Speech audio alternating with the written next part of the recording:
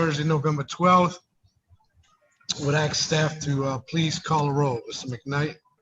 Roll call. Councilmember Brissett, Chair. Present. Councilmember Moreno. Council President Williams. Councilmember Jeruso. Here. Councilmember Banks. Councilmember Justin Palmer. Councilmember Wayne. Here. I'm here. And Banks is here. I'm sorry, I was muted. 5 members in the forum. Thank you, Mr. McKnight. We have 5 members, council members Banks, Palmer, Wynn, and Jeruso.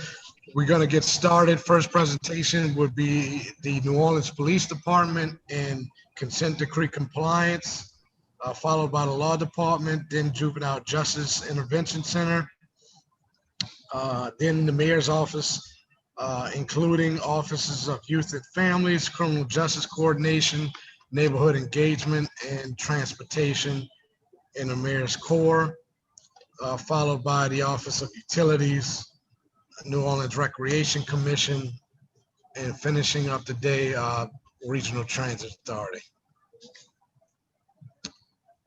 So, good morning, Chief Ferguson. Superintendent.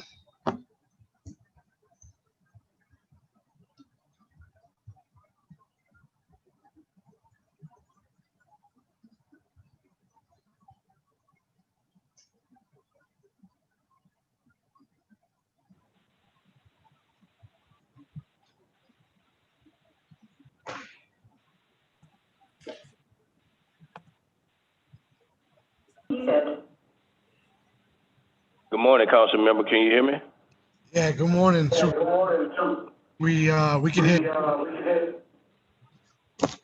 Okay, thank you for having me. Sound like it's a little choppy, but I hope that you can hear me throughout this entire presentation. Good morning, other council members. Good morning, everyone. I'm sorry, just trying to make sure that everyone can hear me. So with me, I have executive staff for the New Orleans Police Department. Field Operations Bureau Chief John Thomas, Investigative Service Bureau Chief Paul Noel, Management Service Bureau Chief Chris Goodley, Professional Standards and Accountability Bureau Chief Otha Sandifer, Public Integrity Bureau Chief Linda Westbrook, my Chief of Staff Dante Bidwell, and our Fiscal Manager Ms. Antoinette Bradstreet. So we are prepared to go forward with this presentation, sir. If we can go on to the next slide. Slide 3, please. The New Orleans Police Department is currently staffed at 1,190 commissioned officers. The mission of the New Orleans Police Department remains to be that department that provides professional police services to the public to maintain order and protect life and property. Furthermore, it is our vision to serve as the model for constitutional policing, while partnering with the community to make New Orleans a safe city. Next slide. I just introduced the executive staff, and as you know, we are consisted of 5 bureaus: Field Operations Investigation Service Bureau, Public Integrity, Management Service, as well as Professional Standards. Next slide. Although 2020, you can go on to the next one, the next slide. Although 2020 has been a very, very challenging year for everyone, we as a department have been able to find some bright spots throughout this year.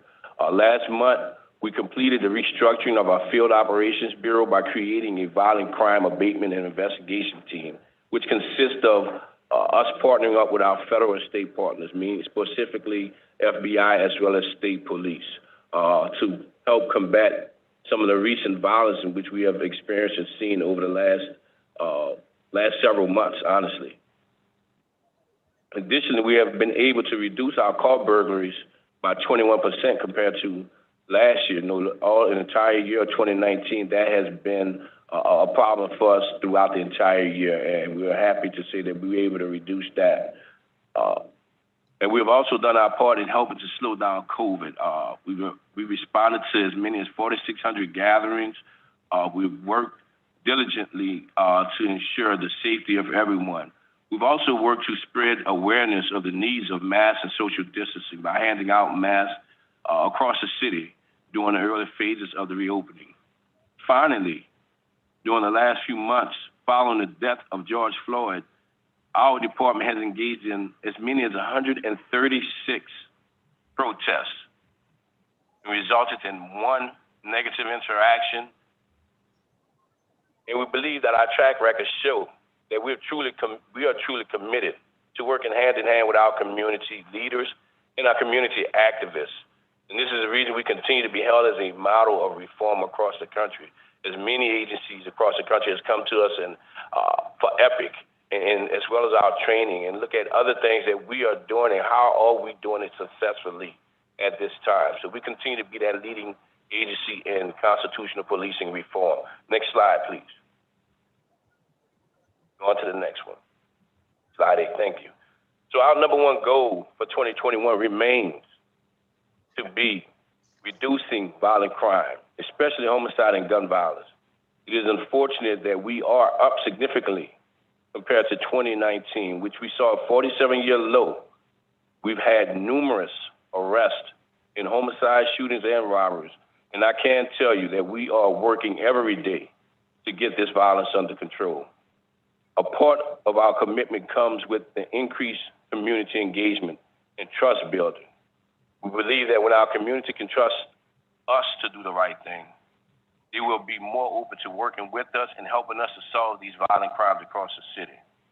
We are also looking at 2021 as a year in which we can finally gain some substantial compliance with our federal consent decree. We have gained and maintained substantial compliance with more than 90% of the mandates of the consent decree, and we are anticipating a few more sections before the end of this year, but we could dive into that a little further down into this presentation. We can go on to the next slide. Yes, support and core services. Beginning last year, we began looking at how we are funded the department based on services that we provide rather than district or divisions specifically. This allows us to better articulate how efficiently public dollars are being used. Here, we have two distinct categories: support services and core services. Support services, which face internally, like facilities, fleet management, human resources, and technology. Core services are external services.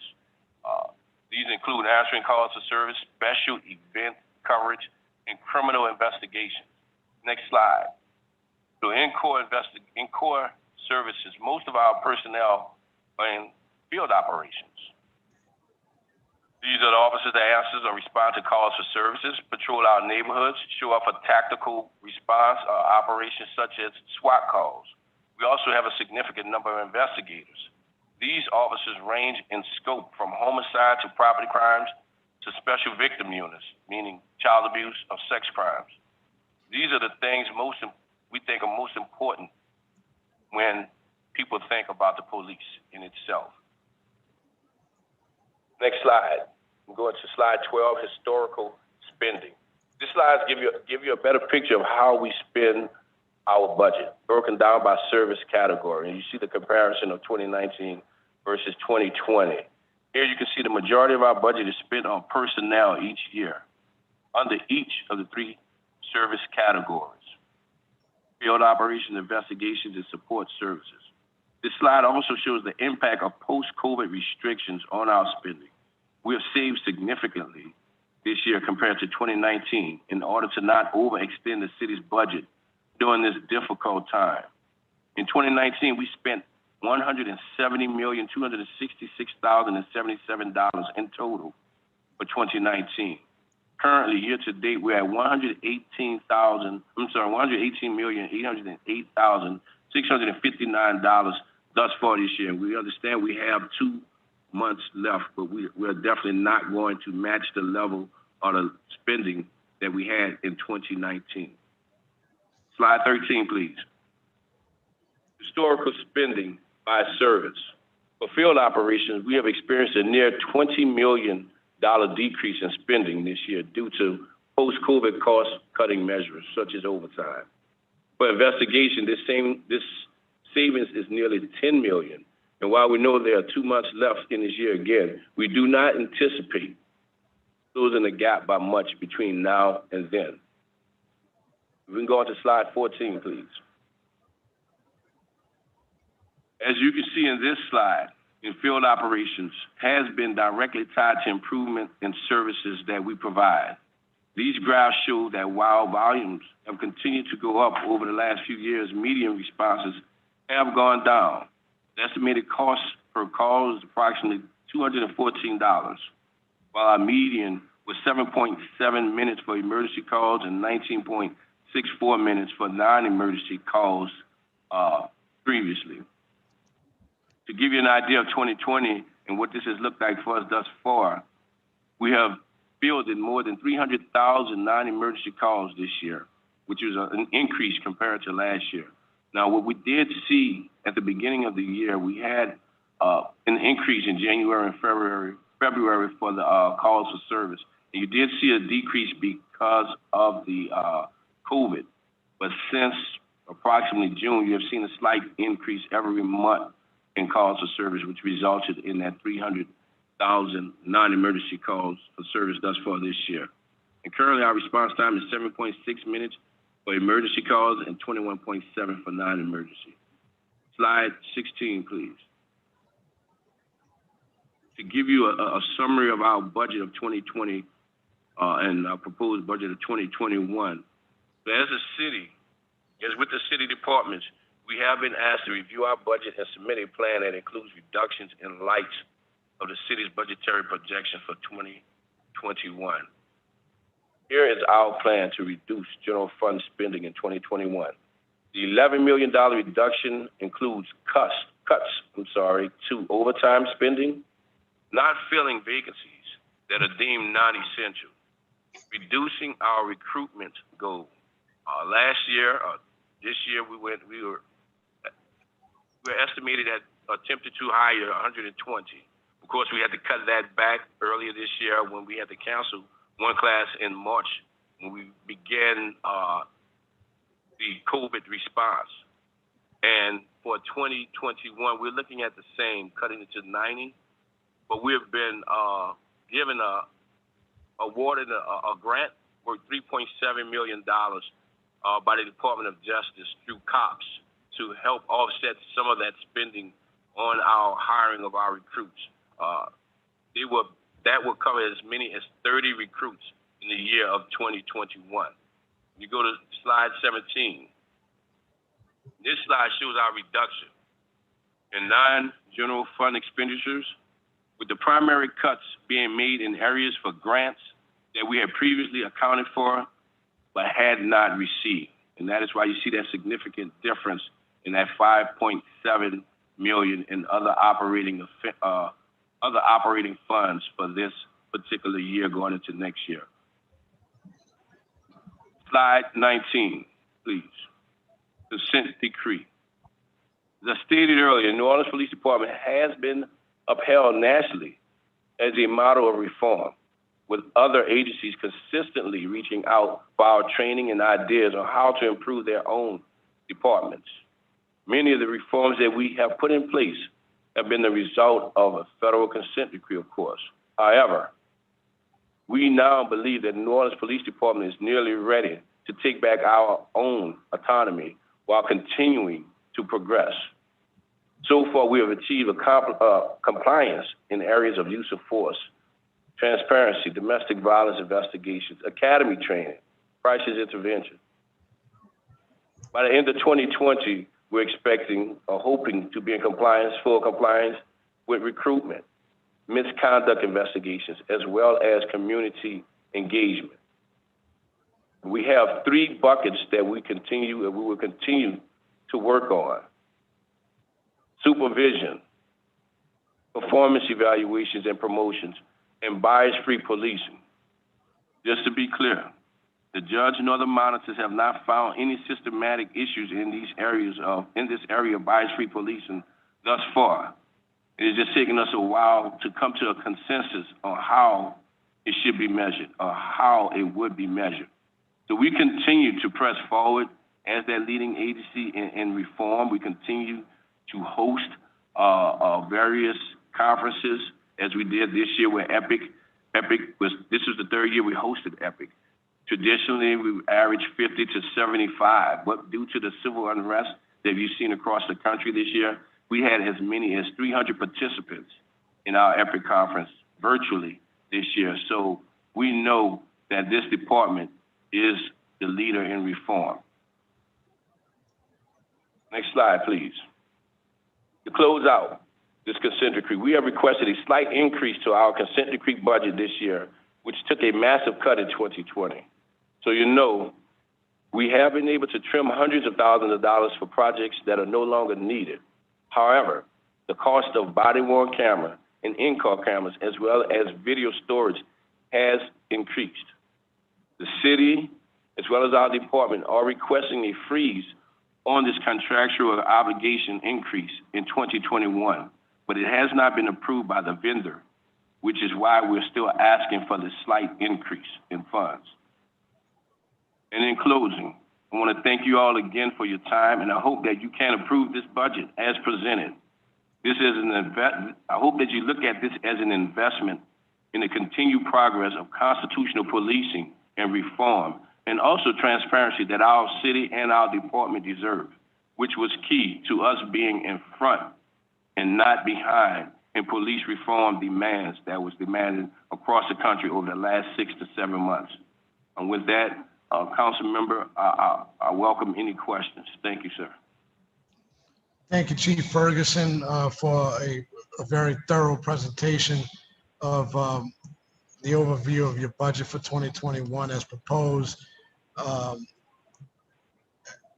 Want to let the record show that Councilmember Williams and Moreno have joined us.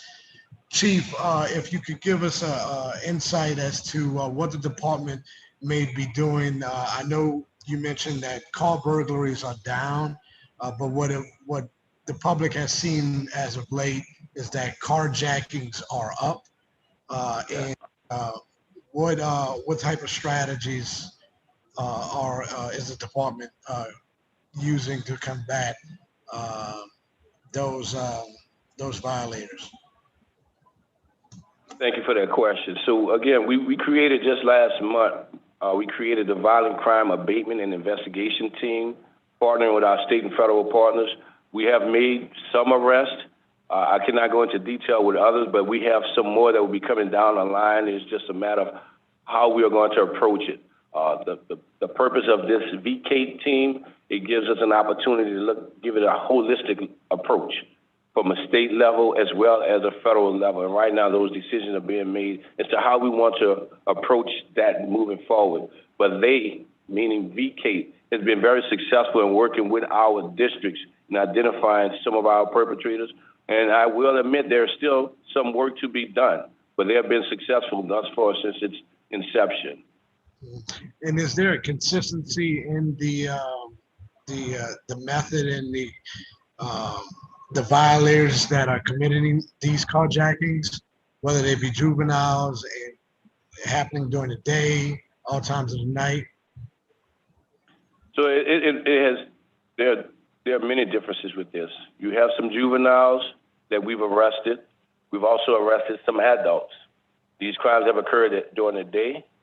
They have also occurred at night. So what we believe is we have several crews. It's not one particular crew. We believe we have numerous crews that are committing these crimes, and this is what we're trying to work our way through the weeds of how we're going to approach this going to prosecution services.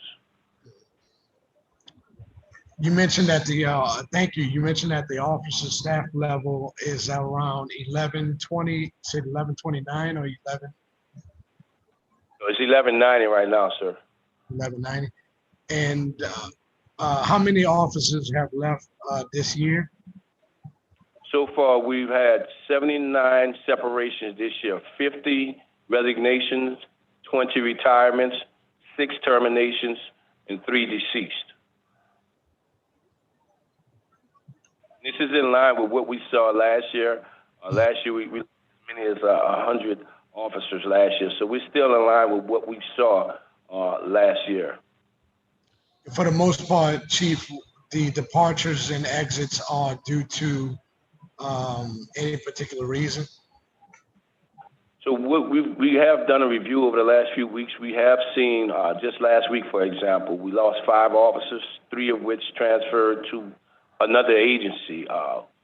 We do believe the furlough may have played a part in that, in during our exit interviews, that we were able to determine that. But prior to the furlough, we were still consistent with what we saw in 2019 with the number of separations. We have not been able to identify any true significant trend or pattern. We hear that through the exit interview, you would hear many of our former employees say either a different or better opportunity, or they just want to go home to the state in which they are from, or they just want to choose a different occupation, meaning owning a business of their own, or go into a whole different occupation outside of law enforcement. From your perspective, opinion, do you see that possibly long-lasting, or you may, or do you see it consistent with the numbers from last year, as far as Right now, due to possibly the furloughs? So right now, I think it is too early to just make a decision. We don't have enough data to just say it specifically furlough, in my opinion. But I have, again, last week, if there is any indication, 3 of the 5 leaving to go to another agency was because of furlough. But this is just the beginning of it, and we are assessing this on a weekly basis to make that determination. Thank you. One more question before I turn it over to Councilmember Giarrusso. The civil service earlier this week presented their budget and mentioned that they needed another 150,000 in order to conduct testing respective to your department, police lieutenant tests, and so forth, same as be addressing this with fire as well. In the event they are to do the testing, is your department prepared to use the budget existing resources to award whatever officer may be nominated to that position or rank, promoted, rather? Is your department prepared to absorb that cost in the event, Yes, sir. Yes. there's an opening? Yeah, yes, sir. The way we operate, the way we utilize the promotional process as vacancies occur is when we conduct a promotion. We do not over-promote anything of that nature. We have a certain number of sergeants, a certain number of lieutenants, as well as captains. So as those vacancies occur, we then backfill those positions of supervision.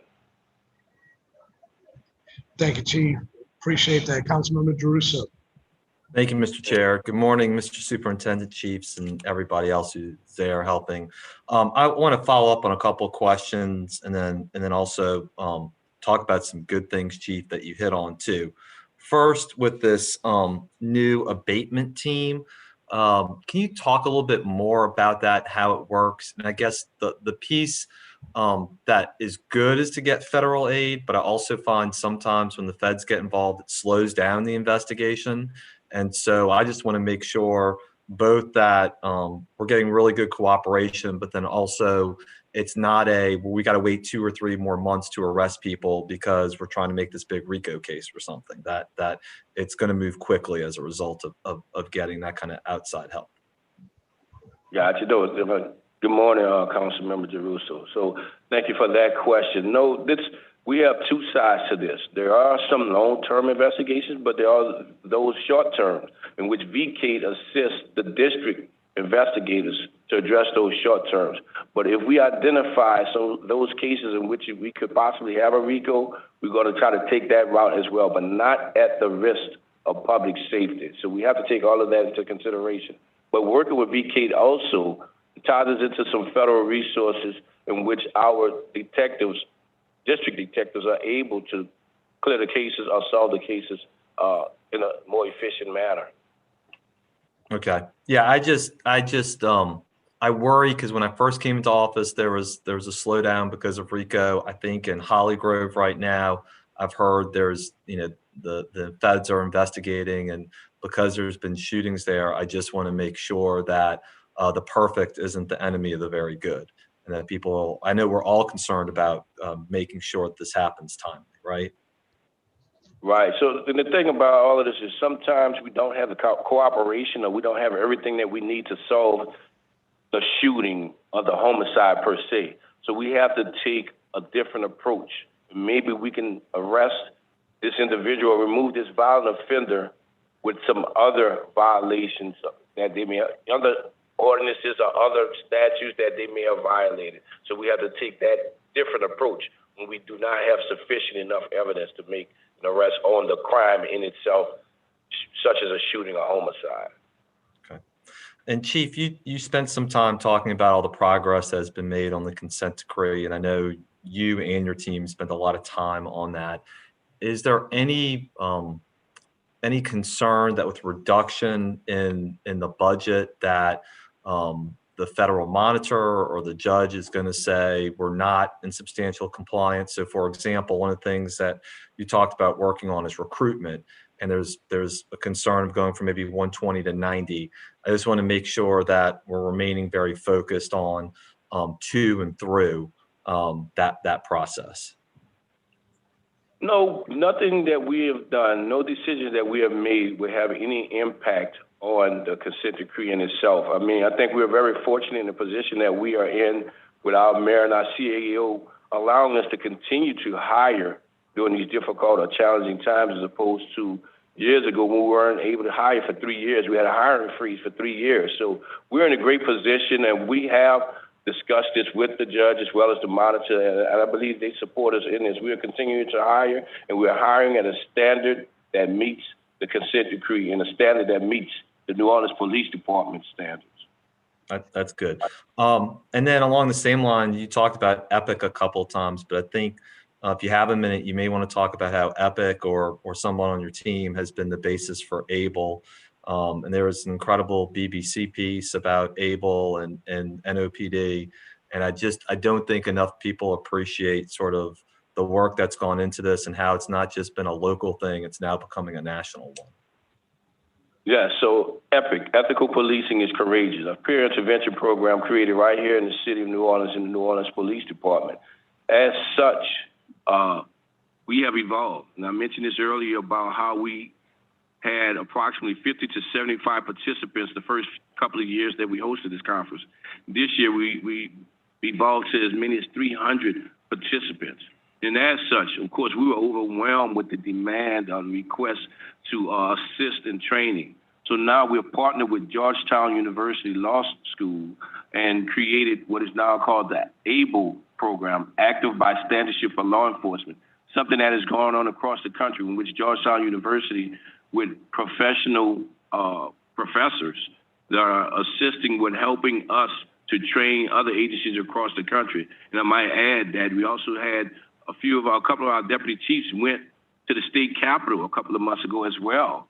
And the state legislation is considering implementing this through pro-certification as well. So we continue to be that leading agency for reform, in which not just within the city and not just within the state, but across the country is looking to the New Orleans Police Department for some great things that are occurring training-wise and constitutional-wise. Yeah, I mean, I just think that point needs to be really emphasized because, number one, I think Louisiana tends to lag in a lot of national standards, and there's concerns about how police have done. But I really believe that the fact that New Orleans didn't see some of what happened after George Floyd and all of the reforms that have been made, and the fact that the police have been actively looking at all of this and continue to kind of lead and teach is really important, and a credit to you and all your police officers too. So I just think hats off, and it really deserves a lot more attention that it's getting. And I think we as a council should probably get more engaged on that in terms of letting the public know how much work y'all have done on this. Well, thank you for that, but I also would like to commend the community. I mean, the key to success that we had throughout this entire process is the cooperation we had with the community and working with them while they want to exercise their constitutional rights. And then, Chief, I just wanted to also say, my district covers 3 different police districts, 1st, 2nd, and 3rd. And I feel like I need to give a shout out to Captains Roberts, Walls, and Lebrano. I mean, anytime we have anything, they're incredibly responsive. They have stuff that they're dealing with all the time. They pick up the phone. They're helpful. And I know people can sometimes be frustrated with the pace at which things move, but I just got to say, we've always been really impressed with the responsiveness we get from the captains and the community liaison officers in particular. So please express our thanks to them as well, because I know the people in the community are happy with the work they're doing. Will do. Thank you. They, along with the other district captains, as well as the other district community liaisons, are the reason why we should be receiving compliance and community engagement with the consent decree. So thank you. Thank you. Thank you, Mr. Chair. Thank you, Councilmember Giarrusso. One more thing, Chief, I would, while we were on a consent decree, I think it's definitely important to tell a story of the department and the city as well in the advancement and successes that we've had over the last 7, 8 years in reaching these benchmarks and being that of what's left and seeing the protests throughout the country and how we've handled the protests here, bias-free policing, promotions and the performance evaluations, as you stated on slide 8, are the 3 remaining areas that the police department is tackling. And EPIC has been definitely the program that has put us on the forefront nationally in our training of other law enforcement agencies. Can you tell us about, in relative to the bias-free policing, how far do we have to go and how well are we making sure that the proper policies are in place to reach that substantial compliance benchmark? Yeah, so we consistently work with our federal monitors as well as independent monitors to make sure that we're doing everything that we need to do according to our policies and procedures. You know, we did have last year, or earlier this year, we had the unfortunate report of one of our district task force possibly engaged in some questionable stop, search, and arrest procedures. We have since identified and corrected that, and we continue to do just that. Stay in front of it. That is why we have our policies and procedures in place to address just those things. Looking at bias-free policing, just most recently, we conducted a stop, search, and arrest audit across the department. We did not identify any trends whatsoever. Right now, that audit is in the hand of the federal monitors, and to my understanding, they're halfway through reviewing our audit, and thus far, they are in agreement with what we have seen so far, meaning no trends whatsoever. Again, I think it comes down to you're talking about when we speak of compliance in that particular category, is just the measurements. How do you quantify that on a daily basis to say that there are no trends? Thank you, Chief, and we look forward to seeing that audit, and I have the confidence in you that the audit was done properly, and hopefully we'll check off another box for the consent decree status. Councilmember Nguyen? Thank you, Mr. Chair. Good morning, Chief, and good morning to all. Morning, ma'am. Yeah, it's been a minute. I haven't seen you guys for a second, but really great to see you guys virtually. Well, first of all, thank you for the presentation.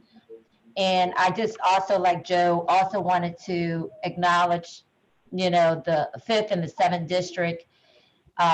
in District E that has been protecting the citizen. And talking about community engagement, I hope that as you guys are going through your reporting, that you would definitely share as part of this consent decree that you will share that NOPD and several of the law enforcement agency worked with us, with the community, putting together a 5 weeks community crime prevention series that we've hosted. And yesterday was actually our last day. It was every Wednesday, and Captain Gernon and Commander Young and his team worked very closely with us, providing information to our citizen as we deal with what I call nuisance issues in our community that should not take place by other people that are making irresponsible decisions, but most importantly, equipping our citizen with the tools that they can play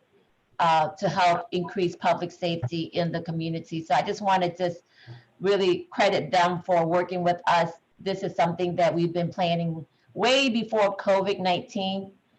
And then, but with COVID-19, we did put it on pause, but did not forget about it. And we were able to launch that in October as part of Crime Prevention Month, making sure that citizens are playing a role in providing public safety as well. So that I really appreciate. I actually enjoy all 5 weeks and learn quite a lot as well as a council member. I just want to thank the team for sharing that with our community, and thank you for your leadership as well in recognizing the importance of engaging community in many of these workshops. Thank you. Yeah, but I also wanted to ask the violent crime abatement and investigation team. So basically we have one team that works with all the district NOPD department, right? Yes, ma'am. This team works with all district investigators as well.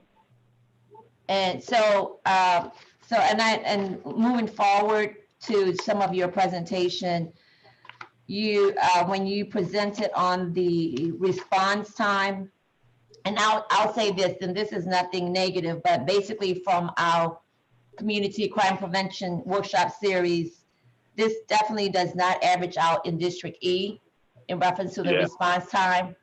So I just wanted to kind of share that. I would love to get data specifically for District E, because what we were hearing from the community that the response time was really long. And I know that Captain Gernon and Commander Young are fully aware of it. And we are working collaboratively on how do we, I guess, in a way, organize some of these calls, because there's some incidents that are with no injuries that they could actually use the online services. So just wanted to kind of share that with you, because like I said, when I saw the presentation, it was really hard to read for me, particularly that we've been spending 5 weeks with the community. And this was one of the topics that was brought up.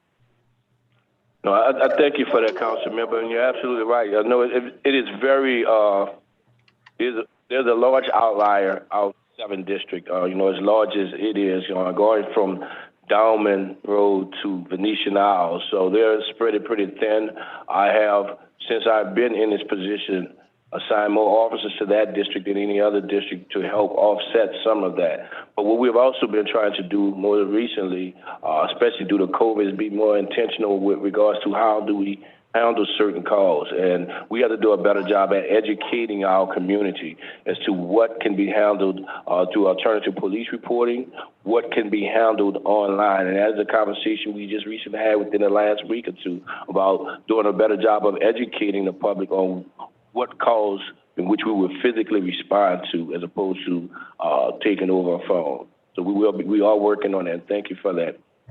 Thank you. And just for clarification, I think at one point you mentioned that that we're pausing on recruitment, and I think at the end of your presentation that you guys are still recruiting. So can you clarify that for me? Are we still recruiting people to NOPD? Absolutely, we'll continue to recruit. We'll continue throughout this process. We have 2 classes in progress right now, and we are expecting the third class for 2020 to begin in December. So we continue to recruit in 2020, and we will be carrying this over into 2021 as well. And what is the average size of your recruitment class? Approximately 20 to 25. Okay. All right. Thank you very much, Mr. Chair. Thank you, Chief, and thank you to your team for all the work that you guys continue to do in our community and in our city. Yes, ma'am. Thank you. Thank you, Councilmember Wynn. Councilmember Williams. Thank you, Mr. Chair. Good morning, Chief. How are you? Good morning, Councilmember Williams. I'm great, and yourself? Doing good, doing good. Just had a few questions. Let's start with the consent decree. Yes. I know how important it is to you to get that autonomy back. And in the meantime, talk to me about, given the furlough, given our reduced numbers, have there been any new conversations with Judge Morgan about class size, about growing that class size so that we can at least begin to plan for a time when we have more resources and can get more boots on the ground? I can't say this, Judge Morgan has been very supportive. Whenever we have asked to expand that class or extend the class, she has been very supportive in doing just that. So I do not see any issues moving in the future with regards to any requests that we may have to or would like to make in that order. The biggest thing with recruitment this year is just that I think we're looking at a different time frame. We're looking at a different culture. We're looking at the civil unrest and social injustice. So it has become very challenging for us as an occupation to recruit within this occupation, but nevertheless, we have the support from the mayor, the CAO, as well as Judge Morgan for whatever classes that we could put on for whatever size. On that note, I was actually, you led into my follow-up question. Given the changing of culture, people crying out for defund the police, people protesting departments, whether or not there has been a particular egregious situation in their communities or not, across the board, there's certainly a different perception of police officers and law enforcement. What are we doing now, or what can the council do to start addressing that perceived lack of trust or actual lack of trust to redefine the NOPD? Is there need for some outside participation? Is there need for some sort of public implicit bias training and discussion with leadership? And I'm not saying that as specific to NOPD. It really is a national police issue. What are your thoughts about it internally, and what are your thoughts about what the council can do to help? Well, let me start by saying this first and foremost. I would like to thank the council for the city of New Orleans, because you have consistently been supportive of the New Orleans Police Department, where you see the challenges some agencies have across the country. You go back to what Councilmember Wynn and Councilmember Jerusalem spoke about, the various district captains that they have those relationships with, and just the hosting of those 5 weeks in itself give us that opportunity to engage with the community and let them see who we really are. And they're looking at now our hearts instead of the badge in itself. And that is something that we've just been trying to push forward. And, given the COVID climate that we're in, it has been challenging for us to host like we would normally host a Citizens Academy and things of that nature, so that people can have a bird's eye view of what the internal workings of the New Orleans Police Department is in itself. So I just ask everyone to continue to help encourage, especially our locals, to join our police department, be a part of the solution, and helping us bring our city to a safe haven. But that we continue to be committed to community engagement and committed to working with you, our council and administration, the leaders of this city, meaning activists as well, to make sure that everyone see who we are. We are a transparent department, and I think that has worked for us. there's still much work to be done. It's just a matter of breaking down certain biases within individuals so that they can see that we are here to help. Chief, I know that social distancing protocols and all the COVID protocols that we have in place make it tough to connect with people. I know this personally, and I can only imagine what recruitment looks like at a time like now. Have we shifted to using social media for recruitment? Are we actively engaged in recruiting in the LGBTQ community, in the Vietnamese, Latinx community as well? African, I mean, just are we specifically targeting folks who normally might not think about a job in law enforcement or think that law enforcement was actually looking for them to be there? What are your thoughts on that? Yes, I mean, our team has done, recruitment team has done a phenomenal job in working with the Police Foundation and expanding our recruitment opportunities, not just the social media, some of our platforms of that nature, but also we began this national testing platform this year as well to try to get others to join the police department. I can commend the recruitment division in itself and how it's reached out to not just high schools, but colleges as well, and hosting job fairs to try to encourage more people to join our department. What's that response? What's that response like in high schools? I'm really interested in how young people see work in law enforcement. What does that look like these days? Many of our young people are interested in law enforcement in itself. We have to find that connection because there's a gap. When you're in a 17 or 18-year-old high school graduate, but you're not allowed to carry a firearm in this profession until you're 21. Mm-hmm. So the key is how do we keep them engaged for those 2 or 3 years so that they can join the department? And that is something that we're working on ourselves, trying to figure that out. If I can make one suggestion, Chief, and I know man and woman power is a huge issue now, and it might not be something we can do right away, or maybe it's something that we can get some reserve officers involved in, or retired officers involved in for free, or on a voluntary basis rather.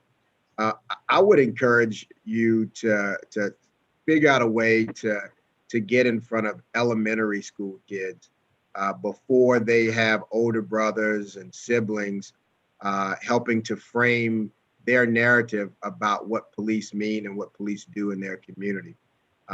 We start making our minds up about who people are based on how they look, I guess probably around middle school. And I think if we might be able to touch elementary school folks, those little people a little younger, when they get into high school, they might have more of an open ear or their own concept from that first 1 or 2 touches with law enforcement being a positive one.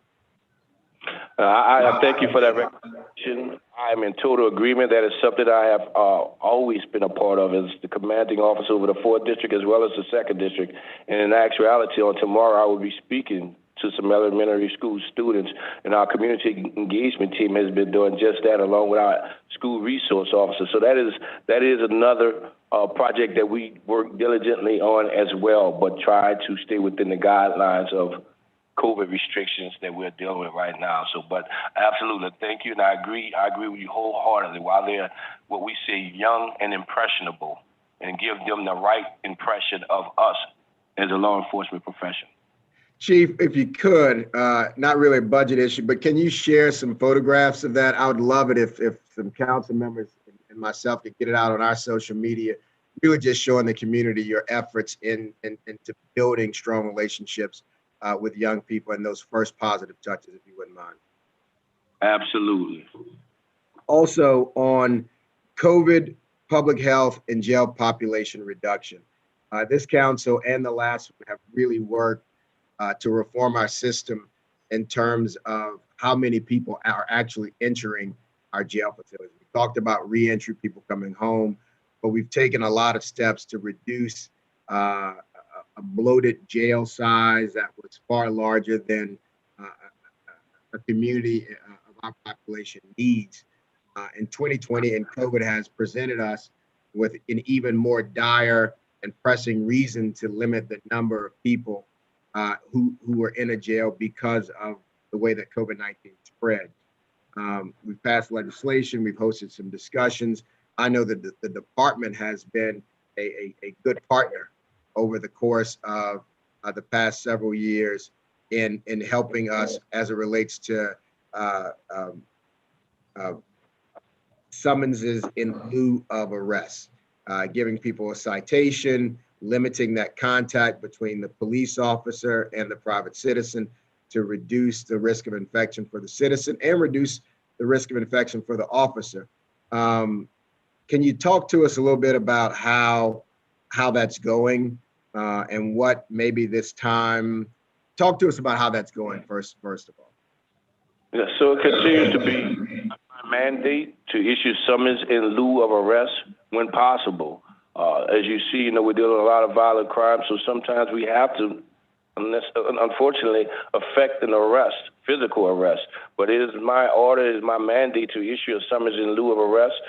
We continue through the 8th district to partner with the health department with our LEAD program, law enforcement assisted diversion, in which we are able to drop individuals off and not take them into physical custody to jail. But we continue to work on that, and we will continue to do just that. But we know as the guidelines tend to get a little softer, individuals are going to tend to make some insensitive, unfortunate decisions that will cause us to have to take some action. What is this 2020 very strange, very bizarre time in policing taught you and the department in terms of those summonses in lieu of arrest? And are there any opportunities to strengthen that summons policy? Are there any obstacles to it? I just want to make sure that we're learning lessons from successes and failures as we work through 2020 and hopefully gaining from it and coming out better. Yes, this entire year has been a learning opportunity, I think, for us all, for a variety of reasons. But more specifically, with summons in lieu of arrest, we were able to identify some things in which we could do differently. But we also have to own the fact that some violations aren't necessarily in a position to just issue a summons because they're, of course, yeah. You have those when they're those habitual offenses that may escalate to a different punitive action from there. But we are taking this as an opportunity to learn how can we do things differently. We know and understand that everyone does not belong in jail. Everyone does not necessarily respond to incarceration. That is not the answer. But we also have to be equipped with those alternative to incarceration solutions so that we can help drive that as we do with LEAD in the health department. Thank you, Chief. I know Chairman Brosette discussed car burglaries a little bit earlier. Page 6 of your presentation showed that car burglaries were down 21%. That is certainly encouraging for a lot of community members. I was on a call with some neighborhood folks last night. Can you speak to us about what's working and what's not working, or what didn't work to get that number down as far as you got it so far? The biggest thing is just smart policing amongst our districts. We have our challenges, and we have to adjust on the fly every day. One day could be auto burglaries or auto thefts. The next day it is the violent crime. So we have to adjust accordingly in itself. But we've also strengthened our communication line with the juvenile court judges to ensure that we are holding the right individuals accountable, and not necessarily accountable through incarceration, but accountable maybe through the evening program, evening report program, in which the juveniles are reporting there as opposed to reporting to a juvenile facility. But we just have to have those, continue to have those communication lines open so that we're making sure that we are addressing it in the right and appropriate way. Thank you for pointing that out that way, Chief, as it relates to juveniles. When I was talking to those folks last night, everybody understood that jail is not it should not be the only option for accountability. I think a lot of times folks want to say either somebody is free to do whatever they want or they're in jail, but there's all of this space and areas and ways to hold people accountable, especially young people accountable, in ways that are a whole lot more productive for the adolescent brain. I'm wondering if there's any room or space for government, or rather the council or maybe the police department, to get involved with schools. Because I remember when I was a little bit younger, when kids messed up, me being one of them, there was no suspension from school. You got more school, you got detention. But turning somebody over to the community for a full off day is a reward for bad behavior. What are your thoughts about some sort of intervention there? Absolutely, I agree with that. Just have to look at, there are some challenges that the school system in itself is facing, and whether we want to own it or not, is the fact to me is that the educational system in itself leads to that interaction with police officers later. So I'd rather try to address it before we have to have that negative interaction later with anyone, and that is through the schools. No, I completely agree with that. That with more than a few ounces of prevention, as you said. Last question with regards to car burglaries. I know that in talking to parish leaders that on our borders, oftentimes there's these rings of car burglaries that are a little bit more organized than just random locals, where they're moving from St. Tammany to Plaquemine or St. Bernard and Jefferson, and they're very well organized. How are we doing on jurisdictional cooperation to know when there's a ban striking somewhere close to us? Has that been working, or is that a part of our strategy? Oh, absolutely. We have a phenomenal relationship with our metropolitan area partners, meaning Jefferson Parish, Plaquemine, as well as St. Tammany and St. Bernard Parish. So that go across the board, not just for car burglary, but for violent crimes as well. We have always maintained that type of partnership, and we continue to maintain that type of partnership. Is there any data being collected on how helpful those license plate readers that have been placed right at the borders of other parishes have been in solving crime? I can't say for sure that we have collect data to prove just that, but I will look into it for you and get that response to you. Thank you for everything, Chief. Yes, sir. Thank you, Council Member. And thanks to your whole team who's around you. Thank you, sir. Thank you, Councilmember Williams. Chief, I had a question earlier relative to the status of your sexual assault division being last month was Domestic Violence Awareness Month, and Louisiana being the 5th most dangerous state in the country as it relates to domestic violence and sexual assaults. Can you give us an idea what the department is doing to combat that?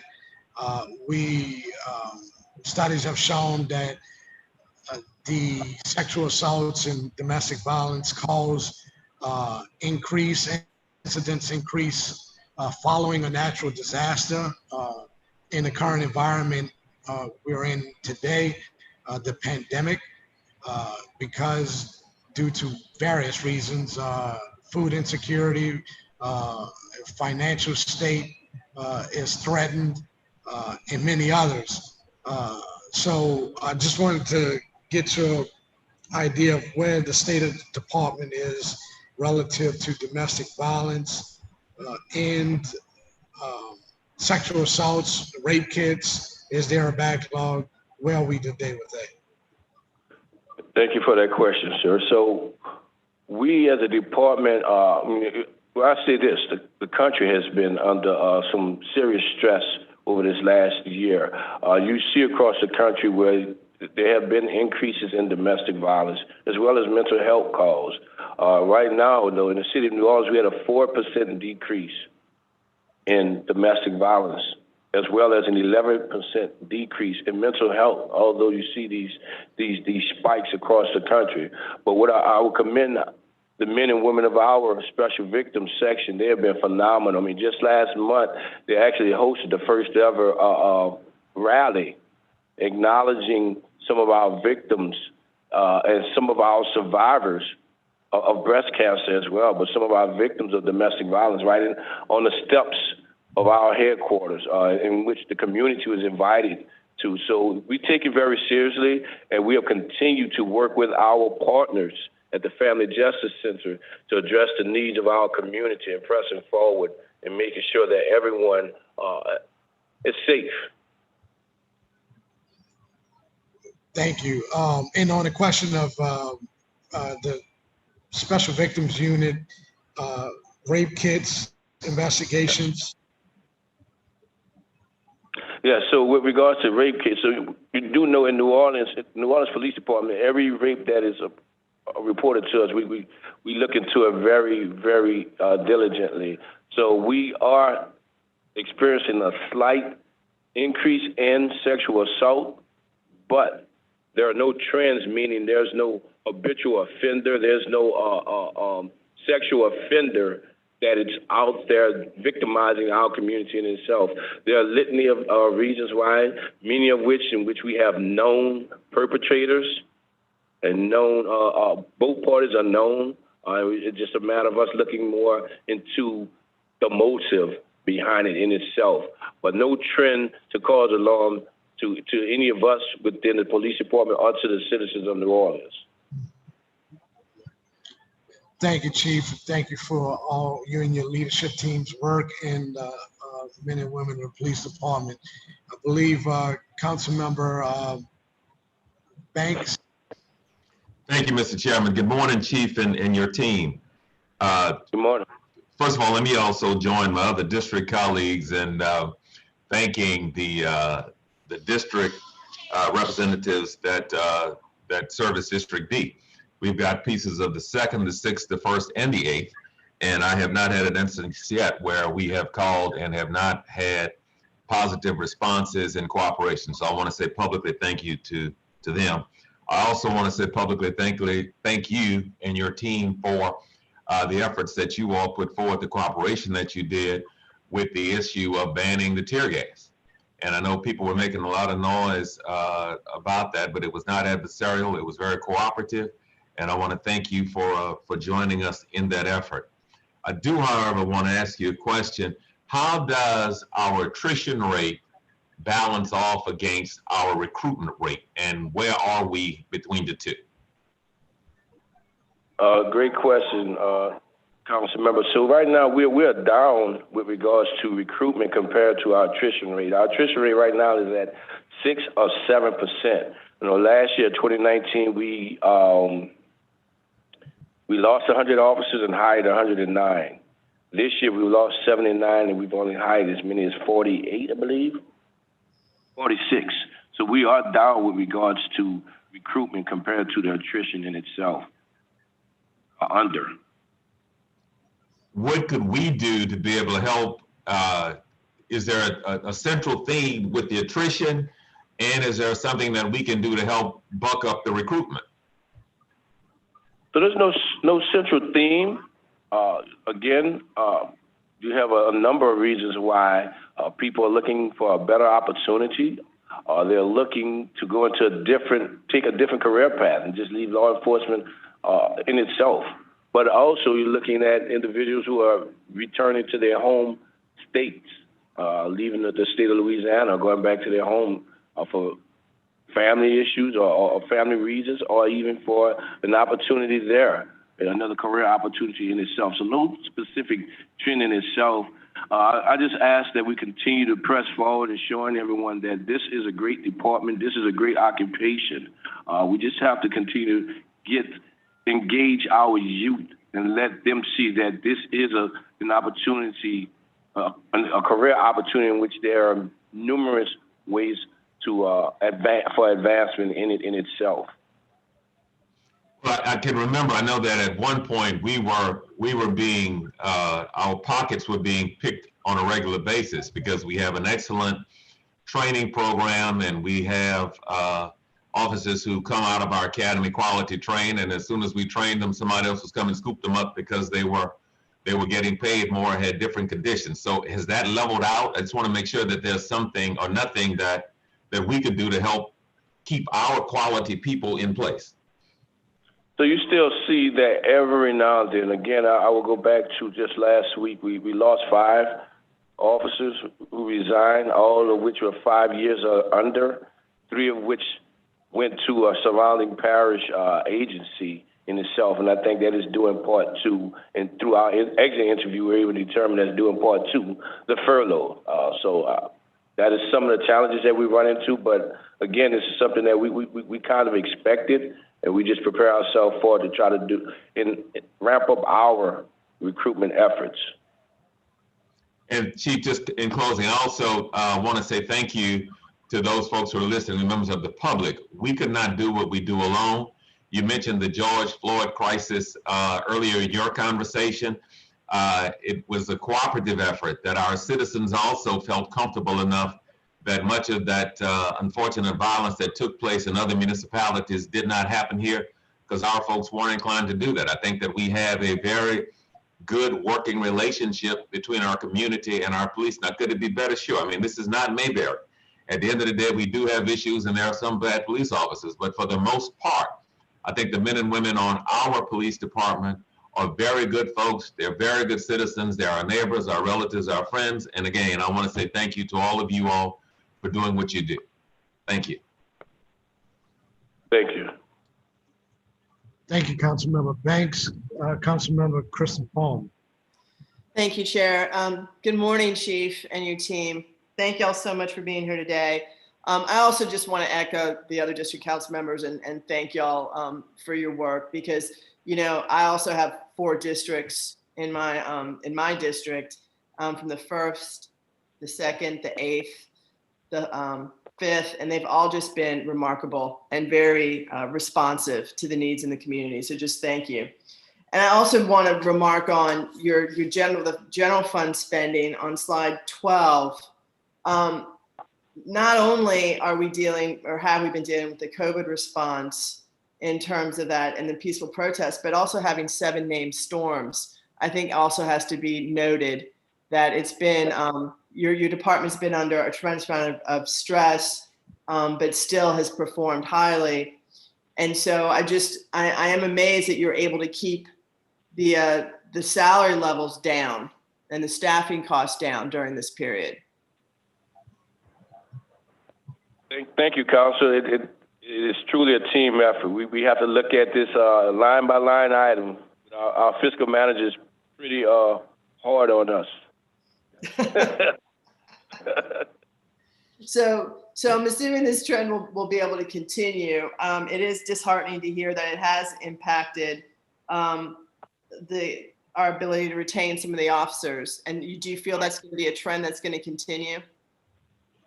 Again, I can't say for sure right now. I would like to get more data before I make that decision or conclude that decision. But right now we're seeing it. I just hope that it does not continue. But I would much rather see more data before I conclude that decision. Okay, and it would probably be good to have an update on that, probably quarterly, and just so that the council's aware of how this is trending out. Because I do think we don't want to be in the situation we were in the previous administration when we did not have recruitment classes coming in and we weren't able to keep up with attrition, and we saw what that meant to the community. So I would just like to be apprised periodically on how that looks. And then on slide, absolutely. Thank you, sir. And on slide 2, when you talked about goals and increased community engagement, I mean, I've seen that at every level. especially during the COVID response. And y'all have been great partners with us from mass giveaways to food pantries throughout all the districts. And I do thank you and your officers for that. Is there a solid plan? Is there like a written down plan on how you're going to approach increasing in community engagement? The biggest thing right now, not a written down plan in itself. We really have been relying on our community engagement unit in itself. Actually, this weekend we have a couple of events lined up called Faith in Blue, in which we're going to be working with various faith leaders doing walks, as well as a difficult conversation on tomorrow at Beacon Light, in which we're just trying to be more engaging, more interactive in every aspect of the community, and ensuring that everyone knows that they can talk to us no matter how difficult that conversation may be. Well, it was interesting when Councilmember Williams mentioned the high school, and that, with post-certification, it's hard to also go for recruitment. I'm kind of going back a little bit. But I also think that conversations with you and Mr. Bourgeois regarding the grounds patrol, that there could also be a really good entry level into the force that way. Yes, absolutely. That is an opportunity to look at it just that way, through grounds patrol. That has been done in the past. I mean, that is in my background, and before I became a police officer in itself. So it definitely can happen. All right, I'd love to see more of that. I know that was the mayor's intent with the grounds patrol, and I think it really could also help leverage the limited resources that your department has as well. So I am a fan of that program.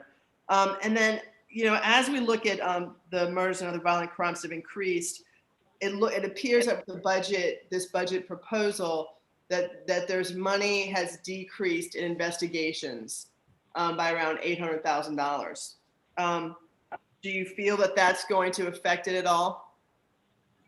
I mean, that attrition is a result of overtime not being used, more or less. Not necessarily our deployment, or not necessarily our investigation procedures. It's more or less of being more intentional, being smart about how we are using our overtime, as to not to cause any more strain on the budget in itself, given the situation that the city is in. Okay. And then finally, I do want to go back to, I know we spoke a little bit earlier on the consent decree, and you have it, the budget summary, just so the public knows, is we're looking at about $4.5 million in consent decree costs, correct? Yes. And what does that all entail? I know you have its increased costs associated with the body worn cameras, et cetera, but what else is in there, or is that it? The monitoring fees for the monitors that monitor the consent decree, that is approximately $1 million in itself.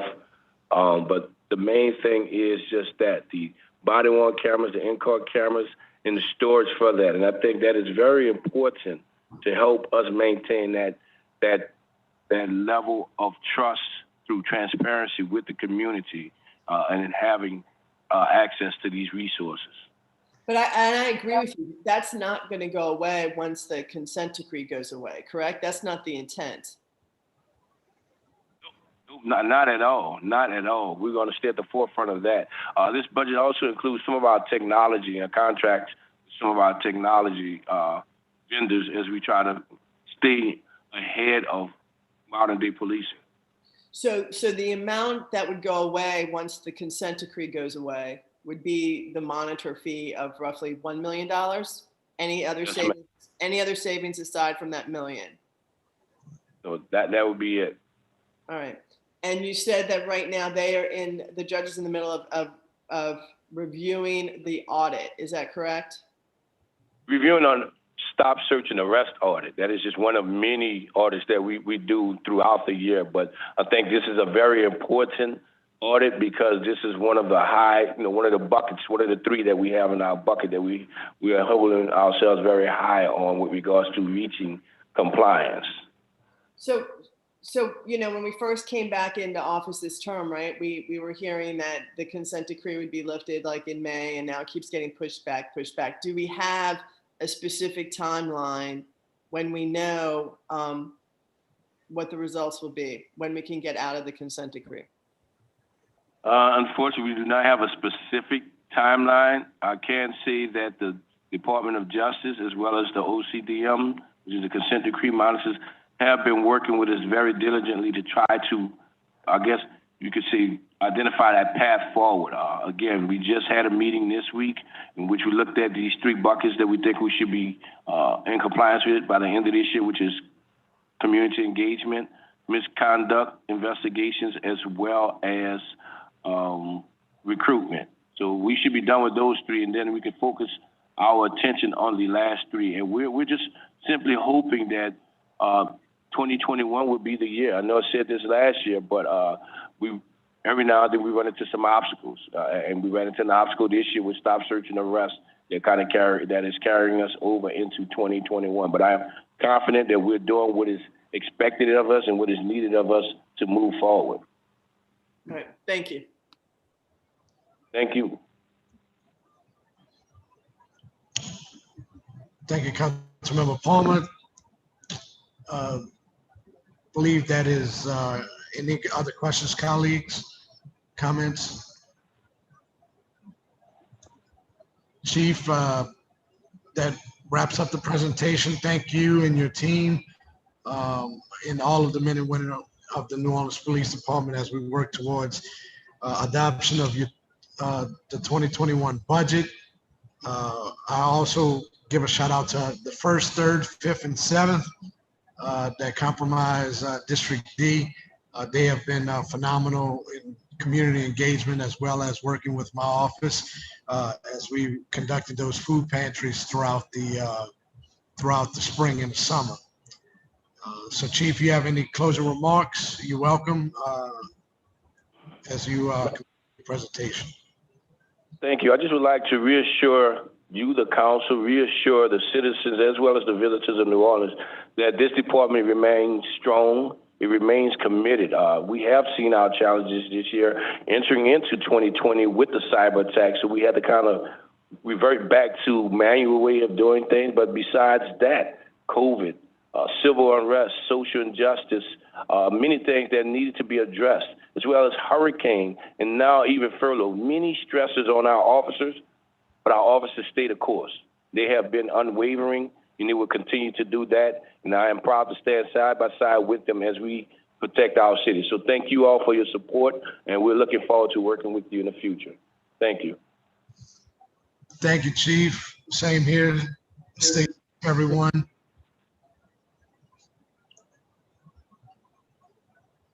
Next, we will have the Law Department present their 2021 budget.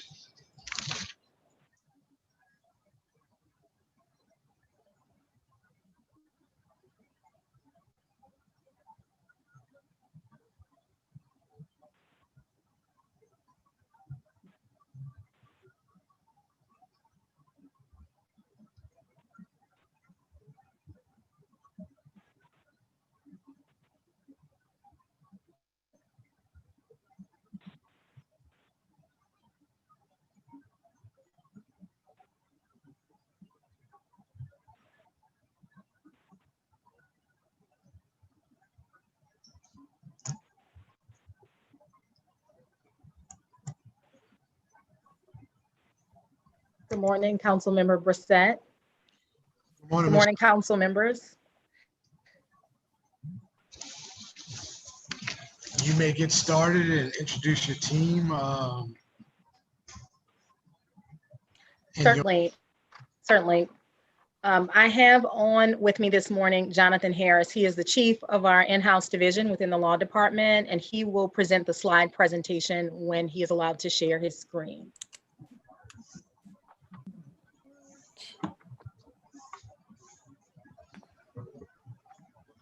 I think we know him. How y'all doing this morning? Morning. And while Jonathan is working to put the presentation up, I just want to thank the leadership team within the law department for the hard work that they do on behalf of the city each and every day. Jonathan does lead our in-house division. We have Sharita Hansel, who leads our litigation division. Tracy Tyler is leading on the contracts front. We have an interim deputy in code enforcement, Latifa Harris, and an interim deputy in municipal and traffic, Mr. Dimitri Ford. And so collectively, we all work very hard on behalf of the city, on behalf of the city council, each of the city's departments and our boards and commissions. So thank you, Jonathan. This morning, we will start with the mission and vision of the law department. And so the mission of the law department is to provide the highest quality legal representation to meet the present and future needs of the city of New Orleans in an efficient and effective manner by minimizing the city's exposure to liability, fairly and economically resolving disputes, and minimizing legal fees and cost. It is the duty of the law department to protect the rights of the city. Our goal is to always operate at the highest level of professionalism. And if you speak with my team members, and I hope you all experience it in your interactions, professionalism is of the utmost importance to me. And I know that my team is working to diligently be professional and responsive in all of their interactions. Certainly, we want to be effective, transparent, and efficient as we serve the city. We also want to ensure that best practices are employed and the public's interest is always protected. The law department will accomplish these goals through the vision and leadership of myself as city attorney, and I employ a complement of very successful and experienced attorneys with specialized disciplines who are all dedicated to protecting the city of New Orleans and our citizens in a just, efficient, and ethical manner. Also, if I may just pause for a moment, I acknowledge my leadership team failed to acknowledge my senior chief deputy, Denisha Turner, who is a very important part of the work that we do as well. So I just wanted to take a moment to acknowledge Denisha's leadership as well. And she just has been pivotal over the last year in her continuing commitment to the work that we do. Here we have the organizational chart, and then we will move to the department's accomplishments. Notwithstanding the many challenges that we faced as a city this year, I believe the law department has been very productive and the work has continued. Even with court functions being limited in some instances, we have worked to make sure that we are continuing to be productive and to find ways to respond to the needs of the city. Our in-house department has been particularly busy, particularly in light of COVID, in responding to departments' requests and inquiries, legal questions around COVID. As you know, this is unprecedented, what we are responding to as a city. And so it has required our team to think outside of the box, to be thoughtful and thorough in the assessment, because we don't have exact answers all of the time, but we work to make sure that we evaluate fully the options available to the departments, to the city, to the administration, to the council, and respond timely and with the information that we have available. This year, in 2020, the law department secured approximately $10.3 million in judgments and collections on behalf of the city. We are really excited about the work that we have been able to do in 2020. Cases open in total through from quarter 3 of 19 to, quarter 4 of 19 to quarter 3 of 20, 1,147 open cases. Cases closed during the same time period, 195, and new cases during the same time period, 437. That does include subpoenas, deposition requests, ABO, and civil service matters, all which come through the law department. We successfully filed a breach of contract lawsuit regarding a franchise agreement matter, which affirmatively resulted in the collection of $6 million on behalf of the city of New Orleans. I'd like to acknowledge Sonny, let me just tell you, that was really exceptional lawyering to get that done. A lesser lawyer might have tried to go a different direction, and it just would have resulted in more work and more time and no money for the city. I just really want to give you and your team a huge shout out on that.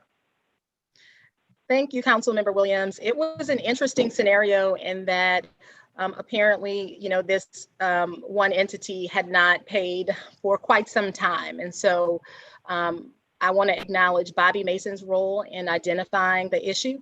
And Bobby is in Curo now. Once upon a time, she was in the law department, but has since transitioned to Curo. And she was pivotal in identifying the issue so that the law department could move it forward. Also, Jonathan from the Mayor's Office of Utilities, pivotal in reviewing all of the relevant information to make sure that we had sufficient information to continue to push and secure what was, I think, a fair and equitable resolution of the pending matter. And so we're happy that we were able to recover $6 million on behalf of the city. We also successfully negotiated an agreement for use of one of our city streets. The street had been in use for more than 10 years with agreement as to a lease and payment, but for some reason over the course of that 10-year period, no payment had been made, although there was never a denial that monies would be paid. And so finally, we were able to get some resolution around making sure that the city's interest was protected. And for use of our property, we were able to finally reach an agreement as to how to proceed, which included revenue for the city, which is much needed, particularly now. We also successfully achieved over $500,000 in judgments and collections and tax litigation on behalf of the city. We successfully negotiated workers' compensation settlements. Here we've noted 30,000, but I know that we've recovered more than that on the workers' comp front on behalf of the city. We also have successfully defended the city in dismissal of class action lawsuits, environmental class action lawsuits, dismissals in federal 1983 claims, resulting in a savings of millions of dollars on behalf of the city of New Orleans. We also were able to successfully secure a dismissal of a class action lawsuit related to our traffic camera litigation. And our municipal and traffic court division has continued to do what is required of them in prosecuting municipal and traffic violations in municipal and traffic court. Next slide. Here we just have a picture of some of our hardworking team members. Litigation, you'll see traffic and municipal court, where we certainly have tried to take precautions to ensure that our assistant city attorneys who work there are protected through use of barriers, because they are interacting with the public often and in close proximity. So we are trying to implement measures to make sure that there are protections in place. Next slide. Our ABO enforcement team continues to work diligently. 2020 has looked differently for our team. The ABO board has not met, I believe, since February. Also, we know that in light of COVID, extensions on permitting have been granted to allow for business owners to be accommodated during this very difficult time. We also know that for an extended period, our bars, our ABO venues have not been able to fully operate. So a lot of what our team has been doing is working with the administration to make sure that implementation of COVID guidelines are complied with. And they have just continued to engage on quality of life issues and just worked really hard to address our new normal post-COVID, which really has not been what would have typically occurred in the prosecuting of cases before the ABO board. I think the ABO board is discussing meeting again in December, but again, I don't think they've met since February at this point. Our contracts division, led by Tracy Tyler, has moved forward approximately 1,100 cases to date, 1,100 contracts to date. And so they are always working with our departments to negotiate contracts to make sure there's compliance with our contracts. We even implemented a form this year to share with our department leaders and remind them that if vendors are not complying with contracts, we are here to serve them and to make sure there is compliance. So we created a form that had not previously been a part of our process within contracts, so that our department leaders could easily complete the form if they were having an issue with a contractor and in need of law department assistance in ensuring compliance with contract provisions. Our team has worked, yes. Councilmember Banks. Thank you. I was going to do it at the end, Sonny, but now that he's called on me, but just quickly, how much money have you all recovered in your efforts? In total, I think on slide maybe 3 or 4.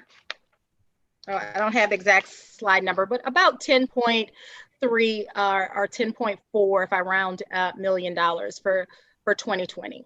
And how much is your budget request? Lower than that, lower than that, I can tell you. We have, like all departments, cut our budget significantly, and we are looking to make sure that we're doing our part to assist the city in meeting the revenue shortfalls. But we have our budget slide here before you, Councilmember Banks. So for 2021, we are asking for personal services, 4.4, other operating 378,000 for a total of 4.8 million. I won't say that I don't want to say that that is what we need, but certainly we are doing what has been asked of us in reducing our budget. So our request is significantly lower so that we can meet the revenue shortfall needs of the city. I appreciate that. The fact is you brought in 10 and you're asking for almost 5. I might not be able to spell so well, but I can count pretty good. That looks like a net profit to me, and I think you've earned your budget. So thank you. Thank you, Councilmember Banks. Thank you, Councilmember Banks. All right, and so again, our contracts division has been really engaged on the emergencies as well. Whenever there's an emergency, we have to make sure that we're available for emergency contracting as may be needed. And our team works really hard to make sure that the city's contracts, have the provisions that are needed, and that departments are able to access us as needed to assist with negotiations. Yes. Councilmember Williams? Oh, no, that wasn't me. Oh. I'm good. Thank you. Councilmember Jeruso.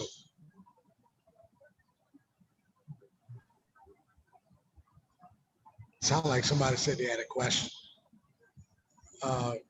Ms. LaBeouf, you can continue. Okay, thank you, Councilmember Brissett. Looking at code enforcement, our lien foreclosure unit, this year has been a difficult one because all of their processes include aspects of city government that have been impacted by COVID. But here we've outlined some of what they have accomplished this year on the lien foreclosure side, having collected $196,531 through liens and taxes on lien foreclosure sales, as well as $315,409 through lien foreclosure payoffs. Also identified and approved 56 lien foreclosure cases. 1 demolition moved forward in 2020. And then there are 221 total active cases with potential for sale that are at some varying place in terms of process and how that property is moving through the system. The team has also identified 676 cases that may be ripe for hearing.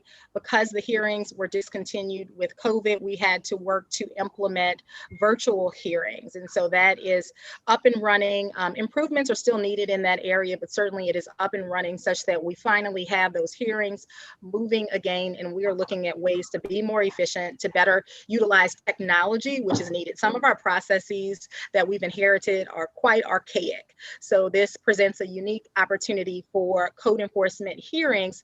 And I know through the OBES office, the same will be true for safety and permits, but working to implement processes that allow for virtual hearings and more efficiency in how we can move these forward in the interest of the city of New Orleans and in the interest of ensuring that our residents and business owners or property owners are meeting their obligations.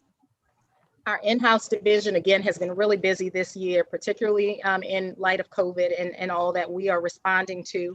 Our in-house division, under the leadership of Deputy City Attorney Anita Kern, handles all of our public records requests. This year, 6,762 public records requests were opened utilizing our next request system, which is a very efficient way for us to communicate with the requester about the status. And we were able to close 6,810 requests. So next request really allows us to efficiently respond to our public records requests, and we continue to, I think, do a really good job in being responsive to our obligations as a city on the public records request side. Our finance team within our in-house division has managed our ongoing adjudicated property auction program with 74 properties sold and $704,000 generated from November of 19 through September of 20. We've managed our ongoing tax sale program, collecting $24 million in taxes by 9,402 multiple delinquent property owners. Let me say that. And then with respect to our in-house division, we respond to advice requests that are received from our departments, and our standard is to respond within 10 days. And we try to be diligent in responding to departments' inquiries, to the council's inquiries, to the administration's inquiries. We try to do so timely and try to advise of the status, and where there aren't clear answers, we try to provide the relevant answers or the relevant information, if you will, so that the policy maker or the decision makers at least will have the information that they need to make an informed decision. Because sometimes, again, there aren't clear answers, but we want to make sure you're equipped with the information that you need to respond. Next slide, we have some members of our team. And then getting to our 2021 goals. We want to continue to develop and enhance the process around addressing judgments. Certainly, we will need to identify additional funding sources to really have an impact on how we are able to address the city's long-standing judgment list, which we've inherited. We want to continue to draft and move contracts forward efficiently. We want to continue to prosecute offenses in municipal and traffic court, and we want to work to address the outstanding warrants issue that has come up, I believe, throughout the year. It's really important to me that we do so, but we also have to do so lawfully. So my team and I are working closely and meeting with stakeholders to make sure that we are able to move in a way that is lawful, but that also speaks to addressing the problem, as well as we know that certain populations are adversely affected in disproportionate rates based on those long-standing warrants. So doing our part to make sure we are addressing that as we can in a lawful manner. We want to continue to efficiently and aggressively defend the city in litigation by making responsible and fiscally prudent decisions. We want to continue to ensure transparency by assisting city departments in promptly and thoroughly responding to public records requests.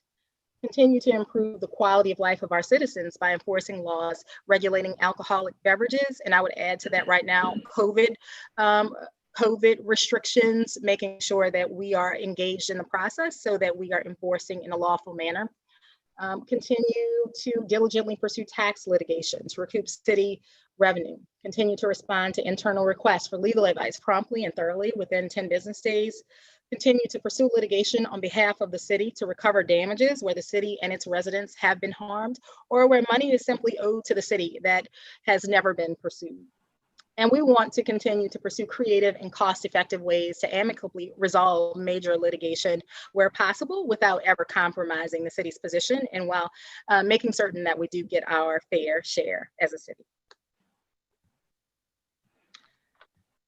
And Councilmember Banks did inquire about our budget request, and you have it before you. We have proposed a budget significantly lower than last year's budget, but we understand, again, the need to respond to the revenue shortfalls of the city, and we have done that. With that, my presentation is concluded. And again, great thanks. I just can't thank my team enough because I can't do it alone. And they are, I think, some of the best attorneys in the city. They work really hard to make sure that we can do what is required of us on behalf of the city of New Orleans. So I'm proud to serve with our law department attorneys and support staff each and every day. And I just couldn't say it enough. So I'll say it now to my team. Thank you. Thank you for the work that you do. And council members, thank you for your support and for interacting and making sure that we're always working together to move the city forward. So I am always grateful and appreciative for opportunities to work closely with you in supporting the initiatives that you are moving forward on behalf of your constituents. And this concludes my presentation. Thank you, Ms. LaBeouf. We appreciate you and your team's work on behalf of the city. Just a few questions relative to investigation into Hard Rock and the law department's utilization of outside counsel. Is that anticipated that we will go into next year still utilizing that the outside firm, and can you give us a status on that particular issue? Absolutely. The answer to your question, Councilmember Brissett, is yes. We will continue to utilize outside counsel on the Hard Rock litigation matter. We want to make sure that the city's interest is fully protected. The city has been harmed, and so we want to make sure that we pursue damages as appropriate on behalf of the city. And as city attorney, I am committed to doing that. With regard to capacity, due to the complexity of the matter, it is very important that we have outside counsel, and we will continue. Now, the budget you see before you doesn't really include very much money for the outside counsel that will be needed. I've advised the CAO of that, and I know that we will work together and collaborate to make sure that the city's needs are met as to the Hard Rock litigation. So yeah, the point of the budget impact, I see the $2.2 million difference from last year. Besides that particular outside counsel, are there any more that the law department is relying on? Yes. Can you expound on that, please? Absolutely. We do retain outside counsel as needed on very complex matters to ensure the city's interest is protected. We have engaged Share Garner on a number of matters, and they have retained, of course, we require that they meet their DBE obligation, and so they have brought on DBE counsel to assist. But yes, we are utilizing Share Garner law firm. We are also utilizing the Davila Law Group is another law firm that we have retained. And we have historically, I inherited LeBlanc Fantasi working on the traffic camera litigation matters, but we now have Share Garner working on the newer matters. So we have LeBlanc Fantasi still working on some historic old litigation matters that predate my arrival, including the Gentilly landfill, some older traffic camera litigation matters. And there's one other matter that LeBlanc Fantasi are working on. But off the top of my head, those are the firms that we have primarily been working with over the past year or so, and we will continue to need and utilize outside counsel as needed on those matters where the city either faces significant exposure or where the city's damages are significant and complex in a way where we have to ensure that we are utilizing all resources available to protect the city. Thank you. On an earlier slide, as it relates to code enforcement and demolitions. If I may go back, Councilmember Brissett, on the outside counsel piece, we did make a supplemental request for an additional $500,000 specifically for outside counsel on Hard Rock and other matters. That request was not included with the budget, but again, I have spoken with the CAO, and I know that we'll coordinate closely to make sure that whatever is needed on behalf of the city on the litigation side to ensure that we'll have that support. Thank you for adding that in. As it relates to demolition cases and how your office is working with code enforcement, your code enforcement assistant city attorney in the housing law unit, it says review and approve one demolition case as we work to identify additional funding. What thing are you're tapping into currently? And I gotta imagine that the law department has been part of more than just one demolition case.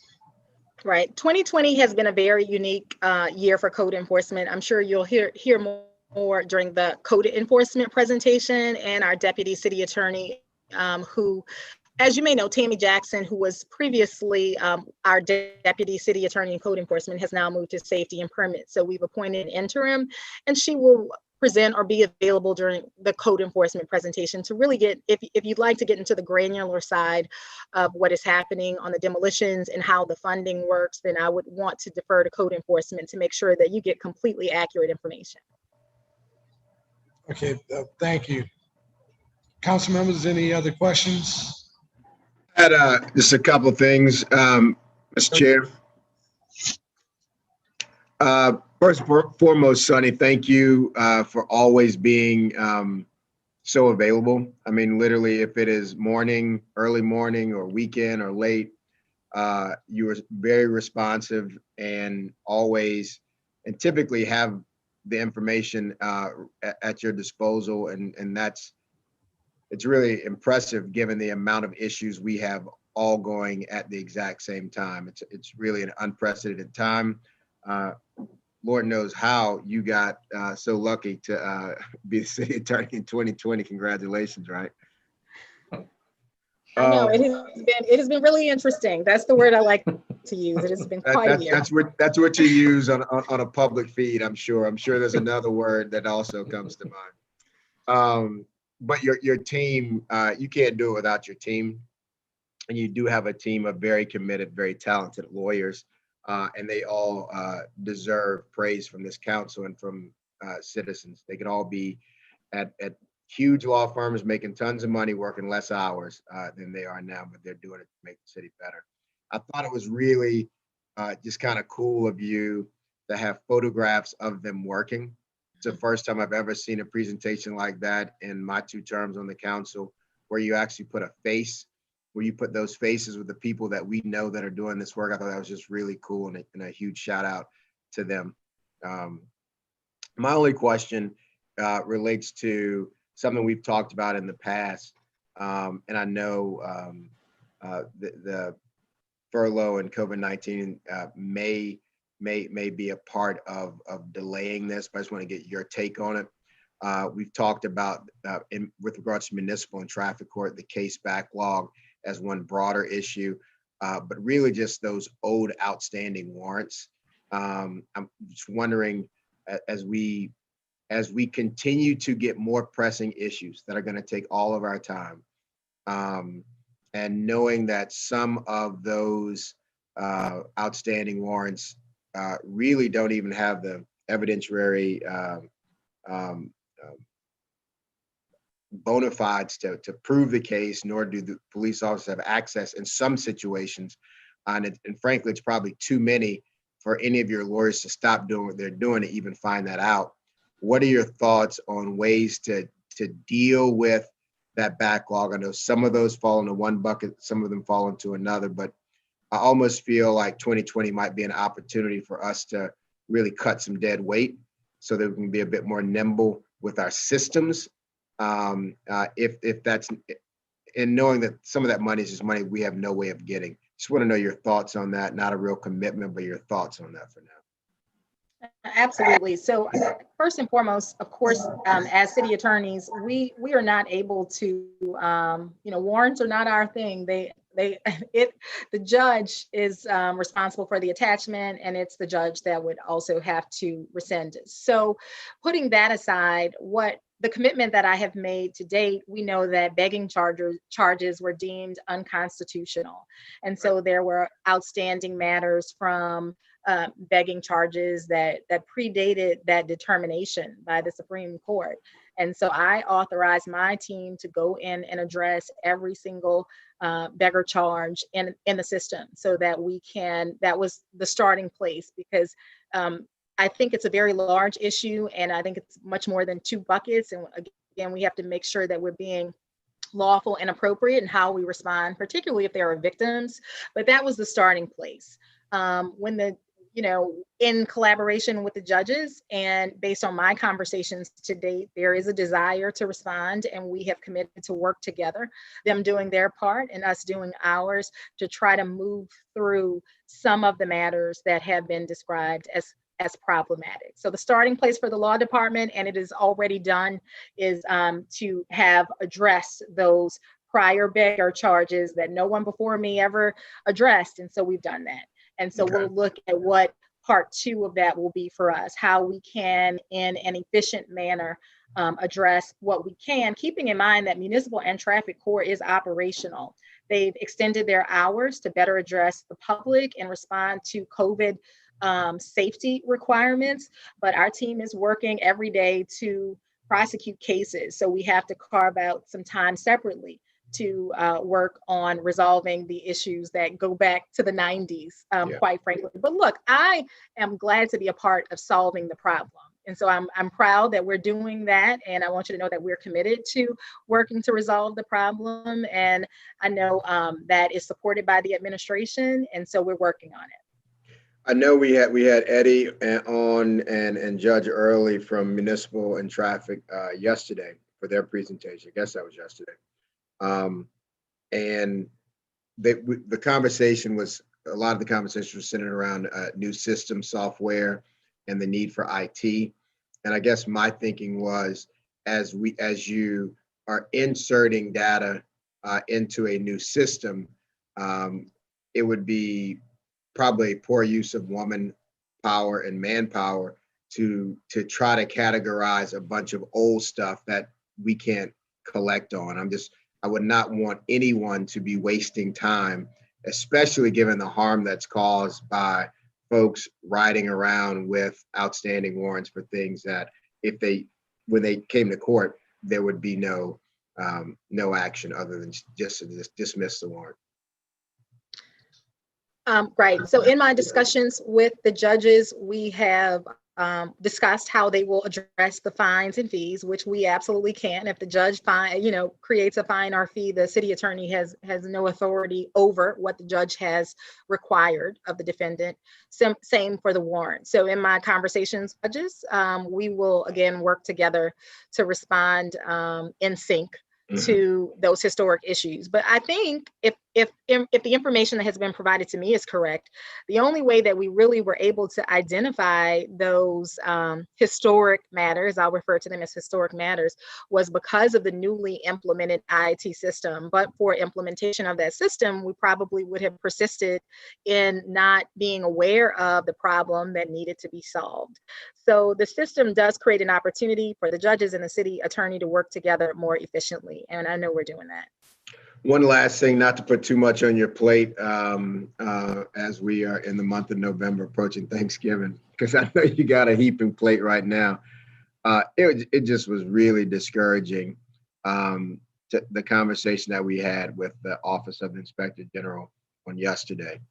And I won't go into too much detail on this now, but certainly it makes your job harder if the OIG, which mission is to root out fraud, waste, and abuse, if they find it and they don't make the administration and the law department aware of it so that you can be intelligent in your decision making, it really kneecaps or at least ties a hand behind your back by not sharing that information. And I guess we'll know more after we hear from the Ethics Review Board later on.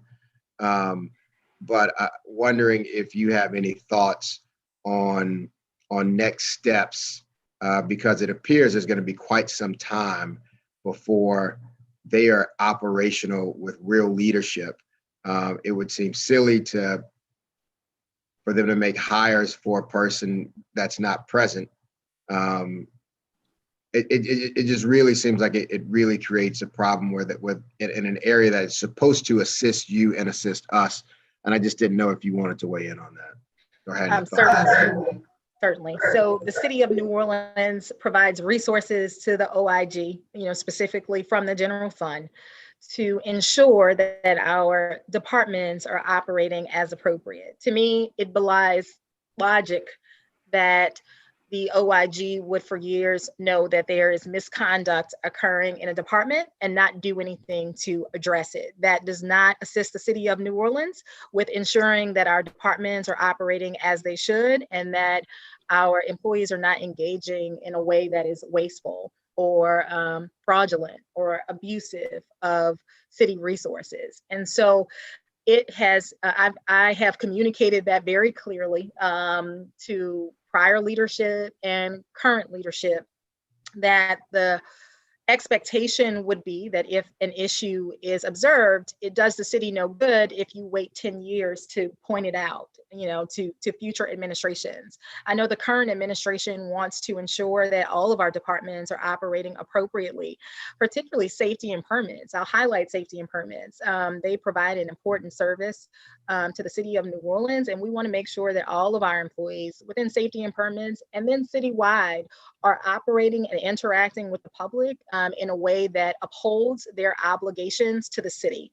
And so it is my continuing expectation, as has been communicated with the OIG's office at every level, that the city of New Orleans would be made aware of misconduct where it occurs so that we can respond accordingly. We want to make sure that our departments are operating appropriately. And in this instance, I think the OIG has completely failed the city of New Orleans. Yeah, I mean, that's kind of my feeling too, especially given the fact that, you've got an entire mayoral team coming in with a transition, with a long transition period, and could have had an opportunity to not waste taxpayer dollars on employees who are not doing their job at all or doing their job legally or properly. No, that's exactly right, Council Member Williams. And I want to say that I, recently issued correspondence to the OIG and have previously inquired, because there is no way that we can, as a city or as leaders within the city, know about misconduct that predates our arrival, notwithstanding our best efforts to identify any issues that may arise, or to make sure that we're utilizing best practices. And so it really puts the city in a horribly difficult position when we are being told that we have been investigating for quite some time and we aren't able to provide you with any information, when we have a city to run, a department to run, where there are promotions and hiring that needs to happen, but you are really creating a disability for us to do that, because we want to make sure that we're promoting people who deserve to be promoted, promoting people who have historically understood and honored their obligations. And if leadership is not advised of misconduct that may have happened historically predating current leadership, then leadership is not able to make those decisions with certainty. And so the expectation is that the OIG will provide the city of New Orleans with the information that it needs to make sound hiring decisions in all of our departments, including safety and permits, where they have information that is pertinent. I think the phrase you use, or the term you use, disability, is a perfect phrase to describe what the OIG created. And I think it's even more important to make it clear that creation of a disability of leadership costs the city $4 million for it. They have a very high budget, and not only did they not produce, but they failed to produce. So I would welcome at least someone on your team to. We found out yesterday that the OIG himself was not even showing up for work for certain periods of time, and I would hope that. I would have hoped that there was some mechanism in place to alert someone of that. Clearly, that is a gap in our system, and hopefully we can work to create some protection there before we put another OIG in place. Thank you, Sonny. Thank you, Councilmember Williams. Hey, good afternoon. Oh, actually, it's still morning. Good morning, Ms. LaBeouf. Good to see you. Good morning, Councilmember Moreno. So first of all, I too just want to thank you for all the help that you provided me and my office on just a variety of different items. You're always very responsive and very easy to get a hold of, and I appreciate that. And thank you also for what you're doing, as Jason just mentioned, to try to get additional information from the OIG. I think that that is incredibly important, as I had mentioned yesterday, particularly as we move forward in restructuring safety and permits. And so thank you for that. And hopefully we'll get that information to us in a timely manner, which is what I requested yesterday. I really only have one question for you. I know that you have talked a lot about outside counsel that is helping the city in certain matters. And obviously your office has had to take a 10% reduction. On the contracts for outside counsel, are they helping us out a little bit by any type of reduction in their fees or reduction in their contracts? I'm just trying to see if they're assisting in that as well. Not yet. Not yet, but I do plan to make the request, and I'm confident we have good relationships, and I'm hopeful that they will do that, but not yet. Gotcha. Because I think that too, that would be important. I mean, the entire city is struggling, whether you're a homeowner, a small business owner, the city of New Orleans, as in us in government. And so anyone that could help just a bit would be greatly appreciated. So I very much would appreciate that request. Thank you, Ms. LeBeau. Thank you, Councilmember Moreno. Councilmember Palmer. Thank you. Thank you so much, Sonny. And Jason kind of stole my thunder because I also love the photographs of your team. Thank you for doing that. I think it also speaks to how you operate your office and how you care about your team. So thank you for that. Real quick, how are you achieving the 30% drop in other operating expenses? Because I know you mentioned that with your personnel, you're doing it, through the furloughs and cuts. How are you doing it with other operating? Primarily monies that we had available for outside counsel. That's the majority of it. Okay. Because usually when we utilize outside counsel, it's not on a small matter. It's on something very complex that requires experts, retention of experts and cross-professional contributions. And so typically that is a heavy lift. And those are the instances when our office doesn't have capacity. And we want to make sure we're utilizing the absolute best that our resources can secure, which includes not just the attorneys that we're using, but we rely on them also to retain experts to support the city's position, whether it's affirmative litigation or defensive litigation. Great. And can you tell me, where are we? What's the status in paying our unpaid judgments? The status of our unpaid judgments. So for 2020, we have not yet been able to make those offers because post-pandemic, there was the spending freeze. And so for 2020, we were not able to move things forward in the way that we were in 2019. And so I'm still in conversations with the CAO and CFO about how we move that forward and making sure that we remain on track to address the judgments. But I'll tell you, even the $2 million a year that is appropriated, it's not enough.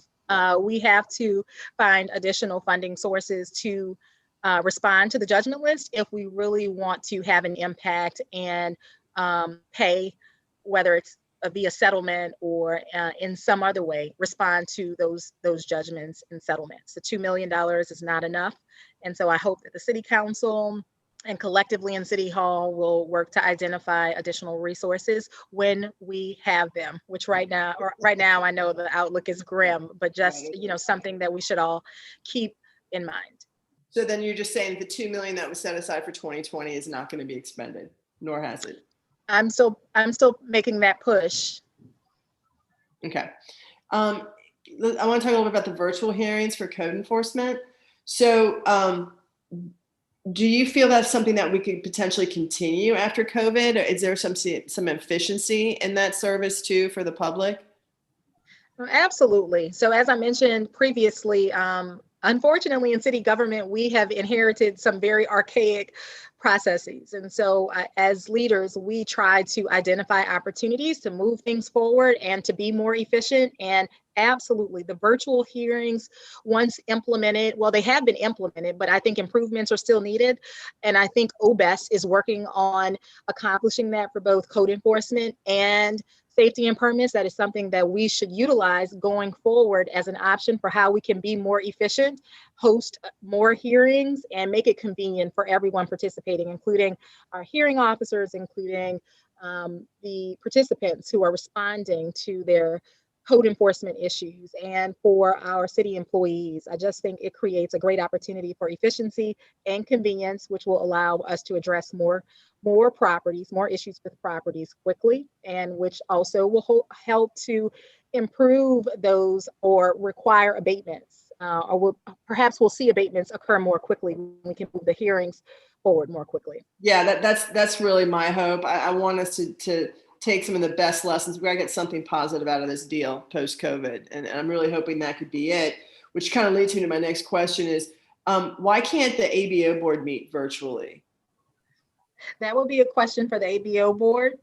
I can't really answer that, but what I would say is that the number of cases that we would typically prosecute for 2020 would not be the same because the city has implemented extensions and waivers for ABO venue, property owners or holders.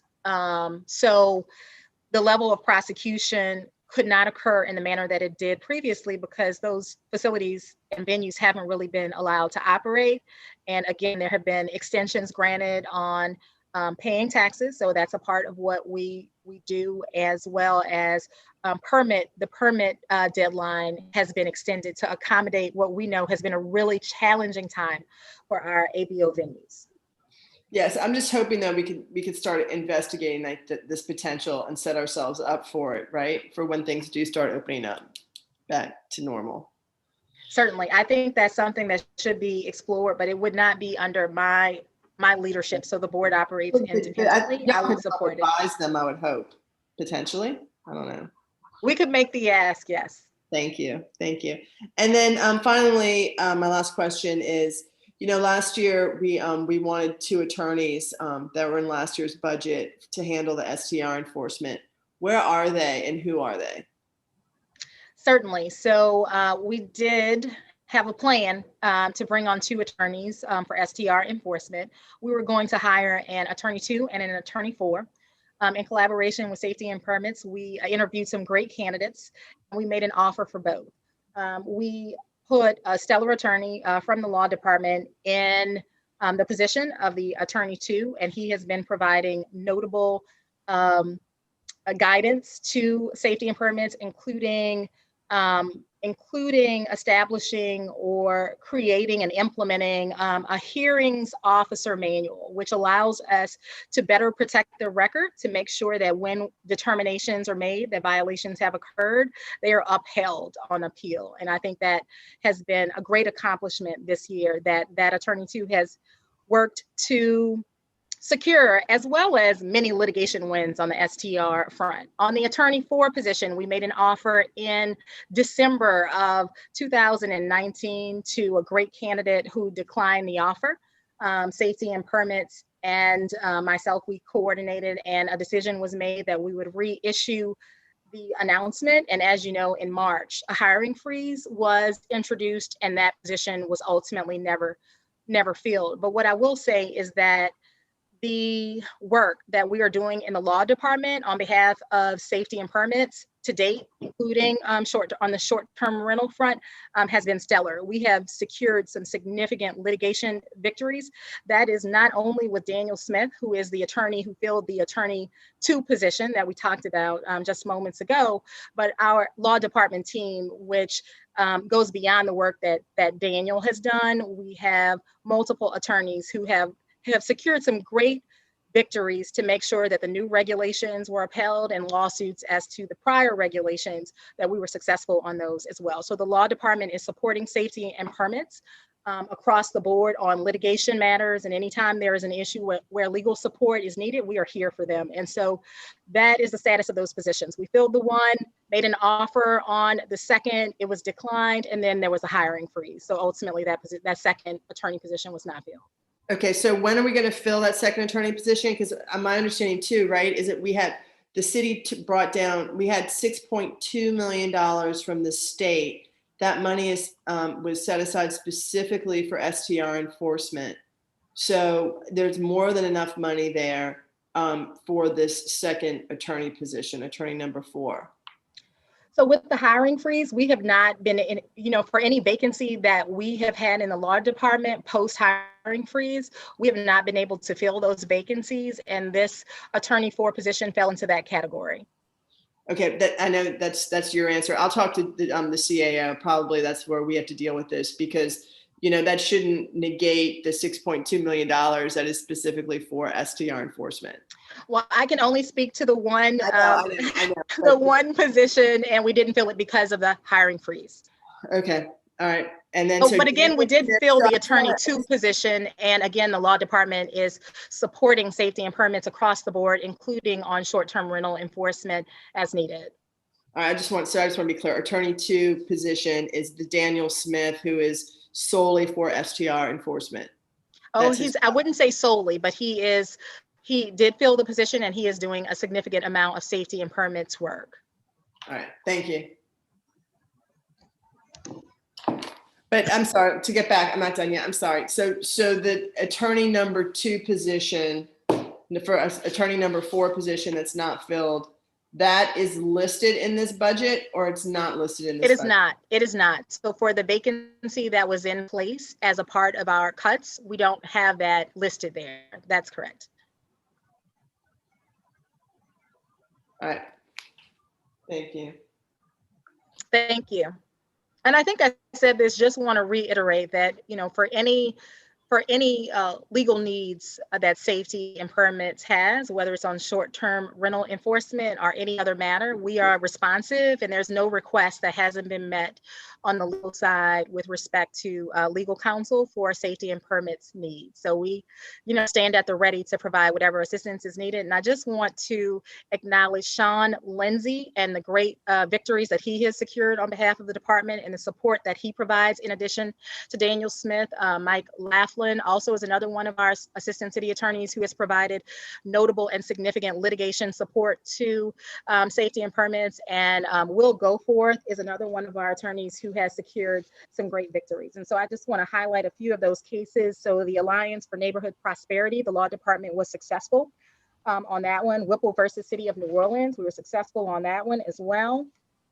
Specifically Wheelahan versus the City of New Orleans, Sean Lindsay led the successful effort on that one. And Hignell in federal court before Judge Lamel, Daniel Smith secured a very notable victory on behalf of safety and permits in the City of New Orleans to ensure that the new updated regulations could not be further challenged. Okay, thank you. I appreciate it. I know your staff works very hard. I just want to reiterate that the deal was that, we're going to have 2 STR enforcement, and it's paid for out of money that is set aside for this, that shouldn't be affected by the hiring freeze. But I'll deal with that with the CAO. Thank you, Sunny. Certainly. And I will not turn away any additional support or attorneys. I mean, we have a lot of work to do. And so we're happy to, grow the team as our budget permits. Absolutely. I mean, this is good for you, because I know that you can be using those resources for more lawyers, at your direction. So thank you. Thank you, Councilmember Palmer. Councilmember Jeruso.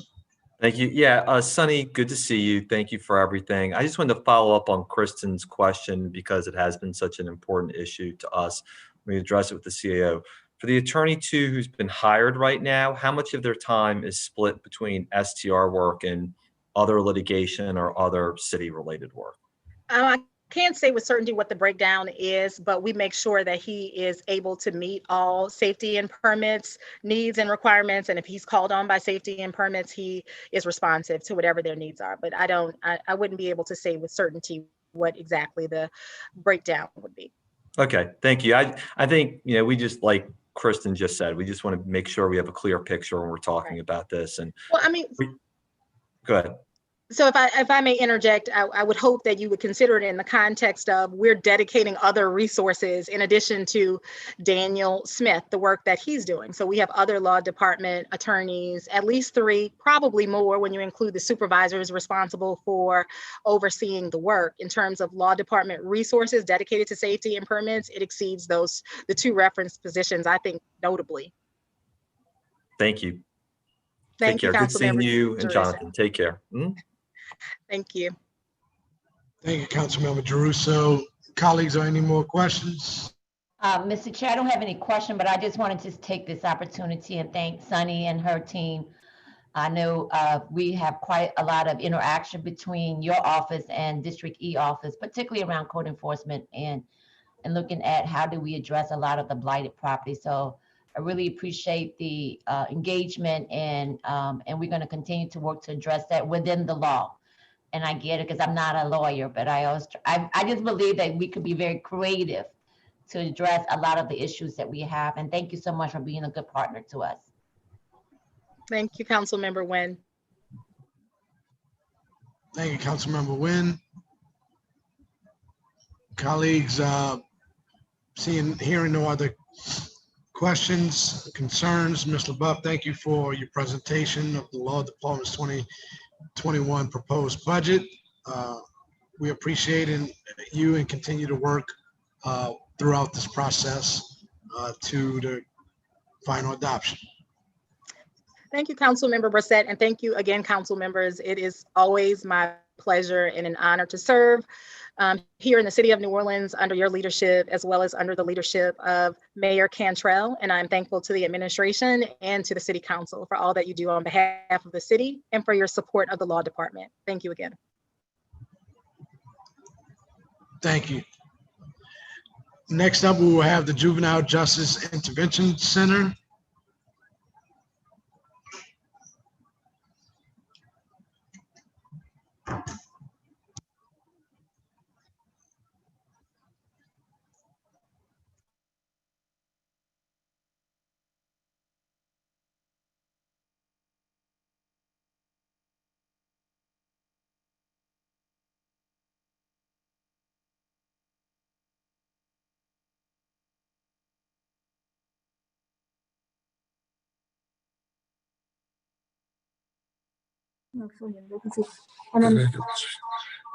Hi, good morning. Hold up, we have some technical difficulty. No feedback.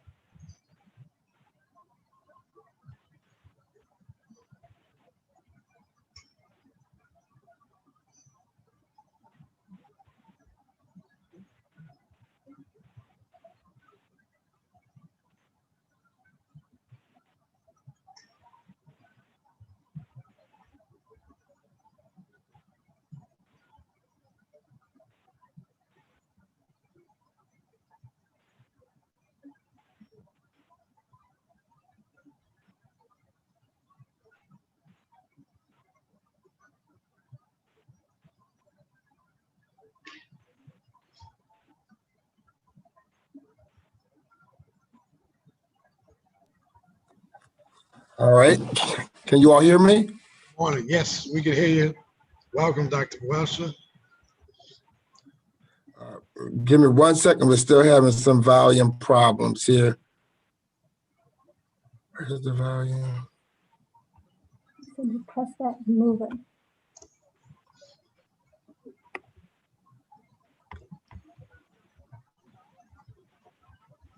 Okay. Good morning, everyone. Morning. Yeah. We can't hear.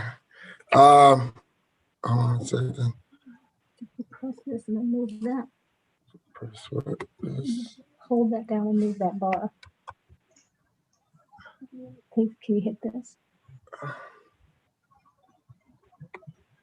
And then slide that bar. Yeah, then drag it. Yeah, there you go. All right, can y'all hear me now? Yep, loud and clear. Okay, sorry, we were just having some audio problems. Well, good morning, everyone. Good morning. I am here this morning to present to you our 2021 budget for the Juvenile Justice Intervention Center. It's been my pleasure to continue to serve in this capacity and working with our city's most vulnerable youth. We've had some tremendous accomplishments under this administration that I will walk you through and as it relates to this presentation. So, will I be the one flipping? Okay, all right. So today what I want to talk to you about is just some of our accomplishments from the 2020 fiscal year. And as it relates to our department being a part of the zero-based budgeting, in the past, we've learned how our funding and budget allocations really impact the outcomes that we're seeing here at JJIC. In addition to that, we'll go over some of our goals in the ZBB services and analysis, and then we'll get to our proposed budget summary for this fiscal year.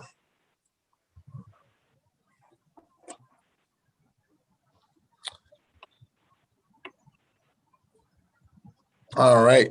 So first of all, our mission here at the department is really focused on providing temporary, safe, and secure and humane environments for our young people, in hopes that we create the opportunity for the type of behavioral change that we desire that would, reduce recidivism and reduce delinquent behaviors in our young people.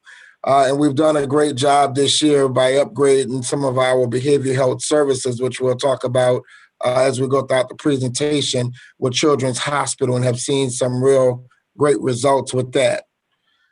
Next slide. This here is our basic organizational chart. If you can recall, the council has been very helpful with allocating the resources to help us restructure this department. So you'll see this revised organizational chart that's taken hold, where we really have a more top layer of managers who are able to do a real deep dive in managing some of the nuances related to ensuring the quality of care that we provide for young people in custody, and really strengthening the type of services that we provide in our behavioral health. So before, we didn't have a real senior management layer here, and what we found in our management systems here, part of the chaos and disarray, was that we had some serious management issues that predated the administration, and having that new layer of staffing has made a world of a difference in terms of structure, order, and really tending to the daily operations on a regular basis. Next slide. In terms of some of those departmental accomplishments, having the opportunity to work with the ZBB, we have been really good at tracking the data and understanding the data in relationship to the funding allocations. And this year, we have seen dramatic decreases in the amount of critical incidents that once, would plague this facility in local media. Those critical incidents have been reduced to less than 95% in terms of their frequency here at the facility. We also have seen an increase in youth attendance at school. That's been a steady and consistent since this administration took over. We would have only about a third of youth attending school, despite the fact we had a captive audience. So really making education a priority and ensuring that, our team understands the importance of having youths educated is really a principle in our management value systems here at JJIC. We also, for the first time in the history of this facility that I've been able to recall, we established an alternative to detention. And we have that program in motion now. It's the Intensive In-Home Community Supervision Program. And the purpose of this program was twofold, really to begin to provide alternatives to having kids detained here at JJIC, hence the name, the Intervention Center. We see ourselves taking more of an interventive role in addressing youth crime and really supporting young people and getting to root cause issues that will bring them here in the first place.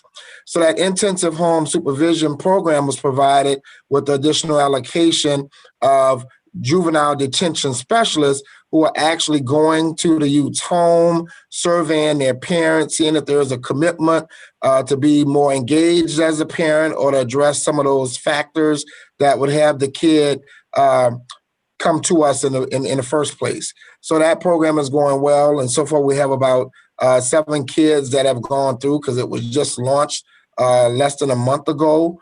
But getting the cooperation from the juvenile bench was all, successful in the effort to make this program happen. Also, we're, happy to report that, because this administration took some very proactive approaches, we were able to prevent a real outbreak of the COVID here at the facility.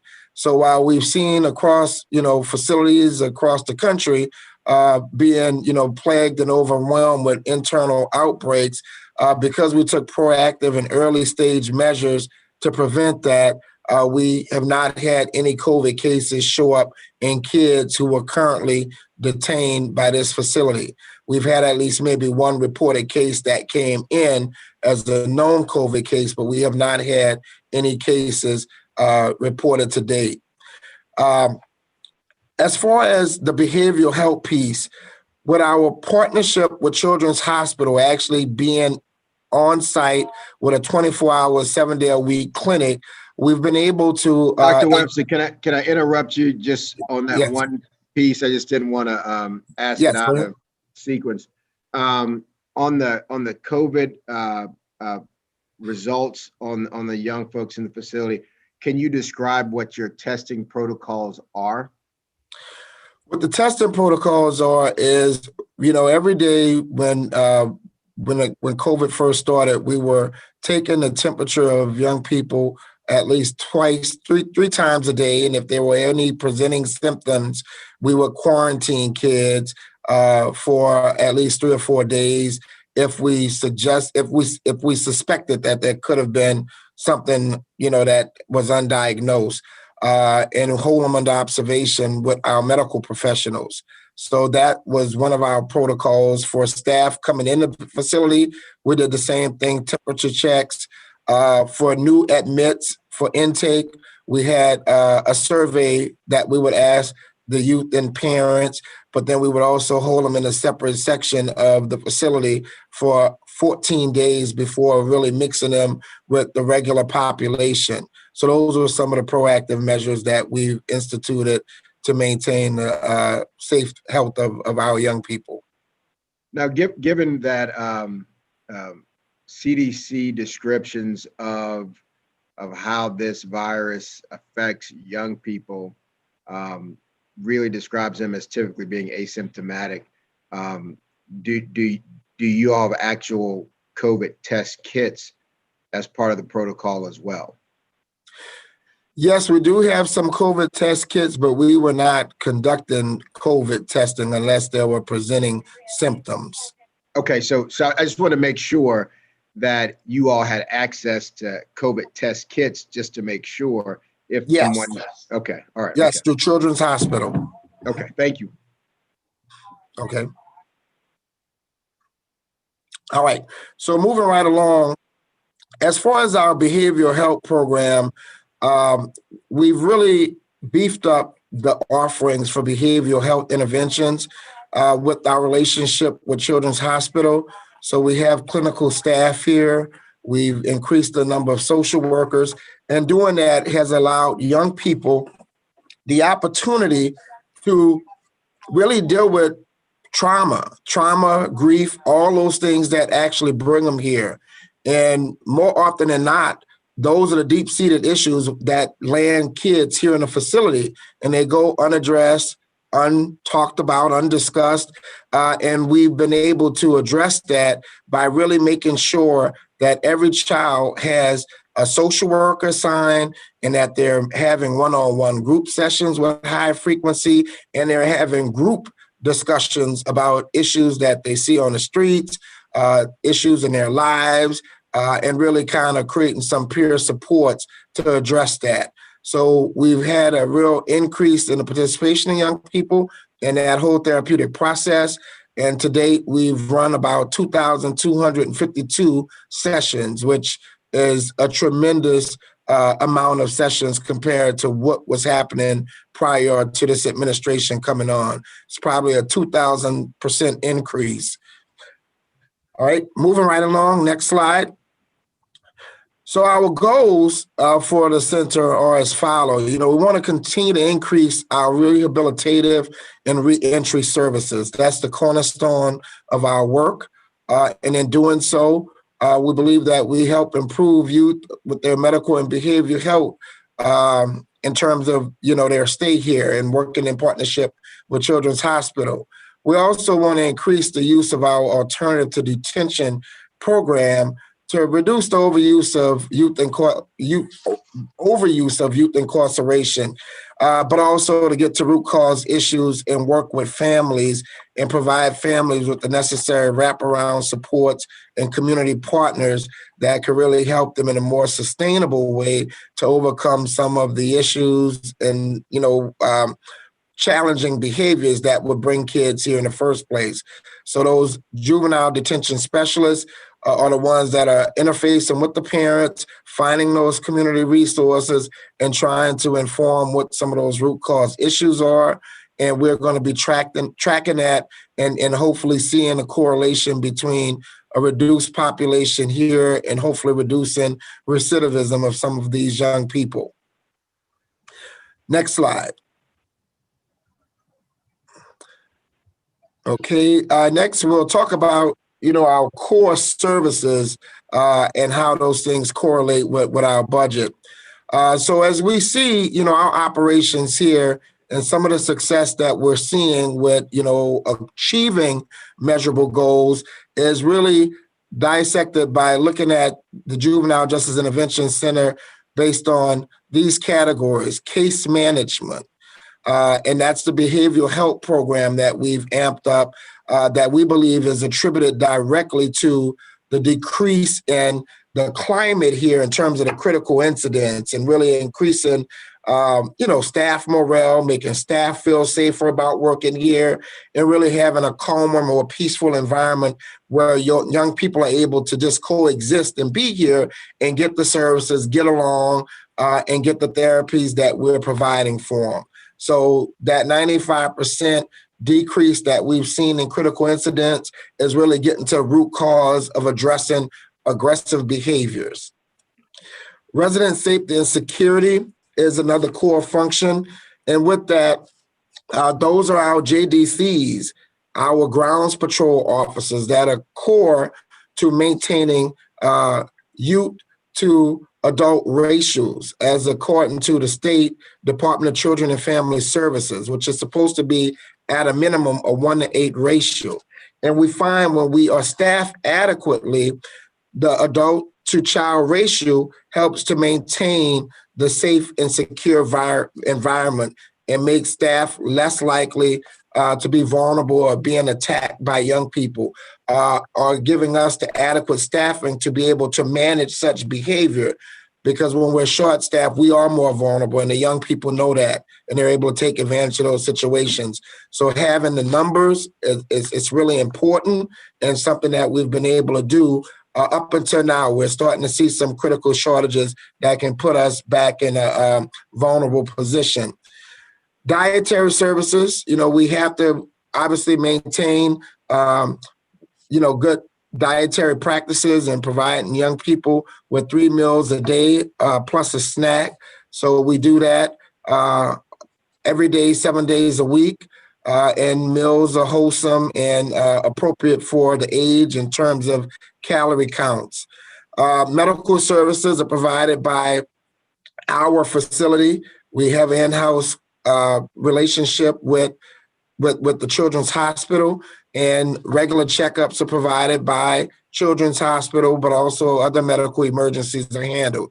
One of the things that we learned this year, it had been a practice before that kids who came in who were on Medicaid, we were able to access that and use it for medications, but we're learning now that we can no longer do that we have to take on those expenses and actually, pay for prescription drugs, which had not been fully absorbed by our, previous budget.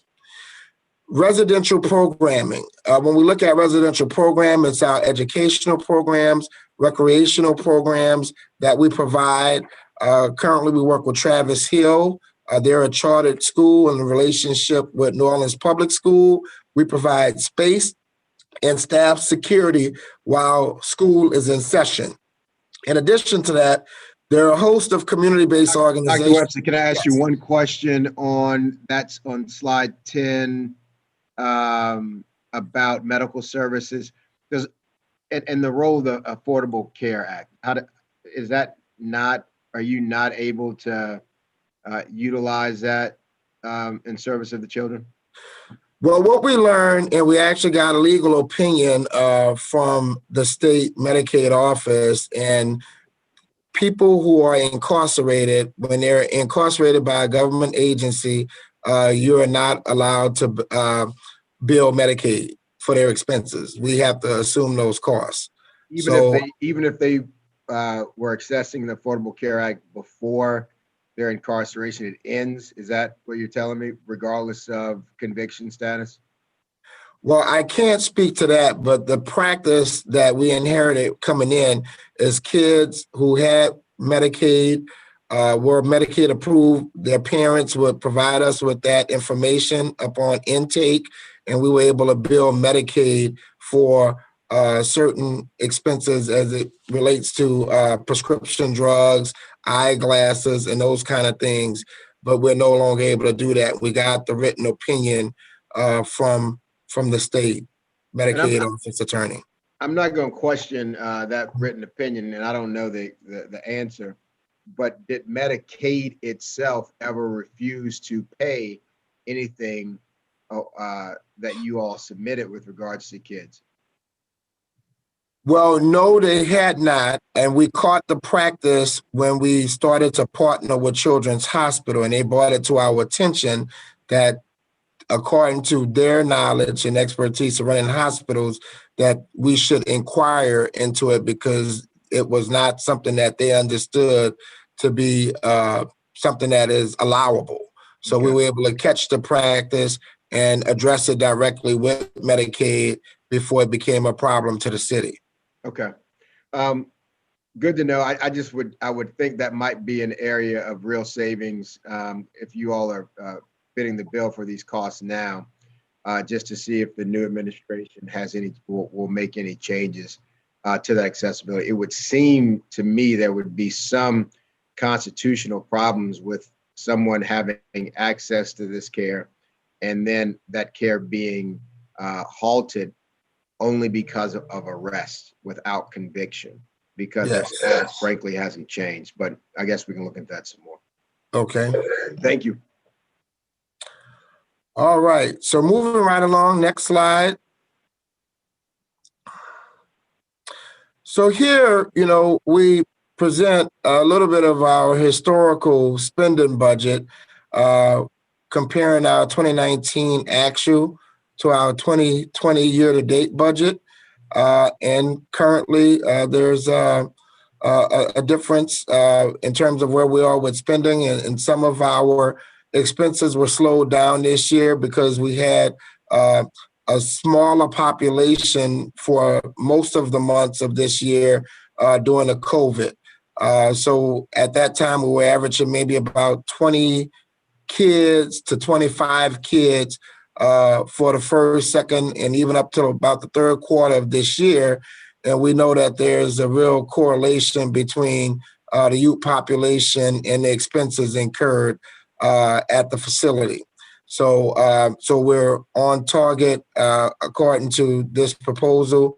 According to this 2020 spending pattern, to be at about $4,838,000 at this point. But there's still maybe some expenses that we're anticipating, and some things that we're still waiting for invoices on before we are closing out the year.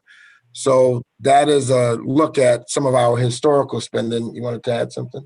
No, I just wanted to say this is where the bulk is, right here. Okay, and the bulk of our spending, is between residential safety and supportive services, and those are the expenses related to security and safety with the JDCs, which are our juvenile detention counselors, and our supportive services with social workers. So those are direct service components that those expenses are tied to, where we're spending the majority of our funding. Next slide. So as we look at our 2021 proposed budget and to comply with the necessary cuts that departments were asked to factor in to the proposals, we are proposing this budget of $5,631,857, which is about a $1.5 million cut to our existing budget. And that budget cuts some personnel, but also some from our other operating that is accounted for in that in those cuts. As far as hold on one second.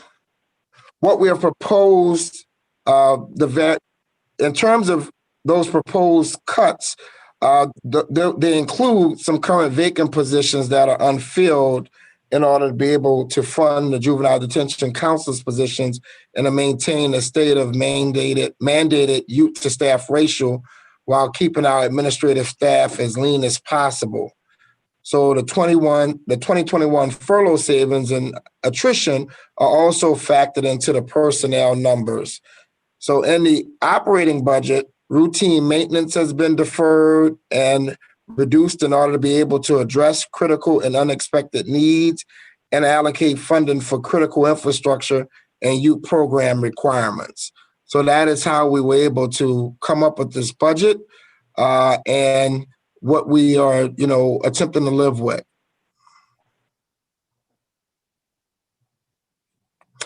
All right, next slide. So that brings us to the end of our budget request. And, at this time, if you all have any questions or require any further explanation, we'll open it up to you for questions. Thanks, Dr. Webster. Chairman Brissett had to step away briefly, asked me to continue running the meeting. I apologize for my interruptions, but I just wanted to ask while we were on the slide there, what's the current capacity for JJIC? The current capacity for JJIC is 76 youth. 76. And what is our average daily population of young people in the facility? Right now, we're averaging about 40 people. Okay.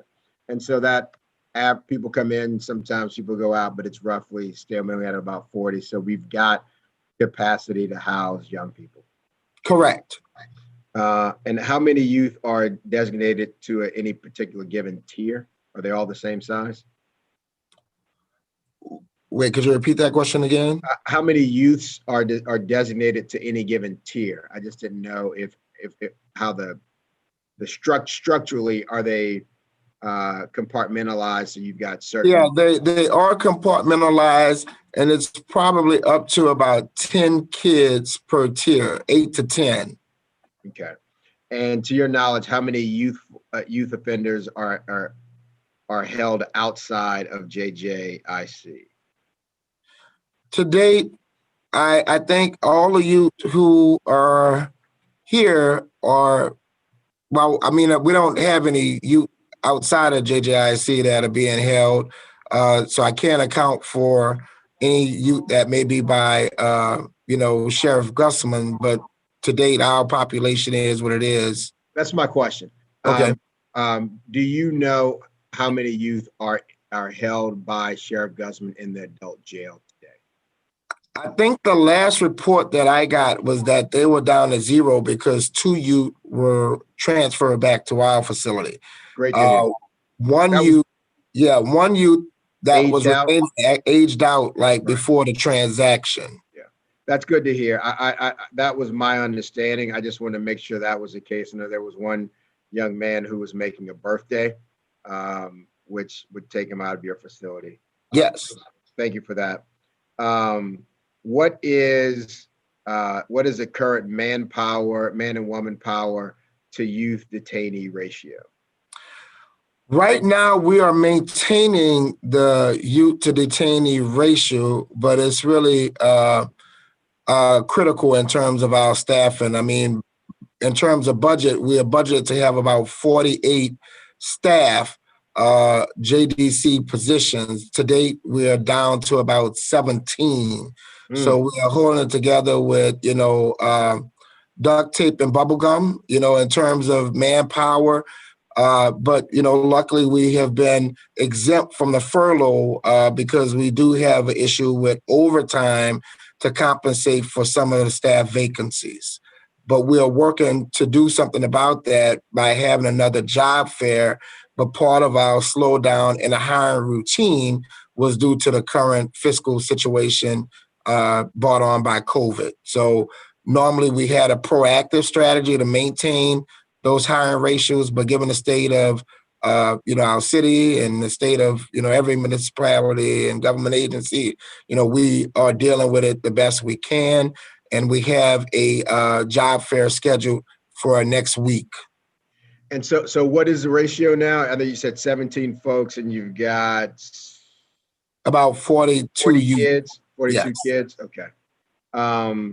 Now, I know that COVID has certainly created some very real issues in terms of bringing on new people and onboarding. But I know you've spoken to me in the past and spoken to this body in the past about the difficulties you've had hiring people for these very unique and very challenging positions. Yes. You were. What was your number last year in terms of manpower? You remember? I think we had gotten it up to almost about 87% of having all those vacancies filled with staff. And what we've learned about the hiring pattern here is for every position, it's like a 3-to-1 retention rate. So when we're recruiting, it helps when we're able to do it in mass and get a large applicant pool, because by the time we bring them through the civil service process, the health assessment, the mental assessment, we lose candidates. And then, we don't have a full class of recruits coming in. And then when they come in, we have the attrition factor.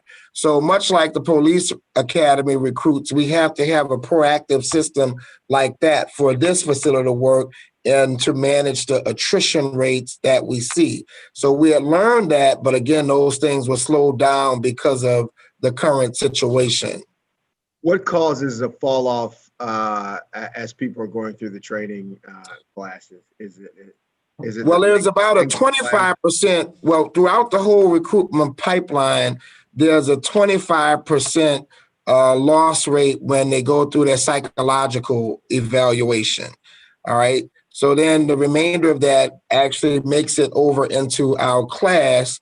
And then when we have the class, some people come in, quite frankly, and they see the work. They, are just not cut out for it. It's just more than they realize. It's more than they realize, correct. So it takes a special calling, for people to come and work and to see themselves as part of, the treatment process, So, but, the work climate here has changed tremendously. So people feel much safer. The morale is good, and we're surveying that on a regular basis. So we know that the changes that we've put in place has really helped us to continue to sustain and retain our current staff. That's good to hear. Of the 17 current staffers, how many are social workers or support staff? So when I say 17, I'm referring to those juvenile detention counselors. In addition to that, we do have the social service staff. And the social service staff right now, I think, is down to about 6 because we've lost 3 positions in the social services. So so they work with kids, but they only kind of service them through the therapeutic programs, but they're not the ones actually supervising them, 24 hours, 7 days a week, which is required with the JDC positions. And Dr. Webster, let me commend you on page 6 of your slide deck, in which you told us that school attendance had remained steady at near 100%. That is truly amazing work on your part and on your team's part. This is not a small deal. we are obligated to make sure that children who are in custody get the same education they would get out of custody. So many of our kids are going to return right back to our communities. And so we want to make sure that they have not lost a step in terms of their education so they can find purpose later on in their lives. I remember a few years ago, there just were complaint after complaint about youth not attending class regularly. And it was a problem on the child side and on the staff side.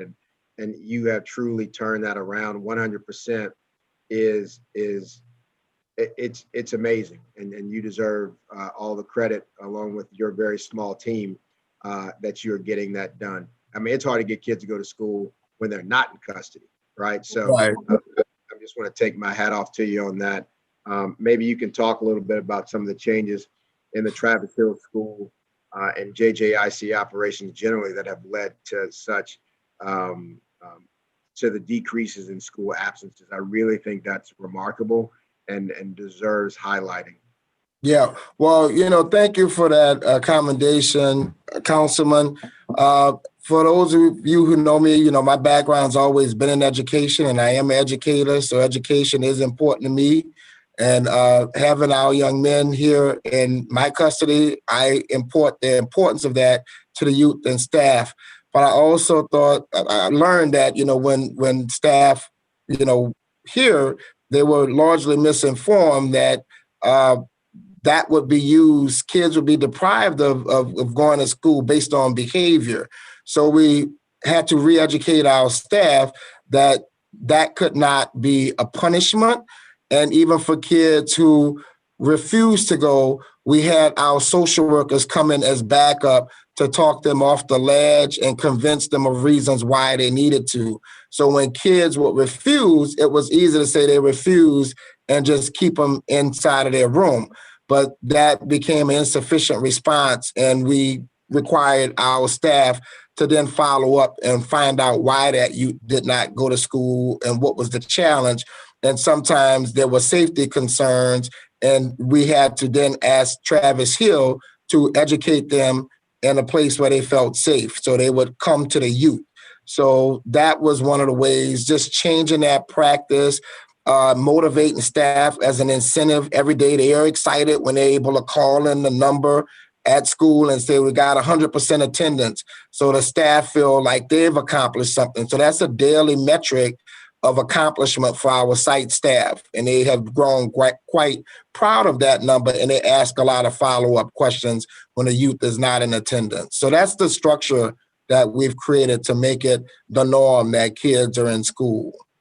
Well, I can't say enough, Doctor, to celebrate you for that achievement. That is a major accomplishment. You might not hear it a lot, but that's a very, very big deal.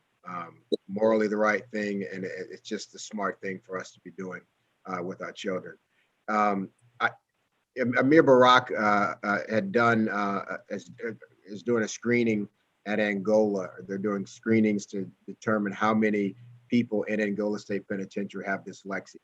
And it turned out that the numbers were through the roof in terms of who had dyslexia, which explained some of the poor outcomes folks got before they made bad decisions. Another screening showed that a number of people in our state facilities who have been convicted of crimes had high amounts of lead in their blood. Mm-hmm.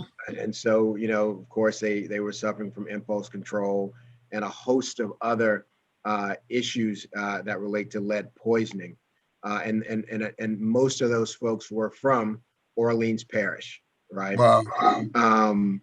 And I wonder if you can talk to us about whether or not you all do any screenings of detainees when they come in, or have you gotten to that point to look for any mental illness or PTSD or any blood screens for lead poisoning or screenings for dyslexia that might help us get to some of the root causes of why kids find themselves making poor choices?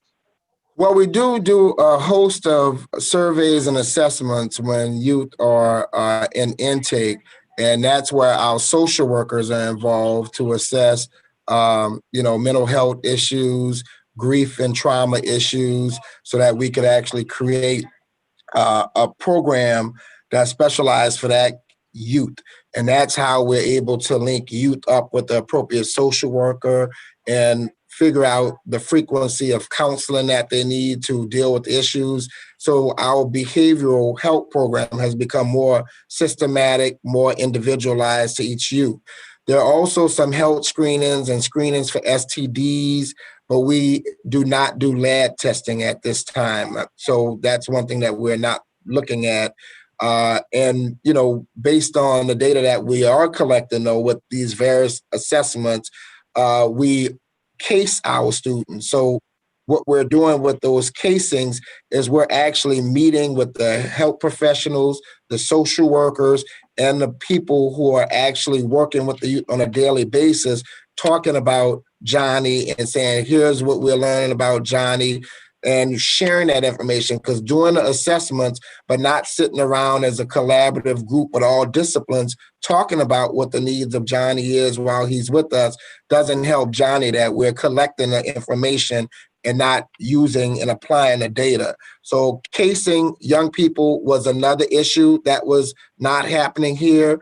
And when you're not casing them and assessing those behaviors and talking to all parties involved in their care and custody, then you may have a bad mix. You're putting kids in areas of the facility where they shouldn't be. You're not pairing them up with youth that, will, be helpful in terms of their recovery. So those things we've become very more, just more conscious of, and we're doing things more strategically using that kind of data. So to your point, we are using data, we're using the assessments, and that is directly attributed to, meeting educational needs of young people, because even while they're here, we're making sure that they have IEPs and that Travis Hill is following through with those IEPs.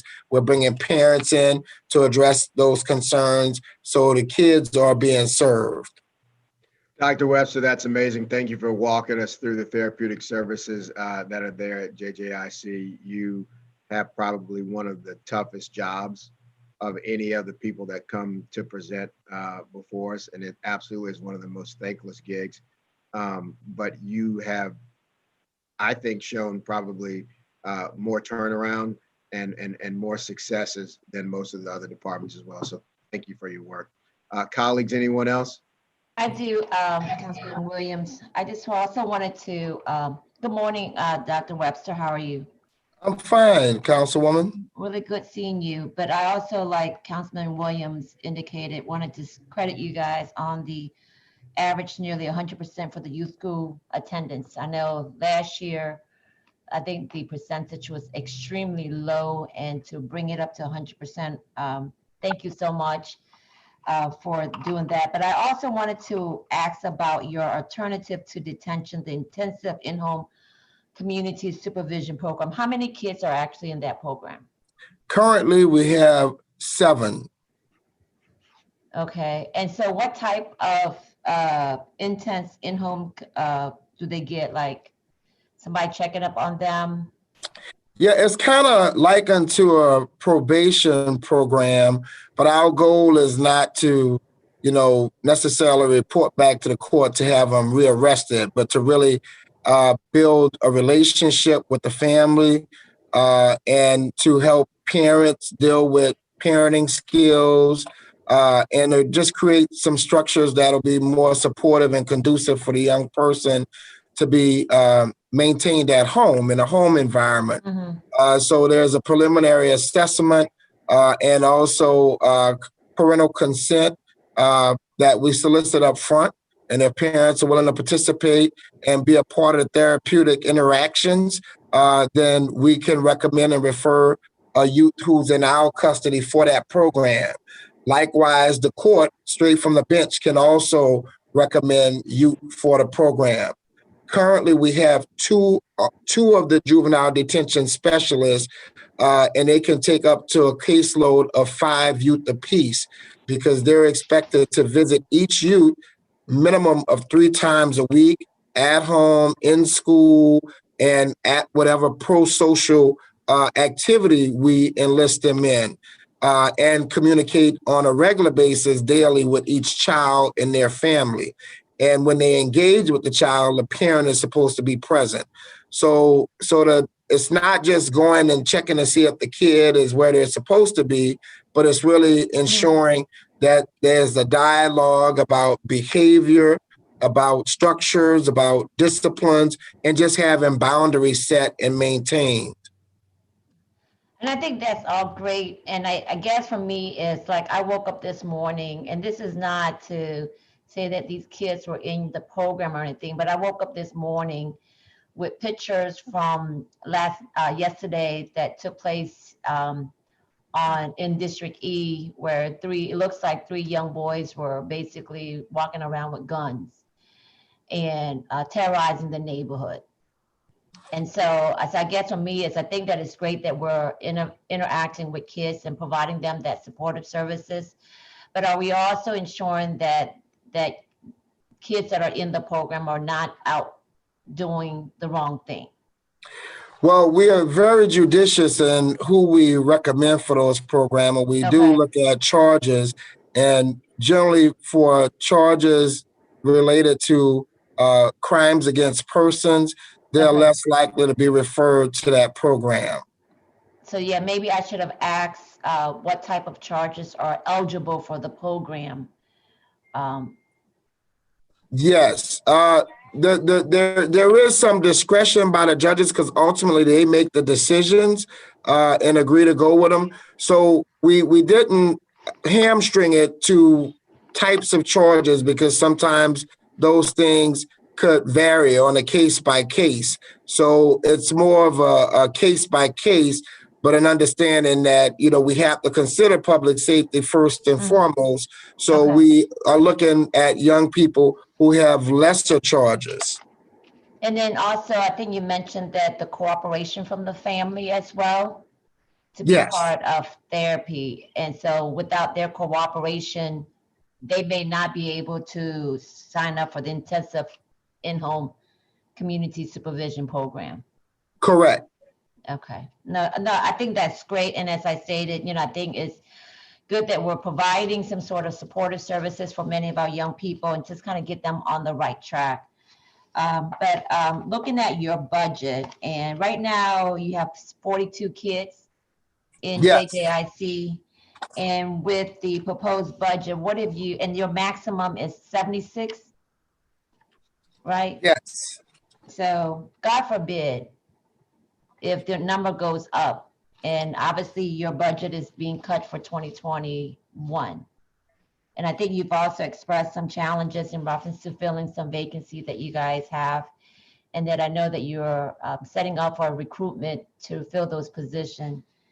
And like Councilman William indicated, you guys have really one of the toughest jobs, but serving the most vulnerable population, in which, our young people, and we want to make sure that they get on the right track as well. And so what are your thoughts in reference to next year budget with possibility that the number may goes up and you're facing a smaller budget for next year? It will create a critical challenge for us. And our goal was if we could minimally maintain, and if all was well, a budget that mirrored what our 2020 budget was, and we were able to at least fully actualize staffing at our current capacity, it would help us out tremendously, because with the new law to raise the age and us clearing out OJC, we are going to be now housing more violent offenders and those that would traditionally go over to OJC initially. So with the anticipation that we'll have an increase in that 17-year-old population, and some of them may be here for more violent crimes, we need to make sure that we're well-staffed and that staff have more specialized training, because sometimes those youth can come with more aggressive behaviors, and we're just not best positioned for that at this time. So we are working toward building that capacity. Like I said, we're having a recruitment fair, but we are trying to anticipate that and hopefully get our staffing numbers up. Is there an opportunity for community partnership that works with your team to provide some of the services? Well, we're always welcome to community partnerships, and that's actually, who we rely on to actually supplement some of our recreational and enrichment services. So we have, groups that have come in and provided yoga training, some that have come in and provided band and musical instrument training. So we do have a host of community partners that are currently engaged with the facility and have provided enrichment programming. Is there particular community partners that you're needing that you don't have right now that could definitely help with maybe creating a much positive environment or maybe keeping the kids more engaged? Well, we are looking at really building on our educational program for vocational learning. Since we have 17-year-olds now, we got to look at a different educational program that accommodate them. So maybe, collaboration between Job Corps, workforce, the workforce development departments to make sure that youth are getting job skill training in addition to, their regular education. But assuming some 7-year-olds who are coming to us, they may have other career interests, in addition to getting their GED or getting their high school diploma, we can offer multiple routes and better position them that when they leave, they're able to get a job. So that's one opportunity for partnership related to our anticipated growth in the 17-year-old population. All right. Thank you very much. Appreciate it. Anyone else, college? Dr. Webster, is Ajax from Magnolia Yoga, is that one of your service providers? Or is she with adult? I can't remember the name. Jackson, does that ring any bells? Not off the top of my head, but I know there is an organization that we were working with earlier this year, because during the COVID period, we kind of suspended some of the outside agencies from coming in to protect the youth. So we've been doing some of the stuff internal, but I could definitely follow up and let you know which group we're working with right now. All good, all good. Any other colleagues wish to weigh in and have any questions for Dr. Webster? Sure, Councilmember Williams, it's Kristen. Thank you so much, Dr. Webster, for being here. We do appreciate your service. And I do want to echo my fellow council members. It is impressive turning around from the education perspective. And I'm horrified that people before you actually use education, almost weaponized it as a disciplinary action to take it away. And so I'm really glad that you understand and that you're making education top priority. So thank you very much for that. Thank you. A lot of my questions were already answered, but I want to look at your budget summary for 2020 and other operating. I think it was slide 13.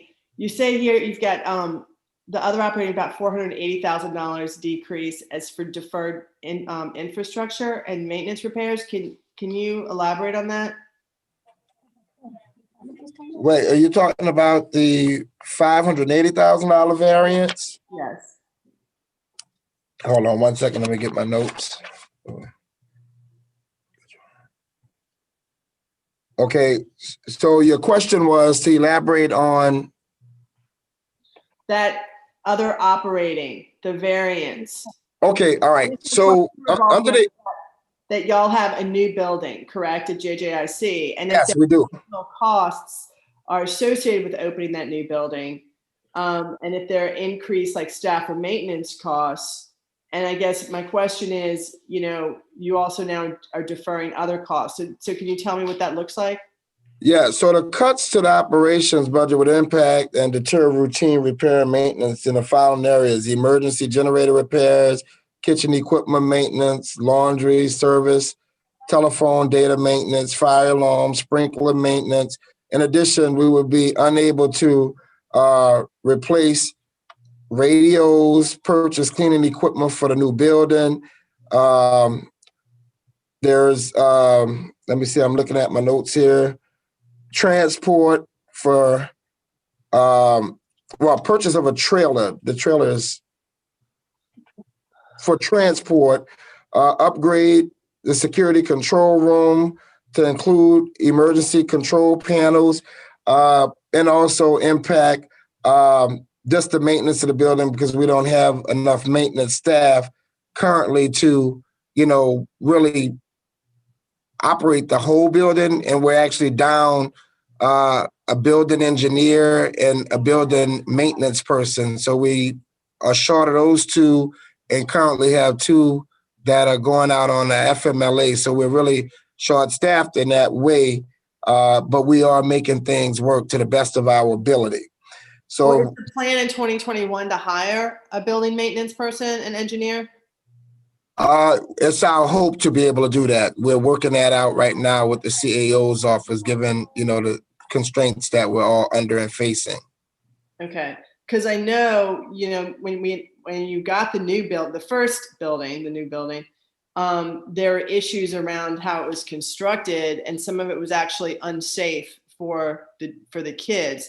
I'm assuming that's been rectified, but I would hate that we don't have a building maintenance person there to ensure, that the investment is kept up, and also that, well, first and primarily, that the safety of the kids are paramount.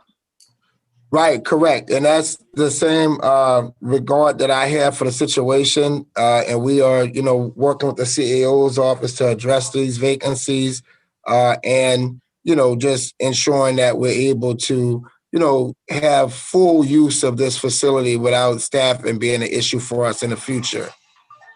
Okay.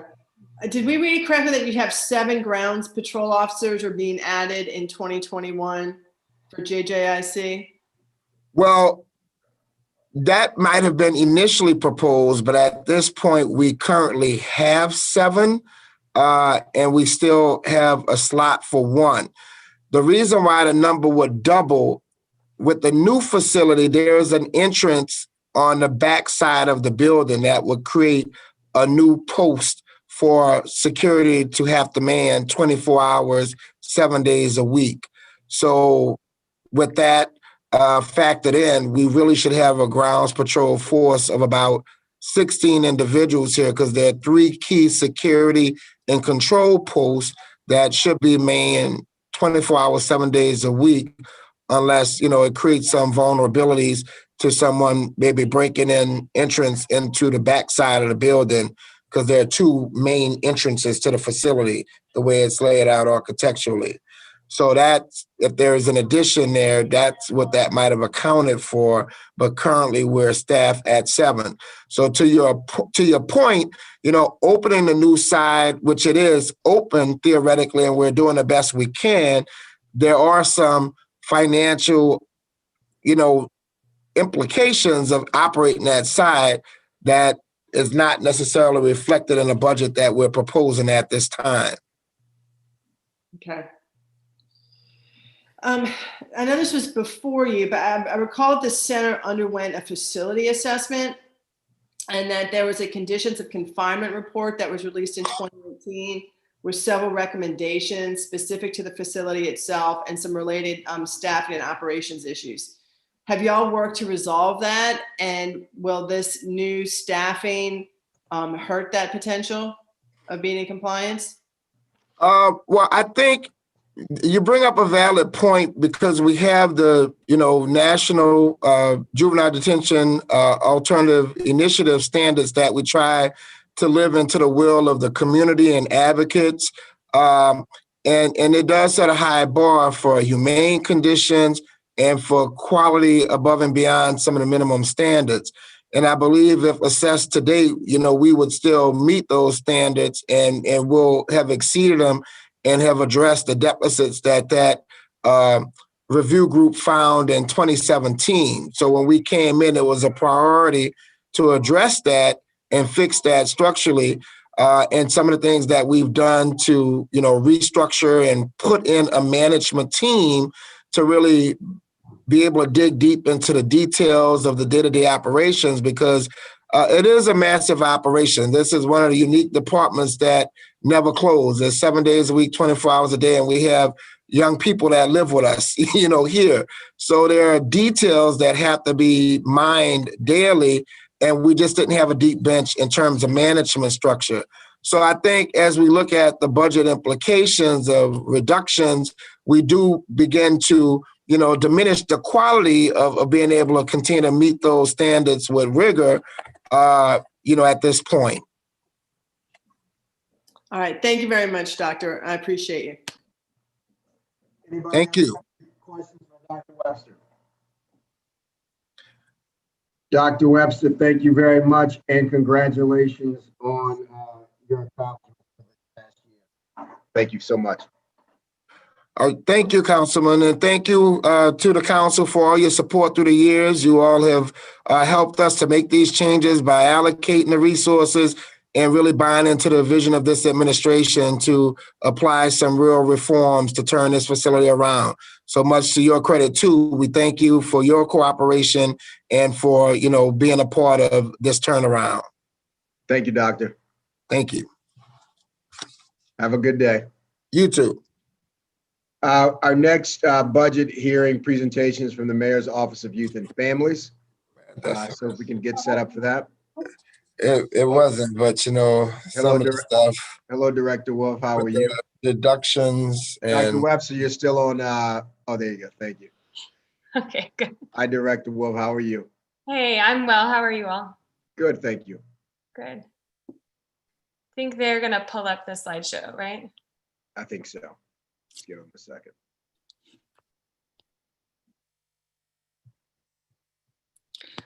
Great. So I'll get started. Good afternoon, everyone. It's good to see you all, and excited to share with you a bit about what we've been up to over the past year and what our goals and strategies look like for the next year ahead. You can go to the next slide.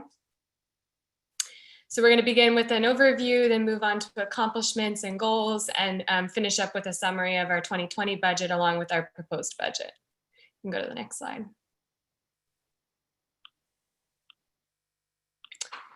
So in terms of our overall mission and vision, the mission of our office is to improve child well-being by increasing coordination between agencies, expanding resources, and ensuring equitable policymaking and engaging youth and community input. We envision a New Orleans where all children and families thrive. You can go to the next slide. Great. So in terms of our org chart, we're a small but mighty team. Been really excited to expand our capacity through social work interns. This is something that the mayor and I launched at the community level in Broadmoor, and is a strategy that she was really intent on continuing as we moved into this, in establishing this office. So we've hosted several interns from the Tulane School of Social Work, as well as SUNO, which has really enabled us to expand our reach, provide case management for residents, provide resource navigation, as well as these interns have really been a critical support for us through our COVID-19 response and relief efforts. And as you all know, when we first set up the Office of Youth and Families, we strategically placed NORD, JGIC, and NOPL under the umbrella of the Office of Youth and Families. We worked strategically and in tandem with each of those departments in order to align services for youth across government. You can go to the next slide. The next one. So in terms of our accomplishments in 2020, I know this is a busy slide, but I'll walk you through just a little bit of some of what we've accomplished over the last year. So as all of you know, this year has brought it has brought with it an unprecedented set of new challenges, but it's also opened up incredible new opportunities to make an impact. And so the pandemic has really exacerbated many of the issues already facing our young people and our vulnerable families throughout the city. Everything from basic needs, adequate food and stable housing, access to transportation, access to affordable childcare, unemployment rates, and educational inequities. All of these challenges were with us pre-COVID, But this pandemic has really exposed many of the inequities plaguing our families throughout the city. It was very similar to what we saw post-Katrina, where these inequities existed pre-Katrina, but post-Katrina, all of these inequities were really brought to light. So with that, the Office of Youth and Families has really worked diligently over the last year to provide recovery and relief to our most vulnerable families. So starting with our COVID relief programs, first, through our philanthropic partnerships, we've been able to accomplish a number of things. All of this has been accomplished through really strong community partnerships. We're not trying to reinvent the wheel here, but instead make sure that we're funneling resources through grassroots organizations on the ground that are most connected to the impacted communities. So that's ranged from an immigrant cash assistance program that we launched in partnership with the Soros, the Open Societies Foundation. This served over 750 families who didn't have access to those federal stimulus dollars in the height of the pandemic. Additionally, we distributed 250,000 diapers and feminine hygiene products to families in need through 15 different community organizations. And then moving into the food security work, this was something that the mayor tasked our office with early on in the pandemic, was to help support and work in partnership with NOSEP and the Greater New Orleans Foundation to set up our food security task force. This food security task force met weekly. Some of you as council members also have participated and played a big role in addressing the food security needs of our city. And what the task force led to was the eventual successful FEMA-funded mass feeding program that has served thousands of food insecure families through the pandemic and has also kept our restaurants afloat. So we're really excited that that program is actually still operating and was initiated through this food security task force work. Additionally, we launched community learning hubs in partnership with NORD, which was a critical support for our students this summer and fall before school reopened for in-person instruction.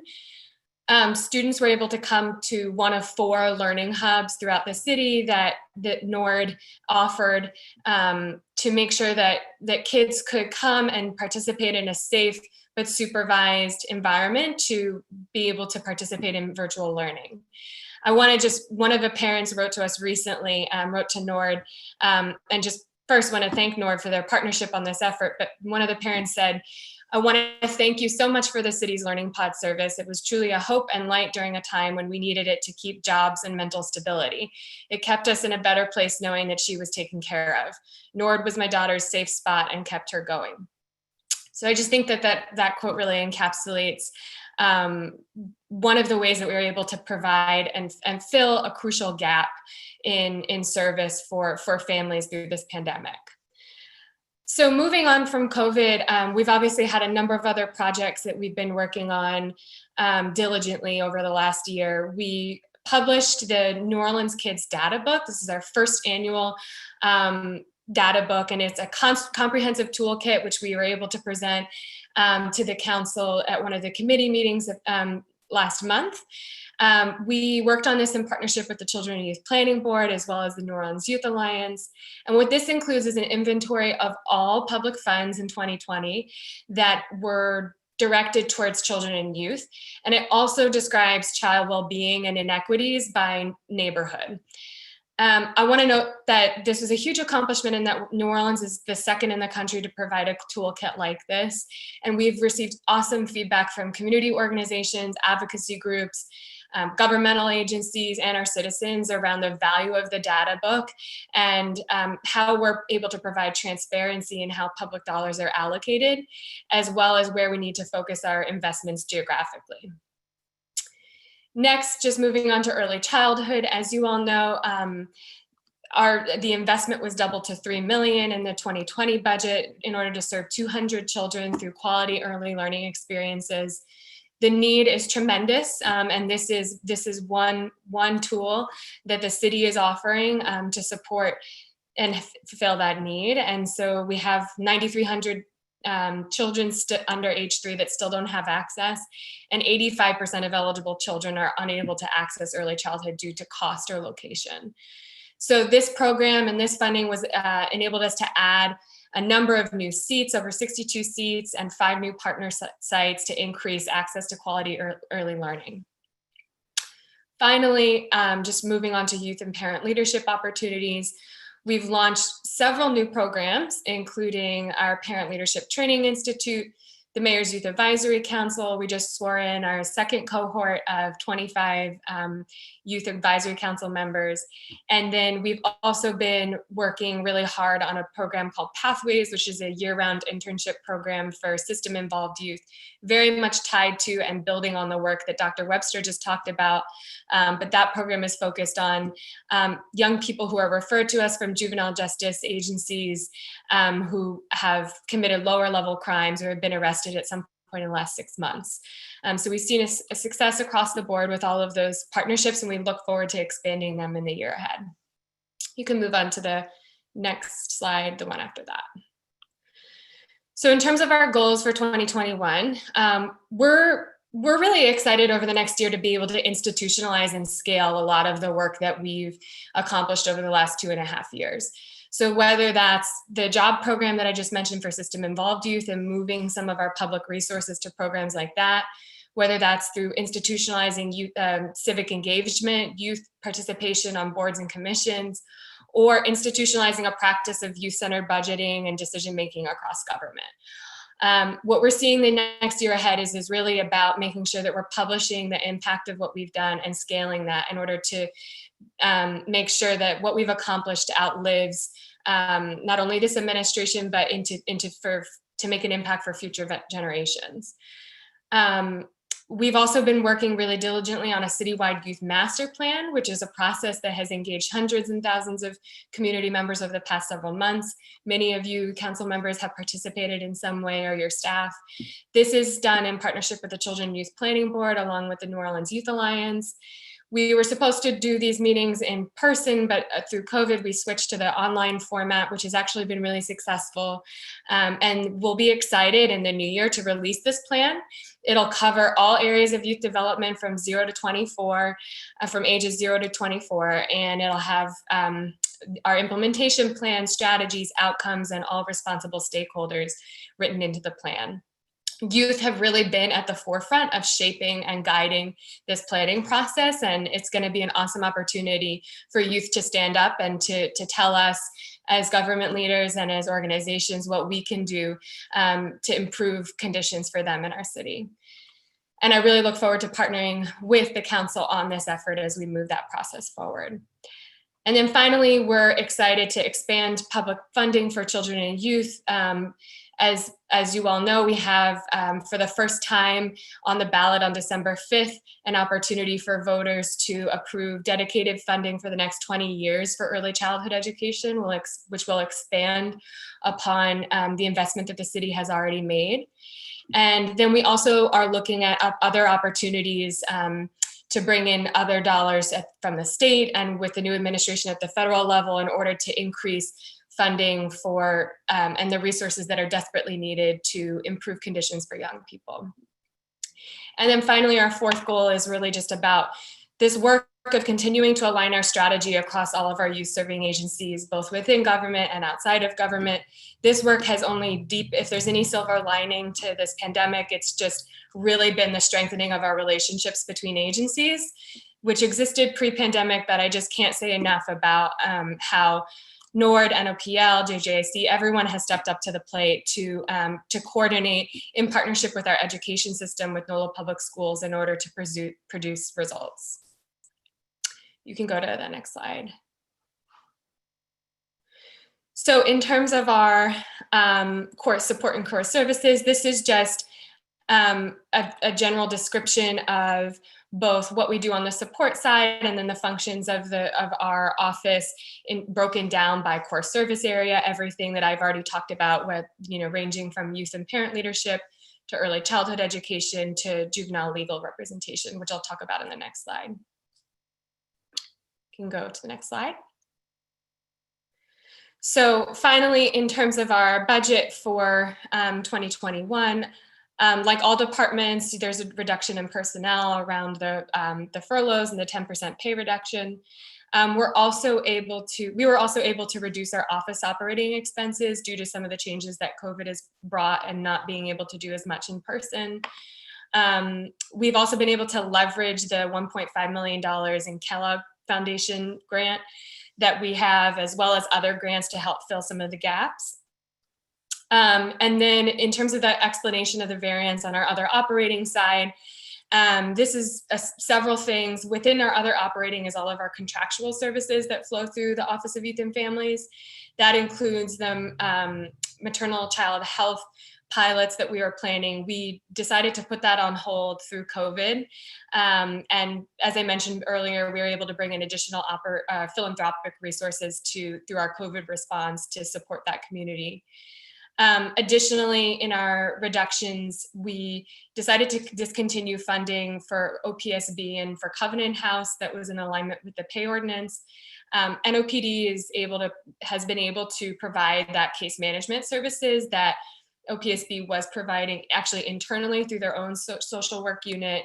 The partnership with OPSB and Covenant House is still operational. OPSB just completed a number of trainings for NOPD officers on the pay ordinance, which we believe should just be common practice at this point. And youth can obviously always still be referred to the Office of Student Attendance and Support. Additionally, within there is our contract with the Louisiana Center for Children's Rights. We were able to still prioritize that within our budget. We reduced it slightly, but that commitment to juvenile public defense was really important for us in terms of being able to maintain that. And then finally, our Children and Youth Planning Board, which is the arm that we really rely on to implement this and youth master planning process, we reduced that slightly, and we were able to move some grant funds over to help supplant that work. And then finally, we were able to keep intact our commitment of $1.5 million for early childhood education in the general fund. That combined with hopefully an additional $1.5 million through this long-term dedicated millage will allow us to keep our investment in early childhood education at $3 million. Whew, so that is what we've got. I think that concludes my presentation. I'll be happy to answer any questions. Thank you, Director Wolf, for that presentation. Kind of highlights, like, in terms of what's going forward, what I guess maybe paused because of COVID.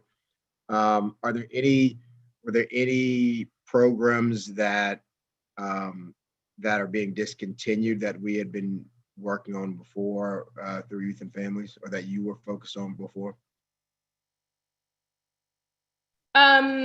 Nothing comes to mind specifically. We really just shifted gears. So for example, our Mayor's Youth Advisory Council is still continuing to meet. Our Parent Leadership Training Institute is still continuing to meet, but it's happening on the virtual platform. I think we're all becoming Zoom experts at this point, but we've just really worked to shift as much as we can into the virtual format. And do the costs go down considerably for any of those things that are virtual rather than in person? Yeah, and that is how we're able to reduce some of our other operating expenses slightly is because we're not doing as much of the in-person convenings where you would have costs related to food or to childcare or to all these other, transportation and those kinds of supports to enable community access. We've seen some able to realize some efficiencies there. Solid. Evening reporting center. Obviously that there's some limits to in terms of socially distancing protocols, but where are we there? So I believe that a little bit later on this afternoon, that program is run through the Office of Criminal Justice Coordination. Okay. And so I believe that Commissioner Stevens will be able to on that more specifically. We'll save that for then. In terms of the is Youth Force NOLA, is that through that one is actually also through the Office of Workforce Development. So tomorrow when you hear from Ms. Valavasso, that would be okay. That's through what now? So make sure I understand. Through Sune's shop, through the Office of Workforce Development. Okay, very good.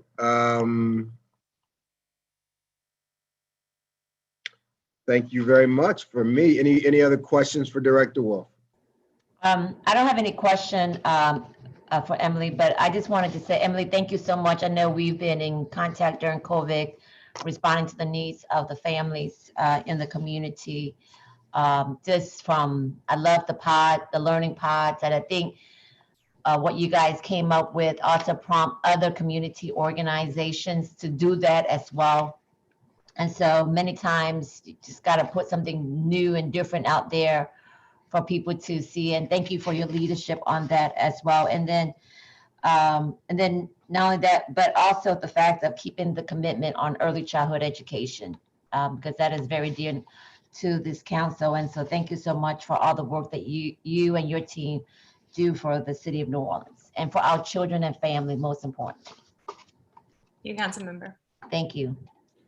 Any other colleagues wish to weigh in or have questions or comments for Director Wolf? No, I don't. I just want to thank Director Wolf for his service during this challenging time. Y'all really have done some remarkable work, so thank you. Thank you, council member. Director Wolf, seeing no one else weighing in, let me just across the board say again, thank you for your work. Our investment in our young people really is probably the best investment we can make. Everything else is a whole lot more fleeting. This is who we will be leaving this city to, right? So we're going to get from them what we invest in them. Thank you so much for the commitment to CYPB. You know what a big deal that is to this council, and a big deal is to the mayor and to the community. And again, early child education, I think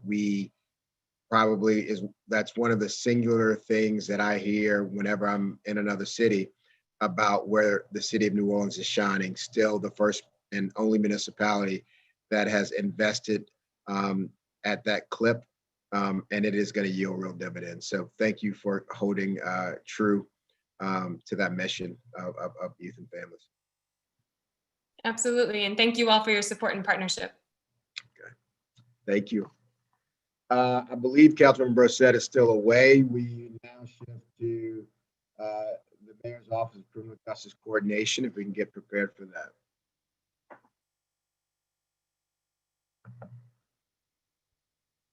Hello, Director Stevens. Commissioner, how are you?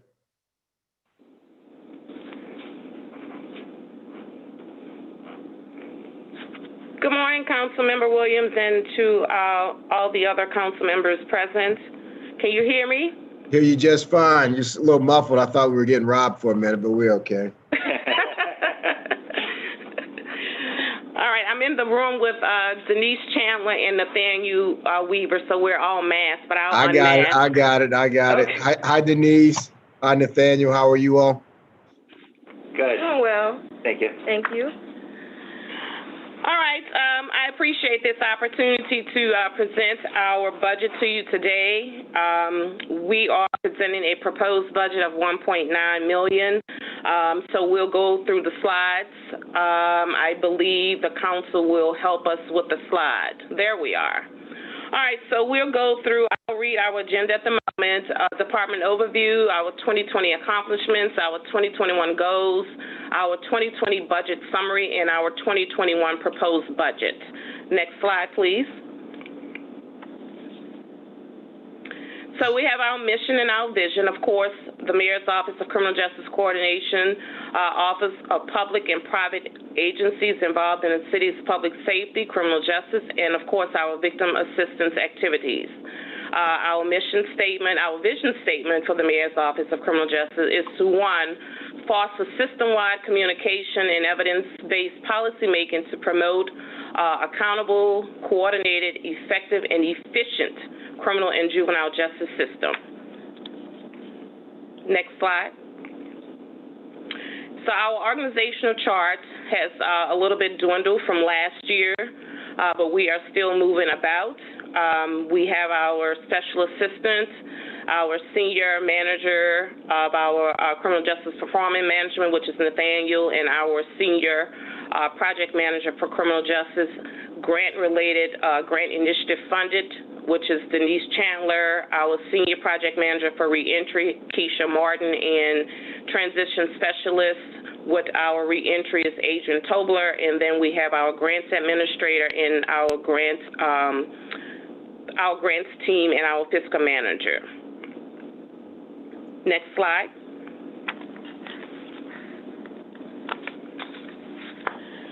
All right, so our 2020 accomplishments for this year, as you all know, we were, like everybody else, faced our COVID times from March up until now. We're still handling that very well with the best that we can.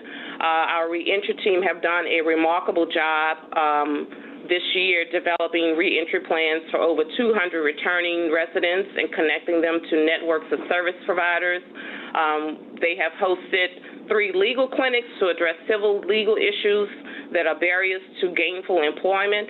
We have also partnered with the CEO Works during the COVID to award over 600 returning citizens with a stipend, a stimulus check, as they would call it, during COVID, in the amount of $2,250. And that partnership was with CEO Works and our first 72 partner with Tyrone Smith. So that was a very exciting period for our returning citizens who were feeling some sort of way, not knowing what way to turn. That stimulus check really helped them to cope with some of the COVID-19 anxieties.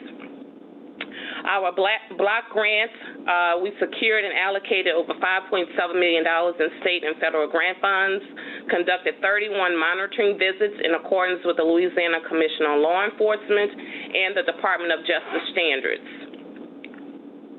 Our jail population reduction, we entered a contract with the Goodwill Industries to support our release planning for inmates with special needs. Jail population reached a record low in July 2020.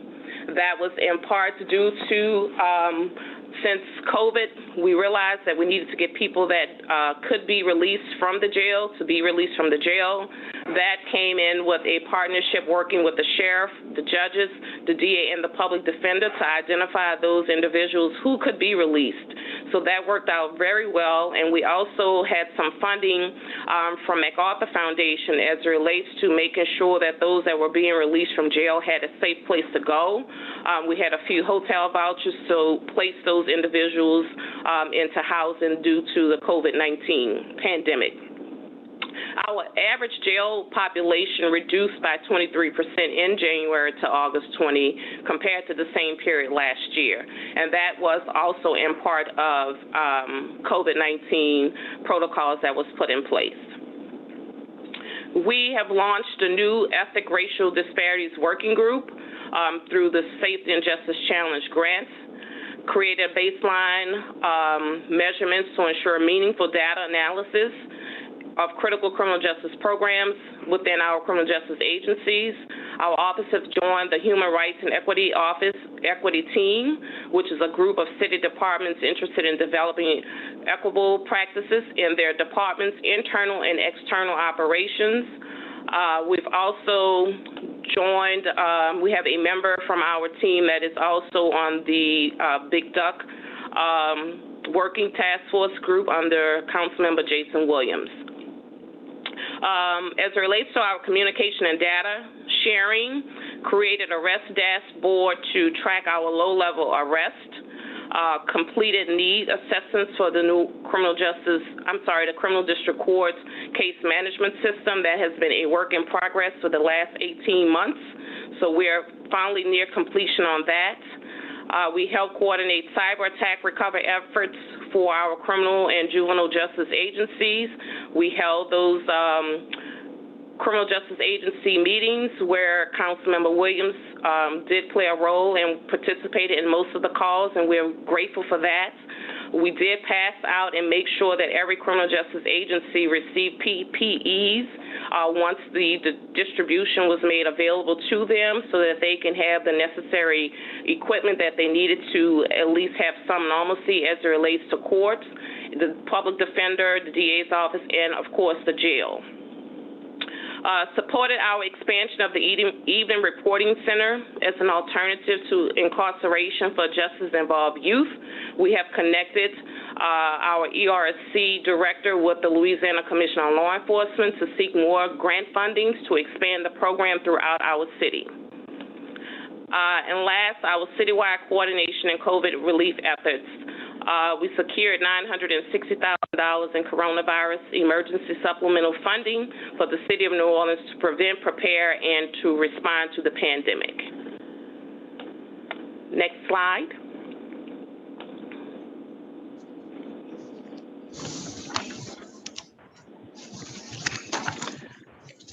All right, our 2021 goals for the Mayor's Office of Criminal Justice Coordination, we have established the following.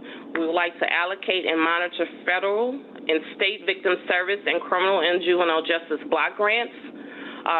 Due to COVID-19 and a couple of financial cutbacks, we are looking to enhance more grant funding, looking to see what's out there that we can actually go after for the city and all of the agencies that we service. Promote evidence-based and data-driven practices in prevention, intervention, enforcement, corrections, and reentry. Continue to focus limited resources on the prosecution and incarceration of those who pose a substantial risk to the public safety. Strengthen the reentry program to increase employment opportunities and find housing solutions for our formerly incarcerated adults, where the focus has been much on the adults, but we do see a need to strengthen that and look for and to assist our young people who may have been lifers or now being released at the age of 21. So we are working to assist that population. Assist in planning and coordinating information technology projects to improve the entire criminal and juvenile justice system.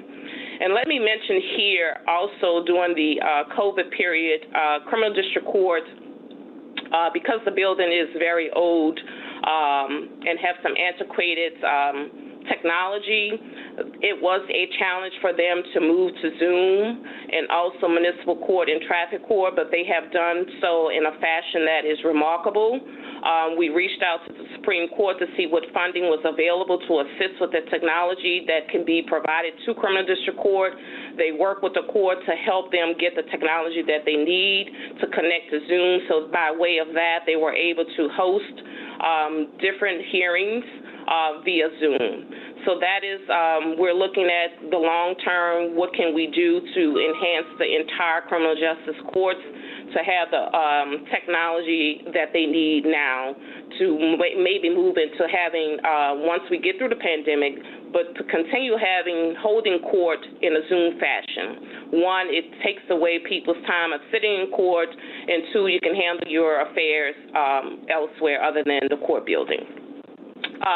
We've also implemented measures to sustain our jail population, achieve in the response to COVID-19, ensure the sustainability operation of an evidence-based pretrial service program. As you know, last year, pretrial service program was under the agreement with the City of New Orleans Criminal District Court and the Supreme Court.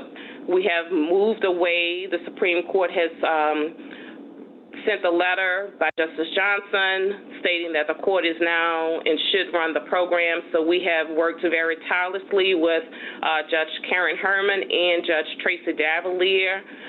We have done remarkable work. The program will not fail. We have put in place measures. The Supreme Court has agreed to continue to work with the technology piece. That was the only function that we was a little concerned with when they relinquished the control back to the city and criminal district courts. So Nathaniel has been working with Sean Holligan at the court to make sure that the technology is there that they need and there will not be a break in service as it relates to programming. Next slide, please.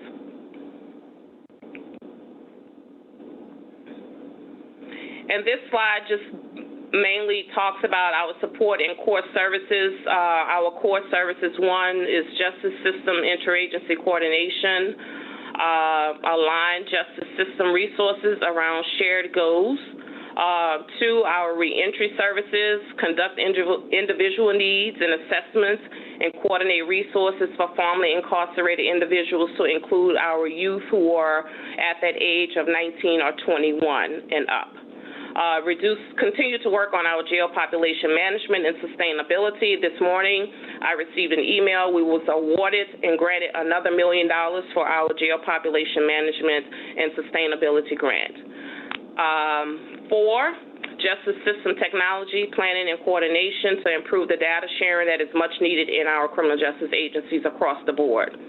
5, our pretrial services conduct risk assessments of pretrial defendants and provide supportive services for individuals released pretrial.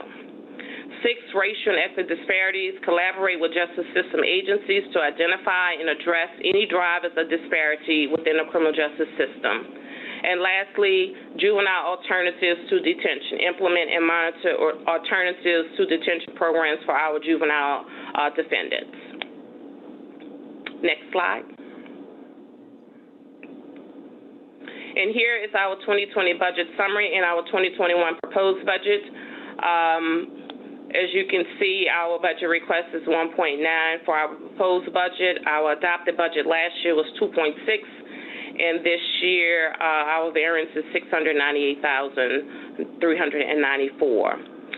We have personal services. We will implement the 26 furlough days for our classified employees. I have 5 classified employees in the Office of Criminal Justice Coordination.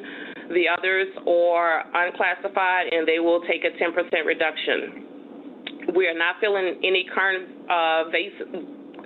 vacancy positions. We have 5. In our other operating, we did reduce in our pretrial services. It was initially a $900,000 budget item. We reduced it by 90. Last year, they only spent $756,000 of that. And also, we have made a request to the Safety and Justice Challenge Grant to supply us with the difference to make up for the loss of pretrial. So that is in the works. And also other reductions is in reducing our office supplies, printing expenses, and our travel conference expenses. Next slide. And this is our 2020 budget summary and our 2021 proposed budget grant funds, and it is a little bit different. On the 2020 total, what was not included in this slide was the coronavirus relief fund. That was the grant for, the allocation for $960,000. So it'll give us a total of roughly $2.5 million total amount of grants for 2020. Next slide. At this time, I'll take any questions you all may have.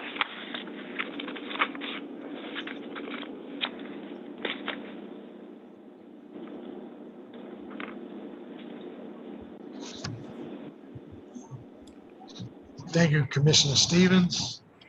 Councilmember Wynn. Yeah, hey Tanisha, how are you? I'm well, how are you? Good. Are you guys, what is the status on the evening reporting contract? Are you guys still managing that, or remember? Yes, we are. Yeah, and so they're still receiving people to the program with COVID-19? Yes, actually, that has been how JJIC has been able to keep their population where it is now. Even the reporting center, they submit monthly stats to my office. They have successfully served 51 youth and families, and the pilot program was set out to serve 12 to 15 youth. So she has bypassed what the pilot program is. 25 of the youth have completed the program, and there are currently 15 youth enrolled in the program. Okay. And I also wanted to apologize. I missed the last racial and disparity meeting. It was right, I think, with Zeta. Yes, ma'am. Yeah, but I'll make sure that I do attend the next one. We look forward to having you on that working group. And Denise will get you some information after this call for the next meeting next week. That would be great. Thank you very much. That's all I have, Mr. Chair.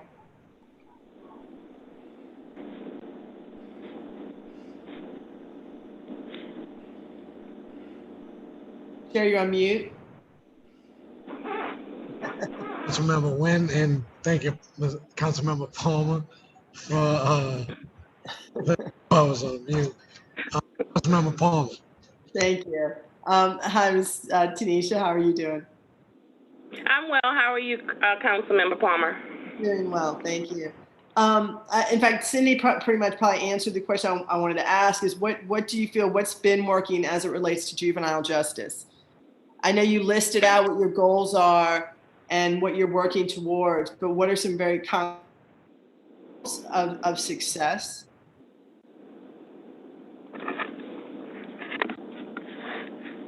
Can you hear me? Because you're going in and out. I'm sorry. Okay, so it's okay. I will say that the Evening Reporting Center has been working. Chief Judge Candace Bates Anderson has really spoke very highly of the program. We have had success in the program where they initially had 51 kids, and out of the 51, maybe 5 have reoffended. But the kids are actually getting the resources, and not just the kids, but the families are also receiving resources that are needed.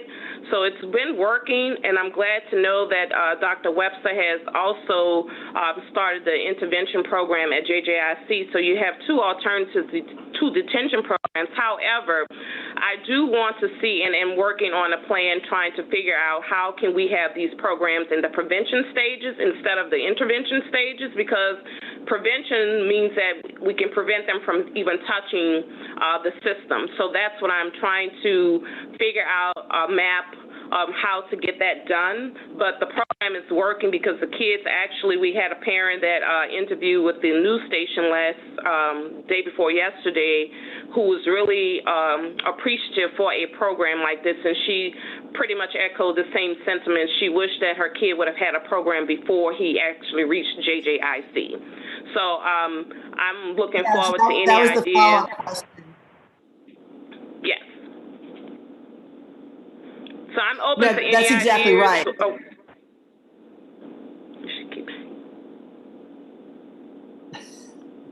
Go on. Yeah, I don't. You're breaking up, so I wasn't sure if you were finished or not. So yeah, the program, I think because the kids have a safe place to go, they're actually learning. They have a skill set. They're doing the work. They have requirements that are required of them. They're adhering to those requirements. So they're actually following some sort of structure, and it's also providing some services to the families that are needed. So to answer your question, I would like to, and my hope is to make sure that we can get some of these programs in the prevention stages instead of the intervention stages. Thank you. Can you hear me now? Yes. Okay.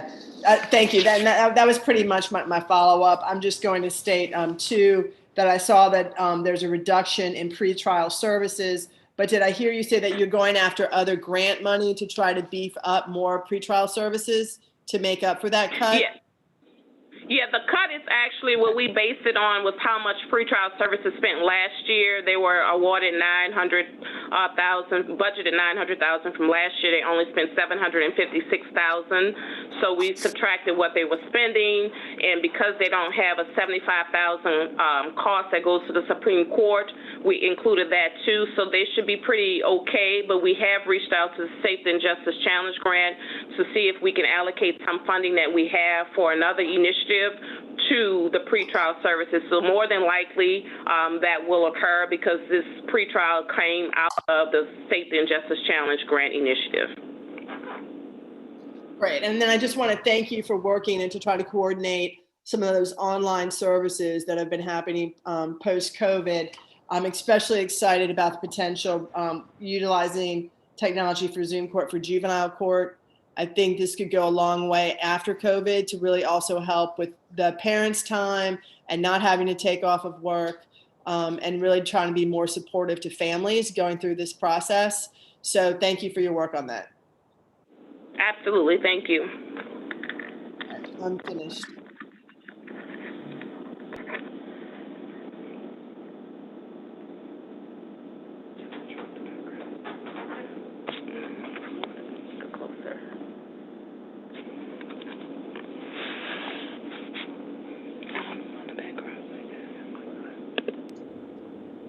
Councilmember Brissett, you're on mute. Thank you. Appreciate that. Second time in a row. Did John Pusho, did I see you on the screen?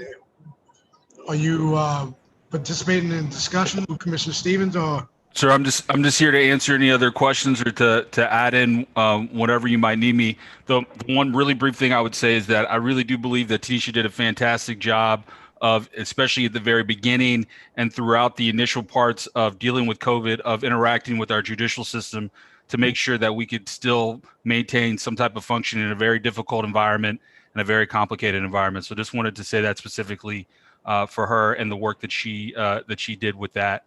But yeah, just here to answer any additional questions. Thank you, John. And Commissioner Stevens, I don't know if you could touch on it. It did come up yesterday with traffic court, municipal court. Are you participating in the next phase of municipal and traffic courts location as it relates to them moving from current quarters over on Bude?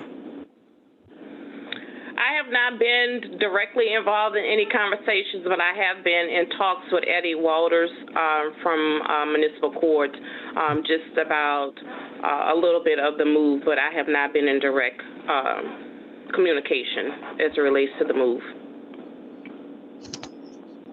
Thank you. And how, you may have covered this already, but in the other operating, which is being reduced due to the fiscal economic state the city is in currently, with the reduction in services, is how are you going to backfill that and try to fill in that gap? We don't hire for pretrial services. That is strictly by the court. The court is okay with the budget reduction. We spoke to them before making the reduction, so we're all on the same page. They actually hire all the positions for pretrial. And as I stated before, it's just a couple $1,000, and that money will be more than likely given back to us from the Safety and Justice Challenge grant to make up the difference, to make up the cut. Okay, thank you. You're welcome. All right. Council members, are any more questions? All right, hearing none, Commissioner Stevens, thank you for your presentation, and we look forward to continuing our work together in the finalization of the 2021 proposed budget. Thank you, and thank you to all council members for your support throughout the year. I look forward to continue to work with you all. Same here. Thank you. You're welcome. Next up, we will have the Office of Neighborhood Engagement, followed by the Office of Transportation.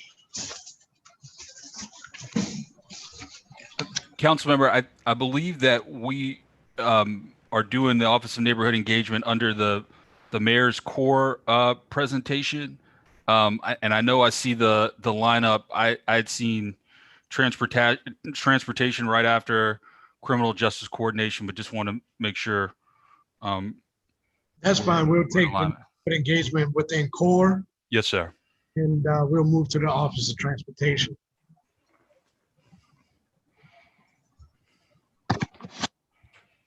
All righty. Ms. Bryan. Hi. Hi. Yeah. Thank you for being with us. And when you have your presentation up, you feel free to kick it off. Thank you for joining us. Okay, so it was my understanding that Paul Harang was going to walk through the presentation. Is that changed? Give me half a second. Okay, great.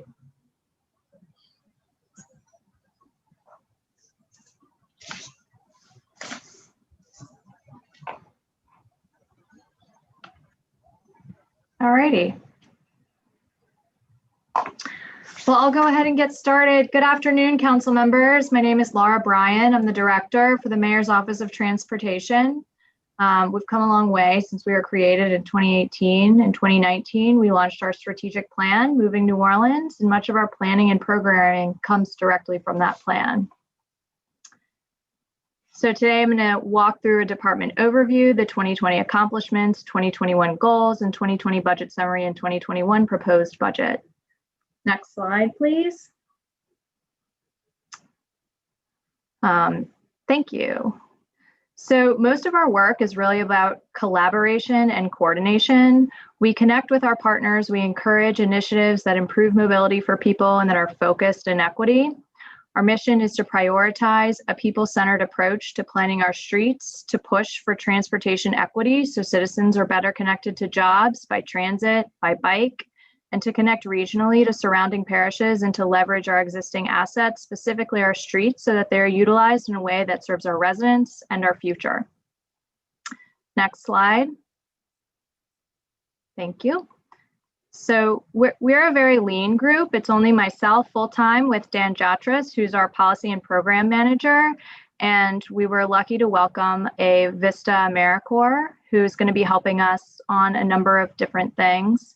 We also coordinate very, very closely with a couple specific people, Jennifer Ruley in Department of Public Works and David Lee Simmons with the Mayor's Communications Office. They help us tremendously on a number of different projects, and so they're sort of informally associated here. I think generally our work is mostly aligned with several different departments, internal agencies and external agencies, and we're coordinating amongst those entities in close coordination regularly.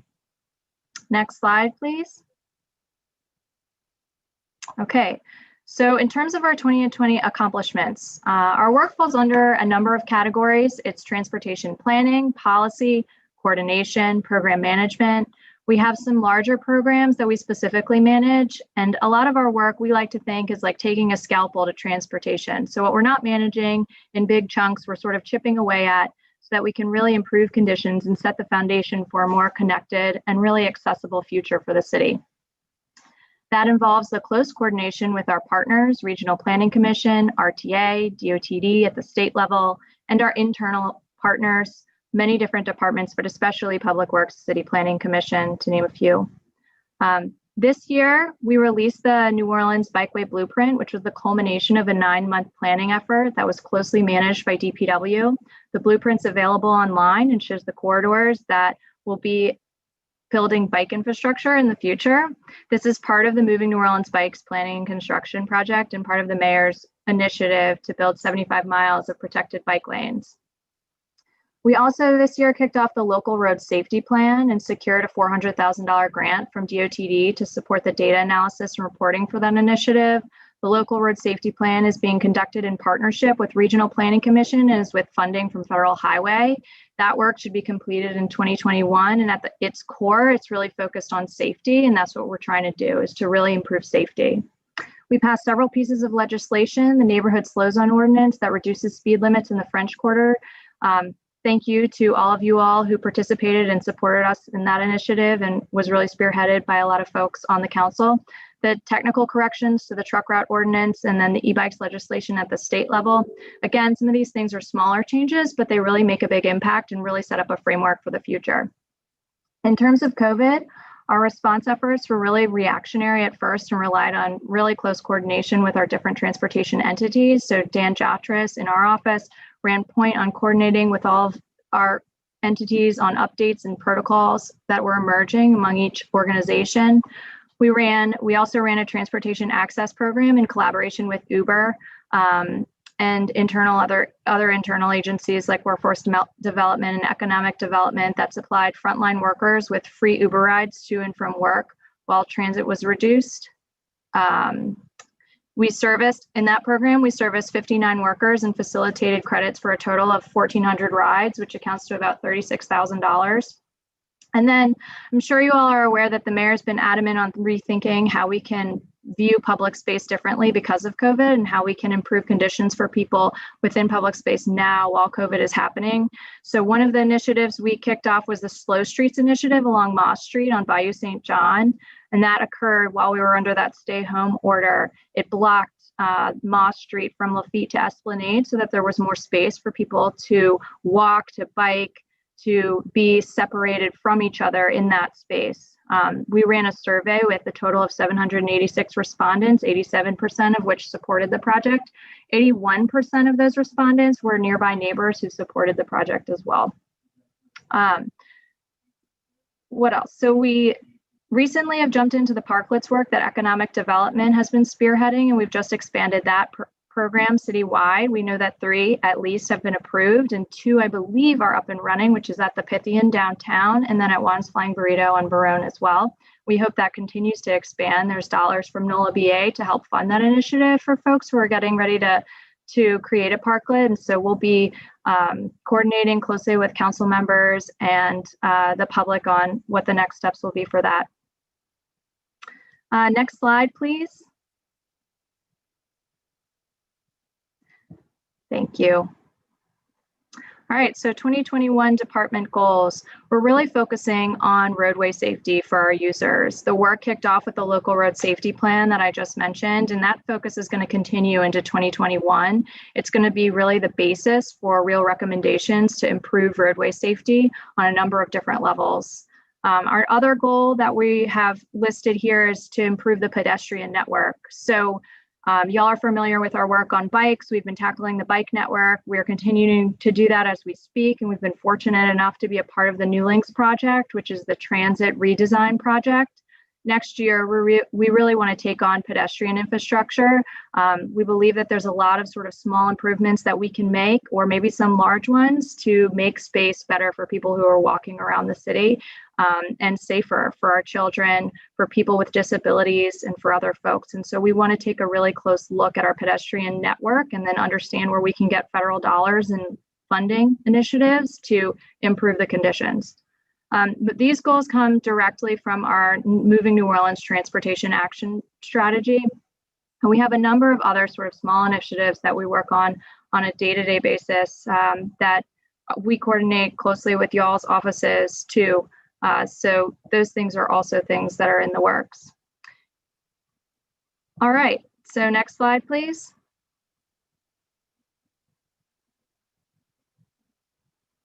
Okay. So this is just an overview of sort of our support and core services. At our core, we are really a coordination entity. We do a significant amount of planning, policy, programmatic functions. We see our role as one in which we coordinate strategic initiatives and infrastructure projects. You know, our focus is creating safe, efficient, equitable, and connected networks. Next slide, please. Our 2020 and 2021 proposed budget. In both cases, we have reductions. Part of those reductions are, you know, the standard reductions that the 10% pay reduction. And in the other operating, we tried to find as many ways as we could to reduce our other operating as much as possible. I mean, we feel like that we can do a lot with a few people. And so we're working as hard as we can to do as much as we can. In the future, obviously, we'd love to see the opportunity to expand the office and bring in more personnel, because the more people we can have, the more resources we can have, the more we can tackle. But for right now, this is the proposal, and we believe that we can still, you know, move forward adequately and realize that everyone has had to undergo cuts because of COVID and the situation we're faced with. Next slide, please. This is a summary of the dollars that are coming into our office for the grant, the USDOT grant. They're going to be spent on the creation of a high injury network tool through the local road safety plan work that we're doing. And I believe that that's it. Next slide, please. So thank you very much. If anyone has any questions. Thank you, Ms. Budget Chair? I'm gonna turn it over to Chairwoman, is that Councilmember Palmer? Yes, I am. I'm the disembodied voice today. Hi, Laura. How are you doing? Hi, I'm great. Thank you. Thank you so much for your work. I really, truly enjoyed working with you and Dan. Y'all doing a lot of work with the small staff. So thanks for that. Can you explain a little bit more about the $400,000 USDOT money? What is that? What is that? The USDOT dollars are going to 3 different entities: the RTA, the RTA UNO Transportation Institute, and Tool Design Group. And the goal is to create a tool for the high injury crash network that's being developed. So I know they're doing a significant amount of data analysis, and then I believe that the data that's going to be collected is going to be put into a tool that hopefully will help inform where crashes exist around the city or why they exist around the city, and help develop a way for us to predict where future crashes may exist because of street conditions or because of the typical type of traffic that's on the roadway. And so this is going to be an investment for the entire network, not just for one aspect. Yes. Of the network. Yeah. Okay. Yeah, the goal is that it'll create a framework basically for us to go be clearer about why certain areas are more at risk and need more investment than others, and then to create a tool for us to get those dollars, hopefully at the federal level or even at the local level, but to be able to say or have a clear understanding of what makes a certain intersection or a certain roadway hazardous. That's the goal. So the tool should be doing that. Is it just car crashes, or is it also? No, it's pedestrians and bicycle. It's all injuries. Great. So, Great. yeah. Okay, and then on goal 2 of your 2021 goals, you talk about the focusing on high pedestrian areas of the city. Yeah. Or doing a pedestrian plan, which I think is great. Is it just going to be focused on like high pedestrian areas of the city, or is it going to be, for instance, I guess what I'm getting at is, for example, like there are neighborhoods and communities in New Orleans East that doesn't have sidewalks, right? And same in Algiers. So I think every aspect of our city can benefit from a focus on pedestrianization, not just what people traditionally think about in terms of an urban core. Yeah, we totally agree. The goal for that work, and it isn't entirely mapped out yet, it is partially in our action plan, but what we're hoping is to really look at the pedestrian network across the city. That includes New Orleans East, that includes our residential areas. We want people to feel like they can walk around their neighborhood and their neighborhood street conditions are safe enough for them to do so. This is also, part of the work that you see with the school transportation corridor program. You want safe conditions for children to walk to school in the same way. So we believe that there's a lot of sort of small improvements. We don't have a fully developed plan specific to that pedestrian network review that we're going to do, but we can keep you definitely up to date on what that will look like, and it will cover the whole city. It won't be specific to only the certain urban centers. Our goal is to really figure out how to streamline pedestrian improvements, make sure they're adequately funded and that funding is adequately allocated for them. We know that sidewalks are actually really expensive to replace, and we want to make sure that we're accounting for that, and also that we're making improvements that need to be made. So it's really setting a baseline, I think, is what we're going to be looking at. And obviously, that being said, I know you do it, but I just want to state it publicly that there's really needs to be a lot of coordination between your office and DPW, yeah. Right? And I know Keith is very much in favor of the principles of complete streets, but I think this all kind of speaks to that, right? We have a document that we can all work from to make sure that every area where we're investing in has a good pedestrianization plan. Yep. Great. Well, look, thank you so much. And I do want to thank the administration.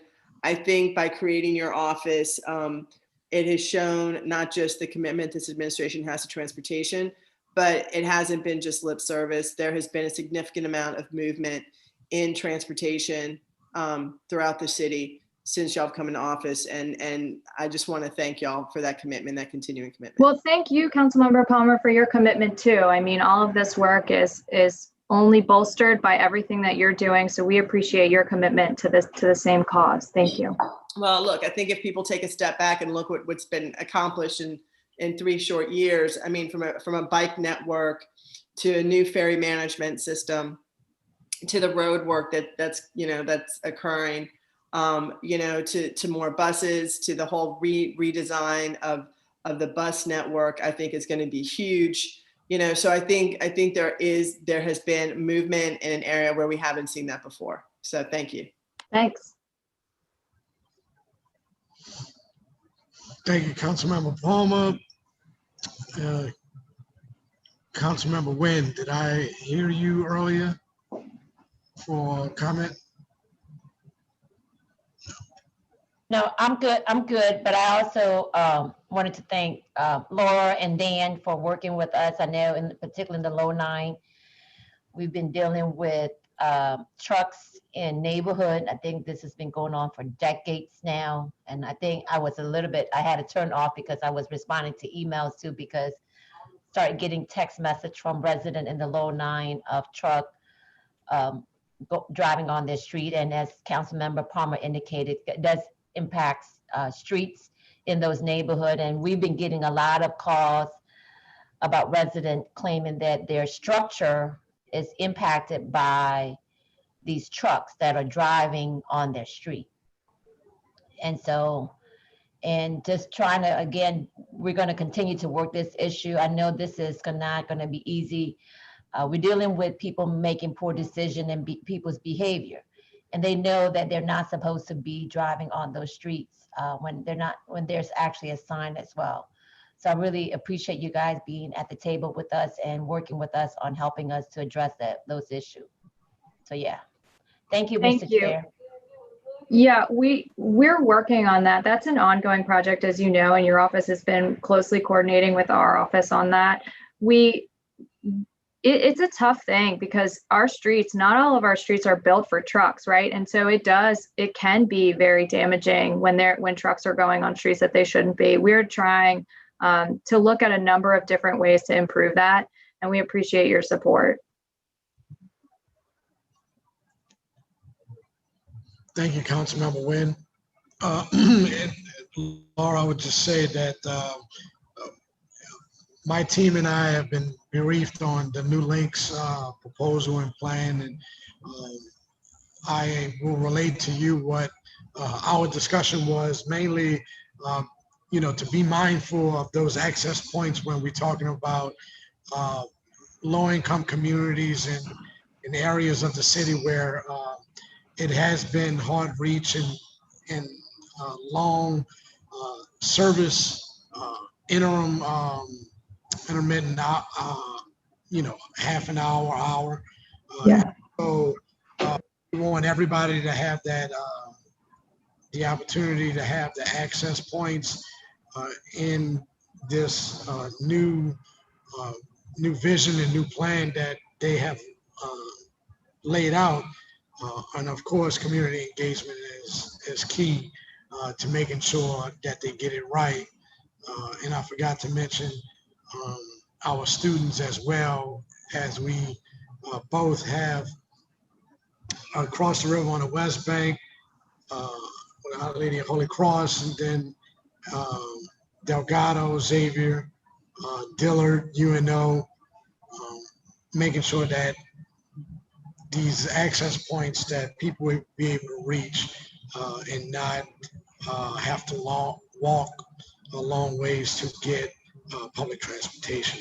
So that was one thing, and it was happy to see, having served as chair of transportation in the previous term, 2015 was one of the I guess last rounds of under the now Tiger Grant, the Canal Street Ferry Terminal, and just want to thank local, state, of course, DOTD Commissioner Secretary Wilson, And at the time, under the previous Obama administration, that grant was planned because of the due diligence of our people here on the ground.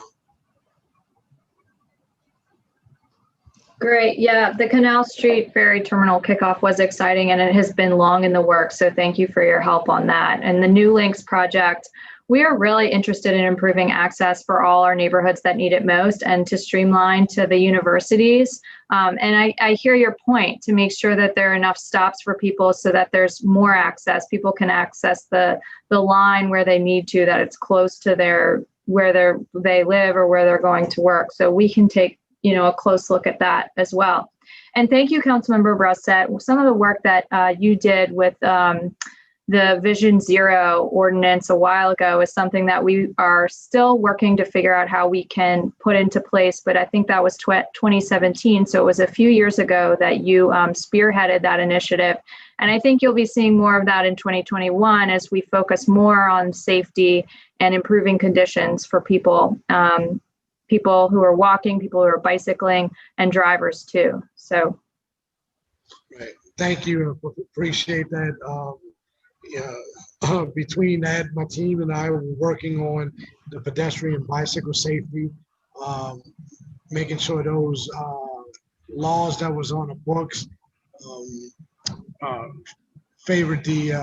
complemented the state law, and we were happy with the recommendations of the advisory committee, and took those recommendations into play. With that, I believe that is hearing no other questions from colleagues. We thank you for your presentation. I look forward to working with you through the rest of the budget cycle and in the coming year of 2021. thanks so much. Have a good afternoon. Thank you. You as well. Next, we will have the mayor's core, and that is to be led by Mayor's Chief of Staff, John Pusho. Afternoon, council member. How are you? Good afternoon. Good. And you? Doing very well. Thank you all for giving us the opportunity to present today.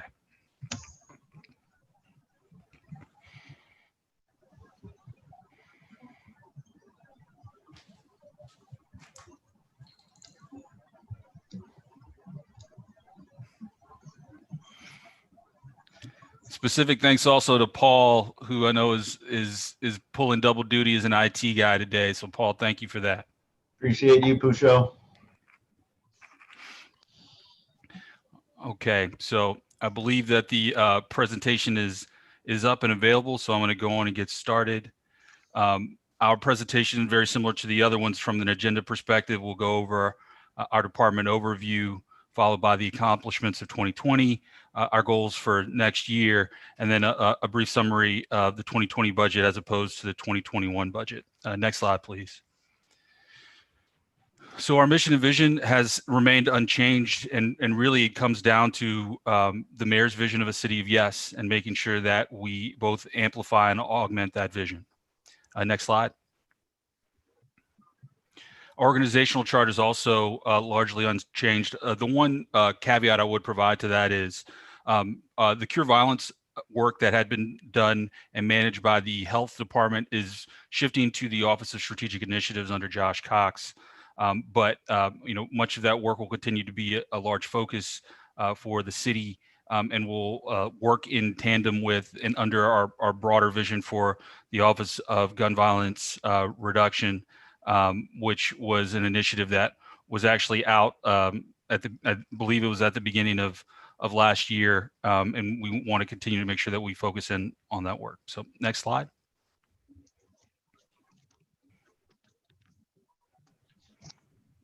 Next slide, please. Thank you. Much like the council, our primary focus over the year has been dealing with COVID, the pandemic, dealing with making sure that the mayor has the help that she needs to provide the leadership that she did throughout throughout this year, as well as the response and recovery due to it. But there were some other key achievements. Broadly, the mayor was elected to the U.S. Conference of Mayors Advisory Board. We continue to implement aspects of fair share. And then there were also some specific office achievements that I'll go through from a high level. Next slide, please.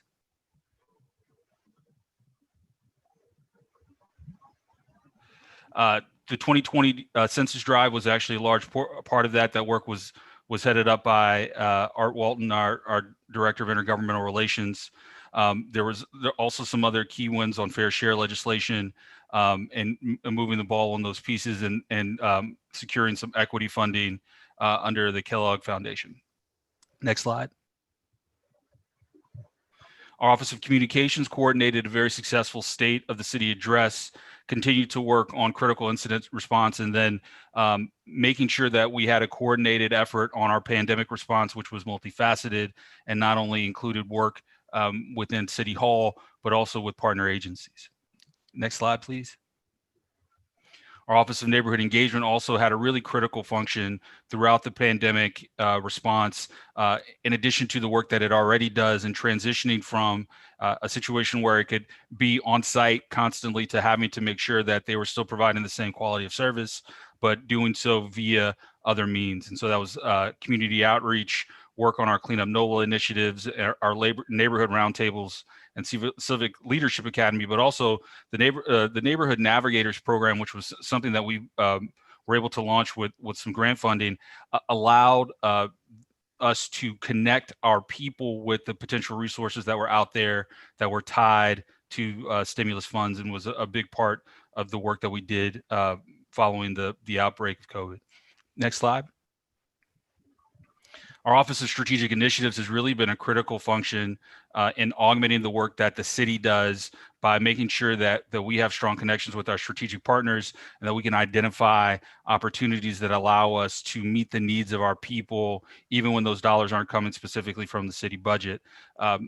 That office raised over $5.6 million through philanthropic funds for things like rental assistance to help launch the Neighborhood Navigators, but also to create the Resilience Force, which is another program we're really excited about that connects hospitality workers who were fired or laid off to the needs from a community health worker perspective. So retraining and putting back out our people to create opportunities for them, but also to help out the rest of their residents. Next slide. So our 2021 department goals very much connect to the work that we were doing in 2020. As everybody knows, we are not out of the pandemic by any means yet, although the city has really been a model for other cities across the country and has continued to do an excellent job of slowing the spread. The work that we do to handle the pandemic, but also to help eventually recover from it, is going to be a key priority of the functions of the core office. Additionally, we plan to continue our work on expanding affordable housing opportunities for our citizens, and the mayor is going to continue to be a leader on issues of climate change. Next slide, please. Some of the specific offices within the core that will also be doing some key pieces include continue to pursue state and federal funding for our recovery, which obviously is a crucial part of both helping out our budget, but also just making sure that we continue to meet the needs of our people. Additionally, a big bit at the state level is going to be protecting our ability to collect our own sales taxes, which is a really crucial point from a budgetary flexibility piece, but also means real dollars for the city, and also speed with which how we can use the dollars that do come in through the city are allocated appropriately. Next slide. Our Office of Communications will continue to be doing the work of helping to coordinate our pandemic response and communication in relation to things like our regulations and next steps, but also our interaction with the public. That piece will also be connected to how we continue to engage and educate the public on city services. Next slide. Again, the Office of Neighborhood Engagement will continue its strong work to allow the city to better respond to the needs of our citizens via the neighborhood organizations that represent so many of them, and we'll also be working to continue to increase community participation and to build strategic partnerships that allow the city to provide services in a better way, but also allow us to be informed about the needs of our citizens. Next slide. Our Office of Strategic Initiatives will be launching several new programs. One of them is actually some work that we've been doing since the start of the administration to increase the amount of private sector business that's done by businesses that are owned by people of color. We hope to create a universal basic income pilot in the city, and also to further develop the Office of Gun Violence Prevention. As everybody knows, the city is dealing with a problem that is connected to a national issue of, during the COVID response, we've seen an uptick in violence. It is certainly a concern. And I think from the mayor's perspective, it's important that we're using all the tools at our disposal. So that's not just a police-oriented approach, but also using alternative approaches and strategies, which is connected to making sure that we're doing as much as we can with the Cure Violence approach that has been a part of the administration since the start. Next slide. So overall, with our budget summary, I think it's important just to really say, when it comes to the support and core services, although you see on the slide, all the pieces that go with that, but at the end of the day, what the mayor's office does is it helps to allow the mayor to implement her vision and to augment that work and to make sure that her priorities are successfully reflected in the work of City Hall and outside of City Hall. Next slide. And so when get into the nitty gritty of the changes of the budget, just like the other offices of City Hall, we have met the cut that was required in order to meet the budgetary needs of the city. That includes implementing the furloughs that are there for us as for other City Hall workers. It also included a hiring freeze, and I think we have 6 positions that are remain unfilled that would have been filled but for the budgetary situation that we find ourselves in. And again, it kind of gets to the overall reduction that we wanted to make sure was in line with everybody else. I think for the mayor, it was important that we did what we asked everybody else to do. So I think that the next slides also provide just a couple of slides on miscellaneous donations. And then the last slide that we have is the Cure Violence Mayor's Fellow Program funding that really kind of ties a bow on the rest of the funding structures of the mayor's core. And with that, I'll open it up to questions.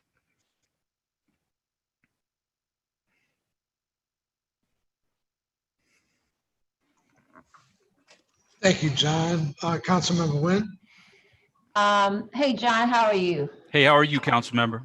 Baby is growing. She is. She is. She's cute as a button. I know. Look, but if any of y'all have any suggestions on how to get her to sleep at night, you please let me know. I need all the help I can get on that. Okay. I only have 6 kids. I don't know anything about. You haven't gotten sleep for the last 18 years, council member. I don't know. It sounds like. No. Actually, the kid doesn't keep me up at night. So, okay, we'll leave that alone. All right. But listen, I just wanted to add that neighborhood engagement has been awesome with us. So thank you so much for the leadership, for Valerie and the team Ryan over there. When COVID happened, there was just a lot of, questions, and just having that support team there really helps us with our neighborhood and our community. But not only that, but also dealing with, infrastructure issues as District E are getting, a good number of street repairs, which is good and bad, but when you have people there answering questions for people, even though we've hosted outreach community meeting, even though we host Zoom meeting, but that engagement is not just a one-time deal, but it's constantly going. And the people you guys have on with neighborhood engagement are amazing. And I'm very blessed to have Yvonne and Jared as part of my district. And then to clean up NOLA, I believe everybody in my district, because I've attended probably about 10,000 clean up NOLA, in District E. And so thank you for that support. No, definitely. And have you guys, as a team, thought about what can we do in reference to just keeping our city clean? I think cleanup is great. I've been at several of them. I don't have a problem cleaning up, but I just feel like it's a cycle that we keep going around Sure. and around. No, look, I hear you, and you know, because you do a fantastic job, council member. You don't need me to say this about really being in the community, being at these events, and participating and listening to the frustrations of many of our citizens when it comes to trash and blight. And you know that stuff drives the mayor up a wall too. I think we all are looking to make sure that we leverage the dollars that we have towards a sustainable strategy of fixing these needs and these issues. And I know, you know, there's some work that's being done about updating some of our city ordinances to make sure that we're using the tools at our disposal as effectively as possible. I can only tell you that this is a huge priority for us, and you know, we're looking for those sustainable strategies. It is obviously difficult given the budgetary restrictions that we're in, but you know, it's a priority for the mayor that we do everything we can on that. And it can feel like whack-a-mole sometimes. And you know, we're trying to make sure that we put a sizable and lasting dent into the issues of trash and cleanup. Yeah, no, and I agree, and again, one of my thought is that it's really sad that we're using city dollars, city resources to pick up people's trash. Yeah. Yeah. You know, no, and part of it's accountability. And I know you and the mayor are on the same page with, like, some of it is making sure that we do what we can, but also that we set up an expectation for everybody, you know, to clean up after yourself. And I don't say that disrespectfully, but we need to make sure that we value our city and value the way it looks, and do that with our own personal actions as we focus on the public actions too. Yeah. And the neighborhood navigator, are you guys going to keep that up? I know it started with COVID-19. What are the thoughts on neighborhood navigator program? No, I can't speak 100% to how long that funding is going to be in existence. I can tell you that we've been really excited for it, and I don't think we want to just kind of throw it away as soon as that specific funding stream kind of goes away. What I'm hopeful for, and you know, one of the things that we continue to monitor is how hopefully new federal funding. Hold on for a minute, John. Terry, can you mute your phone? Thank you. So how potentially new funding opportunities will help us, that may come down the pike at the federal level or the state level, to continue some of the work that we're doing. I don't think we want to throw away the momentum that's been created with that program. Yeah, and you getting involvement like from the neighbors throughout the city in the navigator. I think I have about 6 residents who participate in the neighborhood navigators program. Oh, that's fantastic. Yeah, no, that's great. And they're learning, and they're actually told me that they're learning about resources in the community. And I think most importantly, and you guys leading it into your different academy program, is educating people about what city government, the function, you know, of city government, and then the role of citizen as well. And it should not just be just city government doing everything. And no, council member, it's a great point. And I'm so proud of the work that's been done by that program. And I know you, as somebody who was a community advocate before you became a council member, you know, having people who care and want to get engaged and want to do more and want to learn more about that system. You know, I try to participate on every cohort of that, and I just remain really just impressed and proud of our people, and, you know, them wanting to learn more about how they can be better engaged, better informed citizens, because that trickles down to everybody, and it makes for better governance. Yeah, and one of the things I definitely want to pick your brain is, while I represent a very diverse district, but also, even though I speak Vietnamese, but I feel like the Vietnamese community is still very isolated in many ways in reference to language barrier, and would love to figure out what we can do to really empower some key leaders in the Vietnamese community to step up to help maybe participate in the Navigator program. Sure. Because when you think about it, all those issues that affects, you know, the Black community, the white community, it also impacts the Asian community as well as the Hispanic community as well. No, Councilmember, I'd love to talk to you about that. It's a great point. It's something we need to make sure that all of our citizens feel like they are welcome and engaged with and belong. And you have my commitment to work with you to figure out if there's anything we can do to help improve that. Now it's I know they're not called ceasefire anymore. Core, is it? Cure violence. Yes, ma'am. Is that under you too? So yeah, so that got moved under our Office of Strategic Initiatives. So Josh Cox is working to help us kind of evaluate the work that we have been doing over the last couple of years and see how we can make sure that we use that program as effectively as possible in the future. You know, again, as I mentioned, we all know that, you know, violence is a concern. We want to make sure that we're doing everything we can to reduce it. And so that's going to be a priority of the year. Yeah, I know I've been talking to Patrick. I think Patrick Young is now with Cure Violence. Yes, ma'am. And he's going to kick me. I can't remember. And I just saw him at PJ's the other day in the community. I just went blank. And he's with Cure Violence. He's been with court with the previous group too.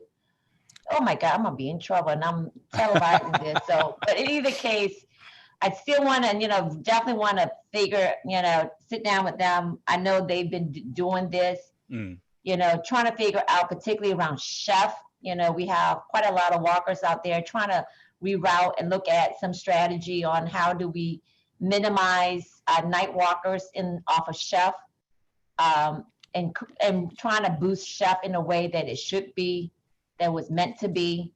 And then, and again, just connecting with many of our young people that may be on the wrong track. And I think earlier Tanisha was talking about more focusing on prevention program. Yep. And I think she said that great. Yeah, No, and I you're think right. that's awesome. But I think one thing I go to bed every night with is like, how do you target those, use the prevention program and really target those that will really need it, you know? And it's a good point. And not to interrupt you, Councilmember, I think that, you know, part of the Cure Violence model is thinking about violence as a disease, right? And if you think about that, then trying to apply a public health approach to how you deal with folks who have a propensity to be affected by it based off of what has happened in their lives. And so what you want to do is use that and leverage that model to provide additional services and not make people feel like they're targeted. But there's a way for us to engage with folks that may be at risk. And I think we can do that in a really collaborative and holistic way. Yeah, just, you know, again, I support the guys, met a few of them, really working with many of the individuals in our community. And I think I've been promised one guy was going to take them out for like him and his mentees that he's mentoring out on a fishing boat. Yeah. You know, yeah, no, I'm on game. I don't fish, but my husband does. And I'll be happy to lend him to the community as well. There we go. So, yeah, Well, thank you so Councilmember. much. I appreciate it. Thank you, Mr. Chair. I'm done.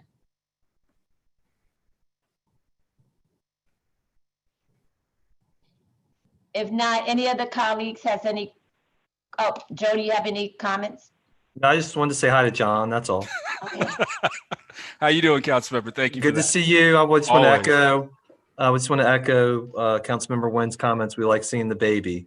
And if we had any advice on how to get babies to sleep, we wouldn't be doing this. We'd be making a lot of money. Fair enough. Well, look, when it gets really tough, I'll make sure to bring her. I have no issues with using my baby as a prop to make sure we're all working out together. You bring her down this side of the hall. We'll make sure things get handled. Sounds good. All right. Good seeing you, John. Definitely. Take care, sir. So I guess if there's no other question for the mayor's office, John, thank you so much for presenting today. Thank you very much, Councilmember. Appreciate it. And thank you, Council. I'll just help and move the meeting along. To the next agenda item is going to be the Mayor's Office of Utilities that will be presenting today. And Jonathan. Can you all hear me? Yep. So Jonathan, you have the floor. Great. Good afternoon, everybody. I think, there we go. Paul is helping us out with the presentation. I'll go ahead and just jump in. My presentation will be like many others you've seen today from the mayor's office. We'll talk about the department overview, 2020 accomplishments, our goals for next year, and we'll go over the budget summary as well. So we can go to the next slide. All right, so this is our big picture for the Office of Utilities. In the broadest possible sense, the Mayor's Office of Utilities was established as one of the mayor's first executive orders back in 2018 to really help make sure that we're aligning utilities and utility services with our bigger public policy goals for the city. But really specifically what that means is kind of over here in the vision statement. The Office of Utilities is focused really now more than ever on making sure that the city gets its fair share and that these utilities are acting in the best interests of the city, its people, and its businesses. So what that means on a day-to-day basis is looking very closely at franchise agreements. And again, these are the contracts that utility companies have with the city to use our rights of way. And that also means looking closely at the utility permitting and utility services in the city to make sure that the companies are moving forward correctly with their permits and acting appropriately in the rights of way. But also, it's bigger picture on a day-to-day basis, looking at how we can help accomplish some of those goals that John just mentioned about sustainability, climate action, becoming a smart, resilient, and prosperous city. So that's our big picture. You can go to the next slide. All right, well, here's our organizational chart for the Office of Utilities. I have to say that the organizational chart is still aspirational. We had in 2019 or for the 2020 budget approved hiring an additional position in the utility office that would be focused on those franchise agreements primarily, as well as some other work. But obviously due to COVID and constraints, financial constraints, we have left that position vacant. And the Vista Fellow position is also vacant, leaving us with myself, the director. But I also wanted to point out here that we do rely quite heavily on some core departments in the city for support. Many departments and the city council we work closely with, but in particular, the Office of Utilities works with the Department of Finance on those franchise agreements and utility payments, with DPW, with our PDU office, and with our Office of Resilience and Sustainability, really on a daily basis. So although it's me at the moment, I have quite a bit of support in the city. You can go to the next slide.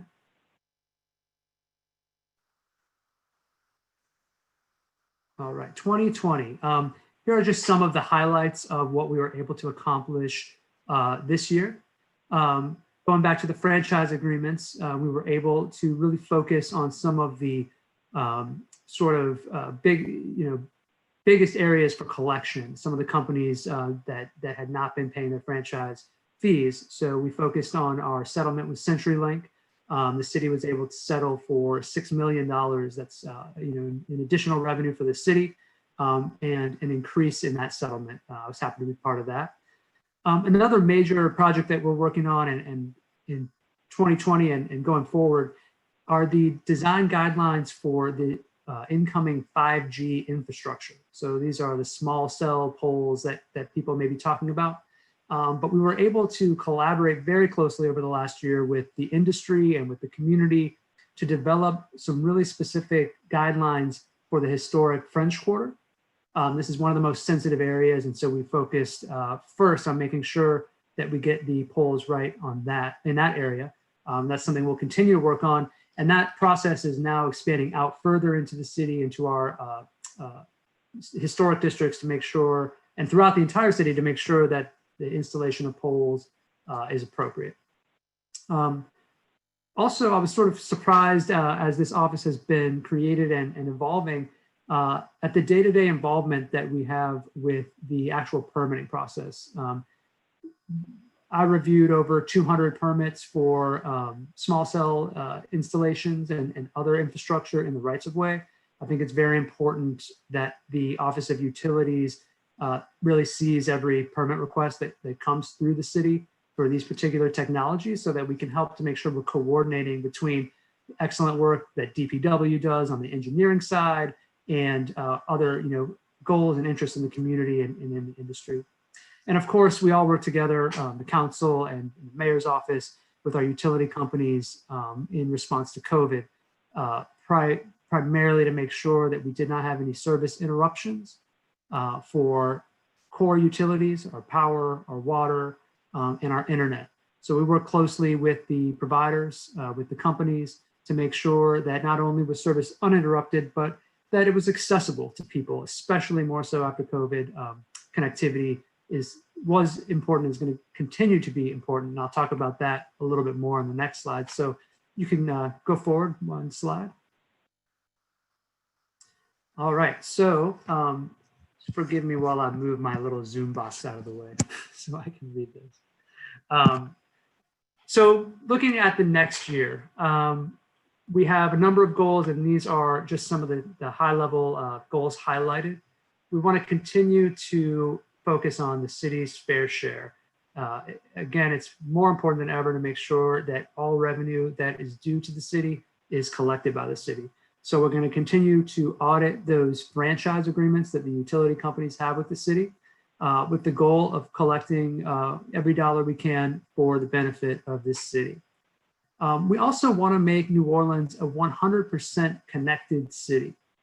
I mentioned that in response to COVID, but one of the mayor's goals since coming into office has really been digital equity. Well before COVID, this administration recognized that that was a major issue in our city. And so in as much as possible, the Office of Utilities is hoping to spearhead and helping to spearhead connectivity for our city, making sure the internet is available and accessible to all residents so that we can bridge the digital divide, ensure digital equity, and really promote economic development in our communities. And that goes into making sure that New Orleans is a smart city as well. I know it's something that the City Council is very much focused on with the Smart Cities Committee. So being connected is also about being smart and making sure that not only do we provide the best services, but with smart city technology, we can actually save the city considerable money by making services more efficient. And, so we're hoping to achieve savings through that in the potentially millions of dollars. Moving on here to develop citywide, oh, I'm sorry, Paul, go back one slide for me. That was a little misleading, apologize for that. But just the next point here is developing citywide 5G design guidelines. I talked briefly about how we worked in the French Quarter to make sure that the hundreds of proposed technology locations are appropriate for the district.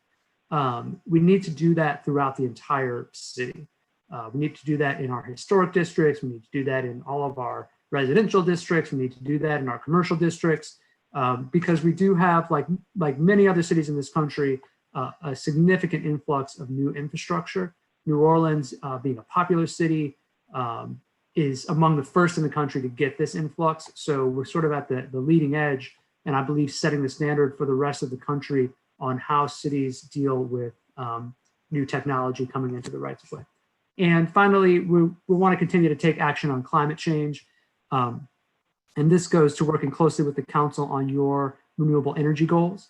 There are certainly areas where the city can work in concert with council and with the industry to make sure that we're promoting, developing things like solar farms, and even achieving some other goals like environmental justice and issues like that, when we can turn some of our vacant land into more productive uses that truly benefit not only the community, but the climate and the environment as well. All right, we can go to the next slide.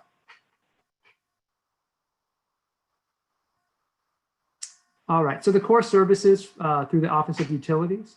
I mentioned the franchise agreement. So this really goes to actually number 2 here on the list here. Utility franchise management is one of the core things that we're working on, making sure, again, that all payments are being made timely and in the correct amounts to the city. The city collects about $50 million a year in franchise fees, so it is definitely a significant number that we want to pay attention to. And of course, looking at policy development, making sure that we are helping to achieve the goals of the city, which include sustainability, climate action, and of course, just affordable, safe, accessible utility services for our residents. All right, we can go on to the next slide.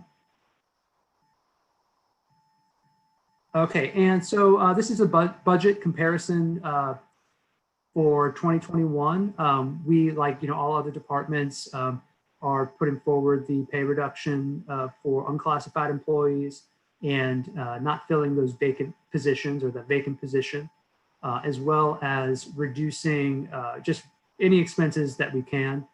So that would include things like training and conferences, down to the amount of office supplies and other expenses that we have for the office to the bare minimum. So we were able to reduce this office's budget by 60% by not hiring for a new position and by reducing other expenses. So hoping to do our part not only to earn revenue for the city, but to save money where we can. And I think that is the end of this slide presentation. So I'm happy to answer any questions or that the council might have. Thank you, Jonathan, for the presentation. I just have two. Can you go back to the part on page 8, your 2021, make New Orleans a 100% connected city, and you talk about the design that you guys already started working in the Bude, the historic Bude area, yes. So how long is this going to take? I mean, do you guys have a time frame? So just to be clear, the Bude, the French Quarter 5G design that we've been working on is really important. That's with our companies like Verizon, AT&T that are putting their wireless cell service throughout the city. So that's a little bit different from the connectivity goals that we're talking about in terms of bringing internet connectivity to all people. So when we're talking about 5G, the companies would like to roll this new infrastructure out as quickly as possible. So we just need to make sure that it's done in a way that's compatible with the city. In terms of internet connectivity, we would like to roll out 100% connectivity as quickly as possible for our residents. We've seen the challenges that people have with distance learning, working from home, telemedicine, even being able to attend a public meeting like this virtually. So we need to make sure that our residents are connected. So that's a priority, working with industry, working with philanthropy, working within our own IT department to try to see how we can achieve better internet connectivity across the city. Got it. The other part is you talk about part of your goal is to develop large-scale renewable energy projects such as solar farms on former landfills and vacant land. And I know Councilmember Moreno and I was able to do the ribbon cutting at NASA when Entergy announced and it was amazing. It was just really great to see that. But I also, so if somebody has a large piece of land, can they actually contact the city and say, hey, I want to work with the city and convert this into a solar farms? So how does this actually work? Yeah, that's great. And like you, I love driving over the high rise and seeing the solar farm, down there. And we need more of that, right? The city's committed to that. And the council really has also led on setting those standards and pushing Entergy to establish those solar facilities. In terms of private individuals who might have land and want to develop solar, the city is not really going to be involved in their private developments. But a number of companies, for example, with large warehouses will install solar on their rooftops. Okay. And so, we can be a connector and a resource. So people should contact me, our Office of Resilience and Sustainability, and we can make those connections. But I'll also add that the city itself has vacant land. We have places like Recovery One, former landfill sites or empty land that we have been looking at feasibility of adding solar to on the city's behalf or through this city project. So we're open to it, happy to connect with anybody that wants to discuss it. Okay, thank you very much. Any comments from any of my colleagues? Hey, Cindy. Oh, I just yeah, have- I was waiting for you, Helena, but I didn't want to call you out. No, no, no. We're just nearby. I've been sitting here just listening. Yeah. Thanks, Jonathan, for being with us, and thanks for all the work that you're doing. I had some questions a couple days ago, and I had those questions for Ramsey, but he said that it'd probably be better for you to answer some of them. And it goes in line with what Cindy was just asking, and it's about the kind of the solar panel projects that we want to roll out.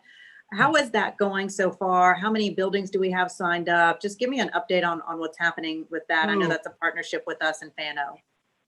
Are you talking about the Solar for All program? Or yeah, it's Solar for All, where it's both, we're putting solar panels on our city owned buildings, and also there's also an opportunity as well for individual, property owners to be able to participate in the program as well. Right. Okay, that's great. I wish I would have put that in the slide. Good point. So real quick, I'll mention the mayor's Solar for All program, which is a partnership with the industry, local companies like Posigen, Solar Alternatives, as well as our affordable housing advocates in the city of New Orleans to promote individual, residents in our city adopting solar on their rooftops. And actually, just in case anybody's listening, residents can likely get solar on their homes at no cost to them. So it's really worth investigating and getting in touch with this program to do a feasibility study for your house to see if solar will work, and if possible, you may be able to install it at no cost and see those energy savings. So we see that as part of affordable housing, right? If we can reduce utility costs for residents, we can make overall housing more affordable. And you mentioned the city's interest in solar on city buildings. Mm-hmm. We have identified, as I'm sure you know, because we've been working on this for the past year, about 8 buildings that are really well suited for solar installation. These are 8 potential city buildings. And so the reasons for that is, they have the right size of the rooftop, the right conditions, the roof is relatively new.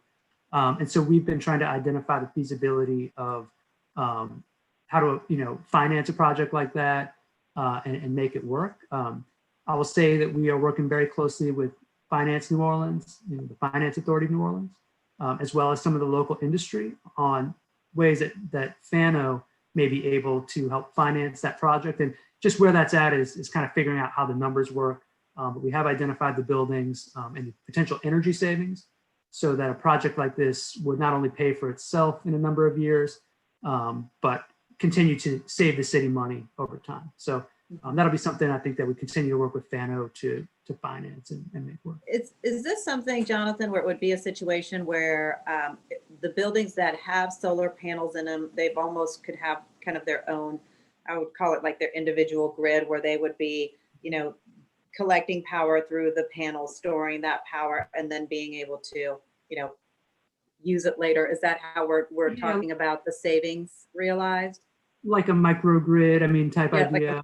Like so what's interesting, I don't want to get too, I'll get into the much of the weeds as you want, but when we look at the buildings that would work for the city buildings, based on the size, we can generate about 17% of the building's energy needs. Mm-hmm. So we don't really have a situation where solar is going to suddenly take us off the grid and the city building is just self-sustaining. Just but because we should work toward that. Absolutely, but it's just a matter of the size of the building, right? I got you. Because we can only put so many cells, photo cells on the top of the building. We can only power, so much of the building. But what that does, it offsets 17% of our energy use and 17% of our costs. So it's absolutely worth doing, no matter how big the building. That's why large land-based solar does better, because we can put so many more solar panels out there. We can only fit so many on the top of a building like City Hall.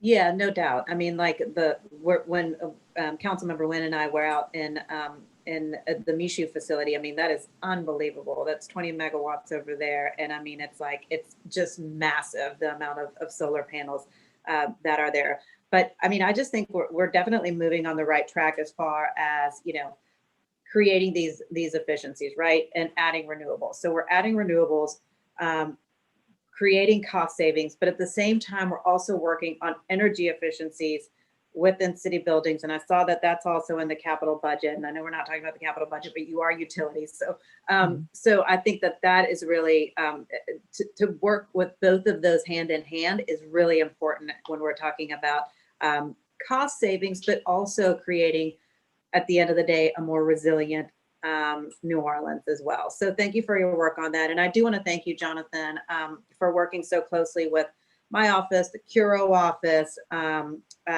Kim LeGrew's office, as we all work together to find the solution toward a public Wi-Fi system. And I know that there's going to be a presentation to the council coming up pretty soon in the next couple of weeks with what is the latest on that. So I appreciate all your work on that, Jonathan. Thank you.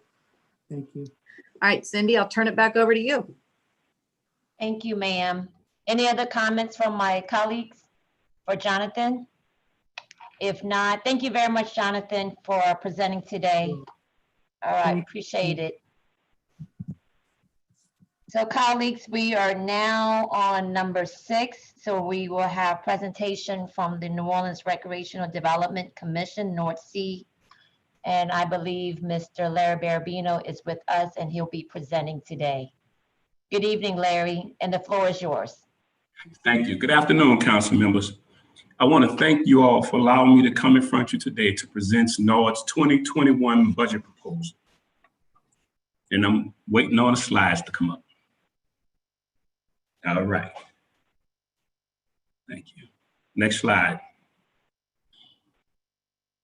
So what we're going to talk about is NORD's agenda, which is the department's overview of our 2020 accomplishments, our 2021 goals, our ZBB services and analysis, and our 2020 budget summary and 2021 proposed budget. Next slide.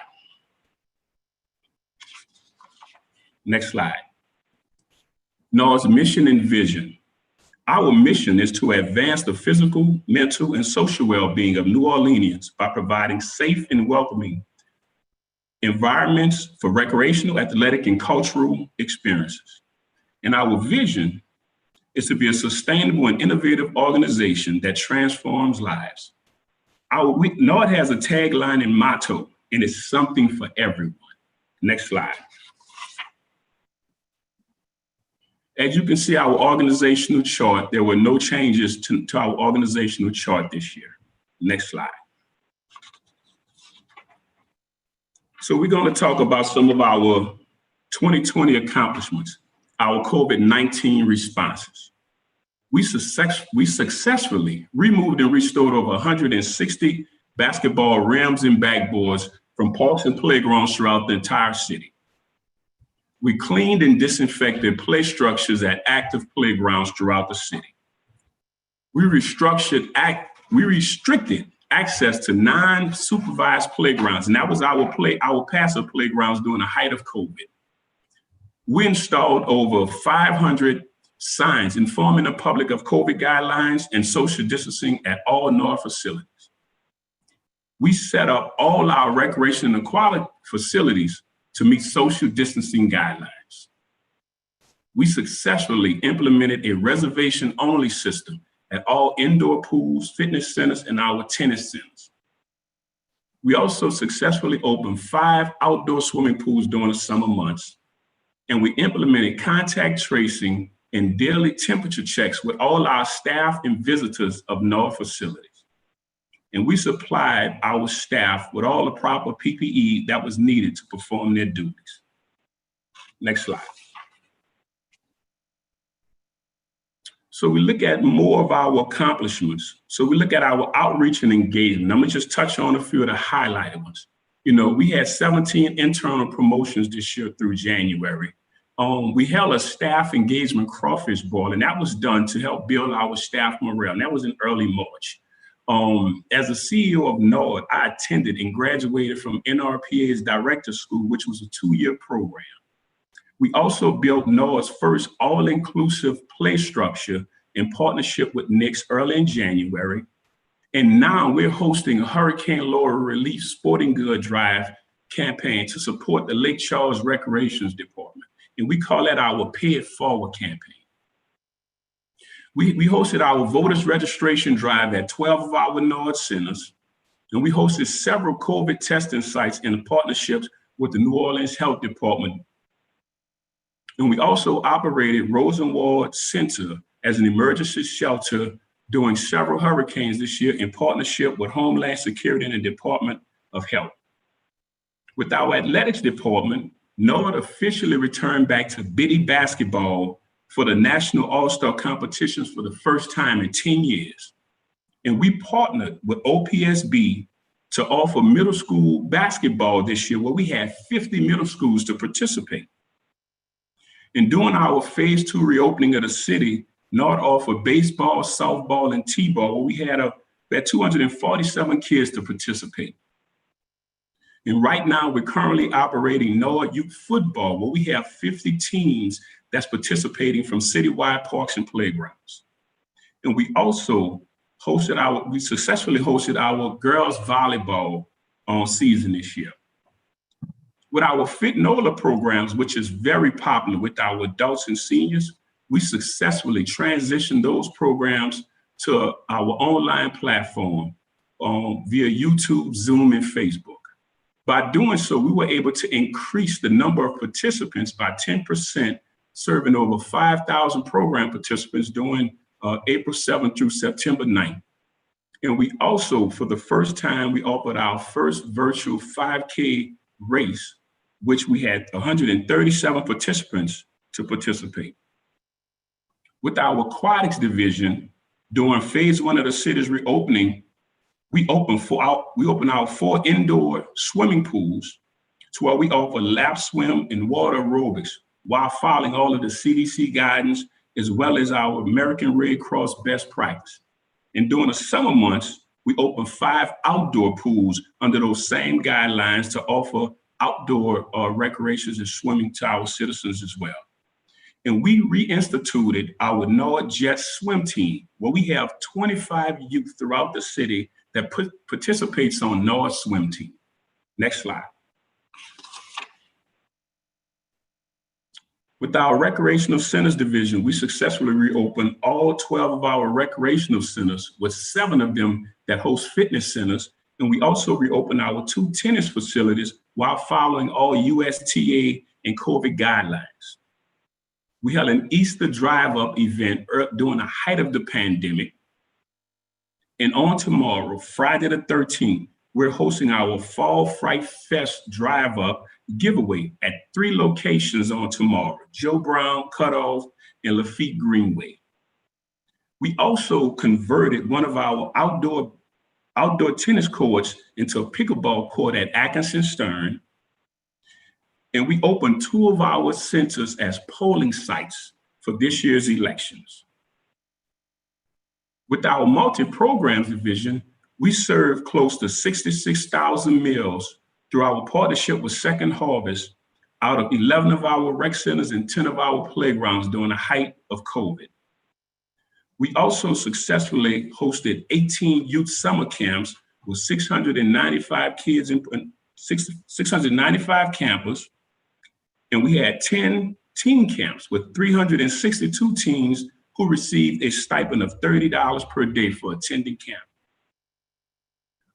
We opened and operated 4 learning hubs to assist families with virtual learning while they were out of school.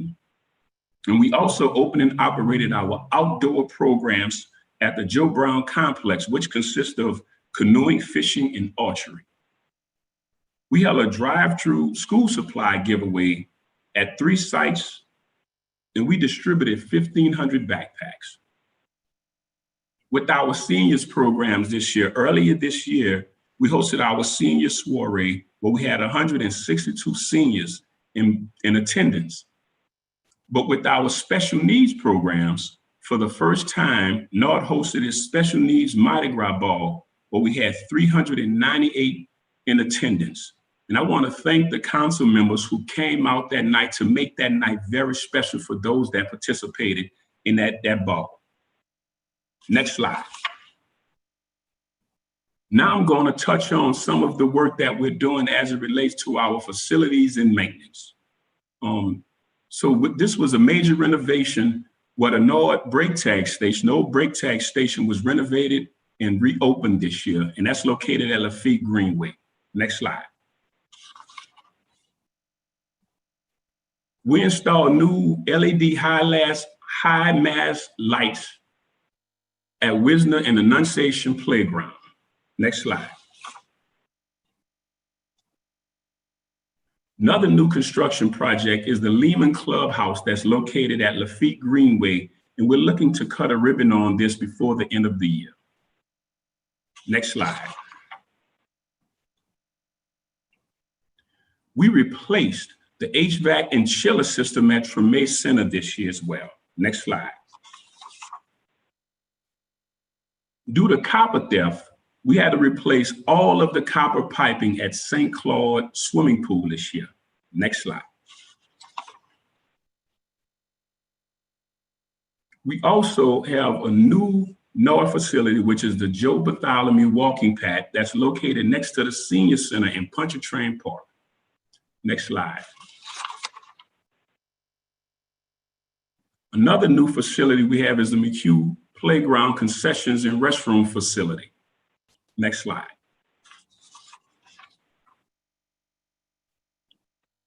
So we installed a new temporary restroom and storage facility at Harris Playground to accommodate Willie Hall Playground program, who we had to relocate from Perry Roan Stadium because we're about to renovate that facility in the near future. And we also installed some new LED high mast ball field lights there as well.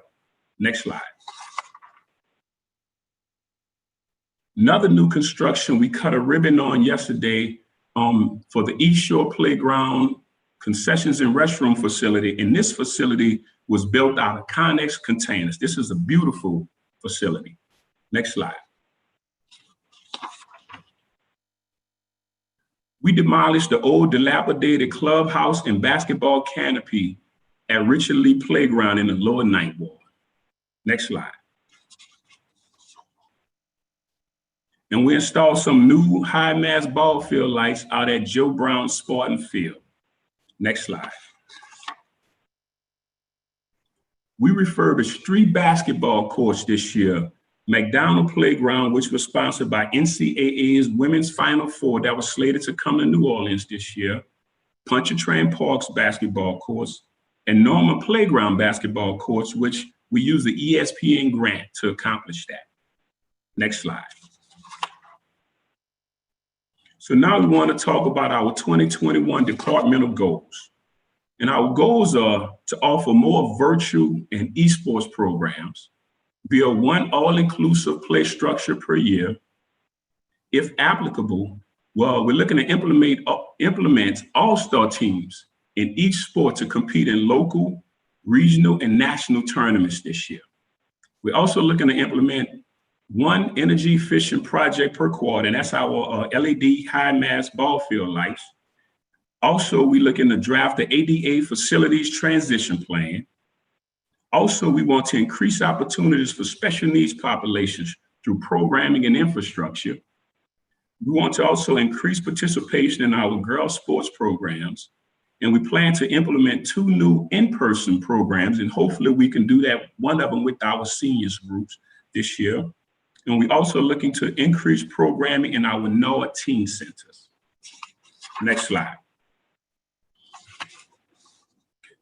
So our ZBB services and analysis. So we're going to talk about our support and core services. This is NOAA's 2nd year participating in the ZBB process. NOAA breaks down its services into 2 categories, our support services and our core services. Our support services covers our administrative aspect of our agency, while our core services focus on our recreational, cultural, and educational programs which serve our citizens. Next slide. When we're looking at our historical spending, this reflects a decrease of total service spending, which has contributed to an adjustment and reduction in personnel and overtime through the agency due to COVID-19, as well as the shift of our expenses for summer camps to our non-general funds appropriation. We have continued to maintain and adopt our service levels throughout the phased reopening. Next slide. our historical spending and performance analysis. As you can see from 2019 to 2020, there's a variance in a deduction between what was spent in 2019 to 2020. And that's attributed to COVID-19, for us having less employees, also us offering less programs at that time. As you can see, there's a huge difference in the whole overtime, in the salaries, and et cetera. But in 2019, the estimated cost per person that participated in our programs was $8.65. Next slide. So for our 2020 budget summary and our 2021 proposed budget, I want to talk about first with our general funds. This year, NORD is going to receive an additional millage revenue from the 2019 Parks rededication package. As you can see from 2020 adopted budget to 2021 proposed budget, there's a decrease in our variance of $1,735,254. That decrease sits all in personnel. And with that, the few things that causes that variance is, one, as listed, there'll be 26 furlough days for the unclassified employees, for the classified employees, and it'll be a 10% pay reduction for unclassified employees. But also with that, NORD had a decrease in our personnel as it went from 267 employees at the start of the year. We're now down to 222 employees in a host of open positions. And a lot of that, is due to terminations, deaths, retirements, and resignations. Next slide. With our 9 general funds, you'll see that there's no change in appropriations listed. And with that, that's due to our 9 general funds consisting of CDBG funding, our Fund 205 NORD Foundation account, our Fund 204 NORD Rentals account, and our FEMA reimbursement funds. Next slide. This concludes my presentation. Now open for questions. Thank you, Larry. Thank you for the presentation. As you're presenting, and I thought about how many times you and I bump into each other on the street in the community. Yes. And it just really resonates to your leadership at NORD being really engaged with, and you have quite a number of facilities that you're overseeing for the city of New Orleans. And so thank you for always being accessible and helping us just really help our constituents to understand. I think when COVID happened, people were just like, okay, even though COVID is there, but I still want to have access to the gym. I still want to have access to the pool. And you guys immediately got that and put together a system where we're protecting out the public from COVID, but also allowing them to still do what they normally do, particularly I know like I got calls in reference to the swimming pool at Joe Brown Park, making sure that that stays open, and because many of them enjoy that opportunity to be there. Let me ask you a question. You mentioned in your 2021 goal to increase opportunity for special needs population through programming and infrastructure. And do we have any playground that is designed for special needs population in the city of New Orleans? Right. Well, right now we have the first one that was done is over by right by the Lafitte Greenway. It's it's the one that we did in partnership with Nix. Now. Okay. Right, but also we're in the process right now. It's in design to build another one. I want to thank our state senator, Jimmy Harris, for putting some state appropriations in, because we'll be building our next one next to Gernon Brown Recreation Center. So, but our goal is to definitely build more and to be able to offer more as we continue to go and open more facilities with NORD. Yeah, I think that will also be great because we know that our special needs population also deserve playtime as well. Yes. Yeah, and thank you for leading that champion in reference to advocating for that issues. I just wanted to make a point, as you mentioned, that we did demolish the basketball court at Richard Lee Playground in the Low 9. but we are also putting money in our bond sale for 2021, Yes. right? Because I don't want the public to think that we're just demolishing it and then it's going to be vacant. And as you know, many times when a piece of property stays vacant, it attracts all sorts of nuisance. So my office has been in communication with the community in reference to looking at the old design of Richard Lee Playground, as well as trying to get input from current resident and making sure that the design for Richard Lee is something that the community still wants, and if we need to add anything to it. Now, and I was supposed to actually call you on this, Larry, so hopefully I'm not putting you on the spot. So once we put Richard Lee back and rebuild it, is this something that Nord is going to take back, or how does that relationship look like? Well, I'm glad you asked that. And first of all, I want to say this. I want to thank you personally, Councilmember Wynn, because you're not just a council member, you're also a commissioner on Nord's commission. And you've always been a phone call away, and you've always been there definitely to help. You know, and with saying that, as we speak of Richard Lee, the bond funds will sit in Nord, with Nord. So once that facility is, we've demolished all of the old dilapidated buildings. Yep. Once we rebuild this facility, it will then return back as a Nord playground, but it will be considered a passive playground with all of the amenities that we're adding to it. Okay. Yeah, and I just wanted to add that just for the public who are viewing about Richard Lee. But also, and I apologize for not being there at the ribbon cutting for the East Shore. You know where I was at yesterday, same place that I am today at City Hall. But you were represented well. Yeah, your chief of staff represented you well. Yeah, and thank you so much for, you know, I think it's great. I came by maybe a month ago and looked at the container, and I'm a big supporter of container. Using containers to build new, infrastructure, because I think it just brings a new funk to the neighborhood and really great space. So I'm excited to be able to visit there next week once budget is done. But thank you so much for your leadership, and Johanna and everybody with Nord in reference to keeping our park clean, safe for the public. Because like I say, I think you guys are really a high target area for people to go because it's open space. And so people are, you know, are visiting our park much more. Have you seen an increase with COVID? Yes, we have. And listen, I want to thank you for that. But I definitely want to thank my team, whether it's my leadership team here or whether it's my guys, my boots on the ground, because during the height of COVID, you know, parks and playgrounds were active, even though our indoor facilities initially were not open, but the parks and playgrounds were open with families going out, whether walking, whether flying kites and pitching balls. And my staff worked diligently to try to make sure that we could keep them clean, keep the play structure sanitized, you know, so families can at least have something clean and sanitized to utilize while at the park. So I definitely want to send a big shout out to the Nord staff, to the maintenance division and all the other divisions for the jobs that they did during COVID, because we never stopped. Yeah, thank you very much. That's all I have. Any comments from my colleagues? Okay, well. Councilmember Wynn. Yeah, oh yeah, hey, Councilman Palmer. Thank you.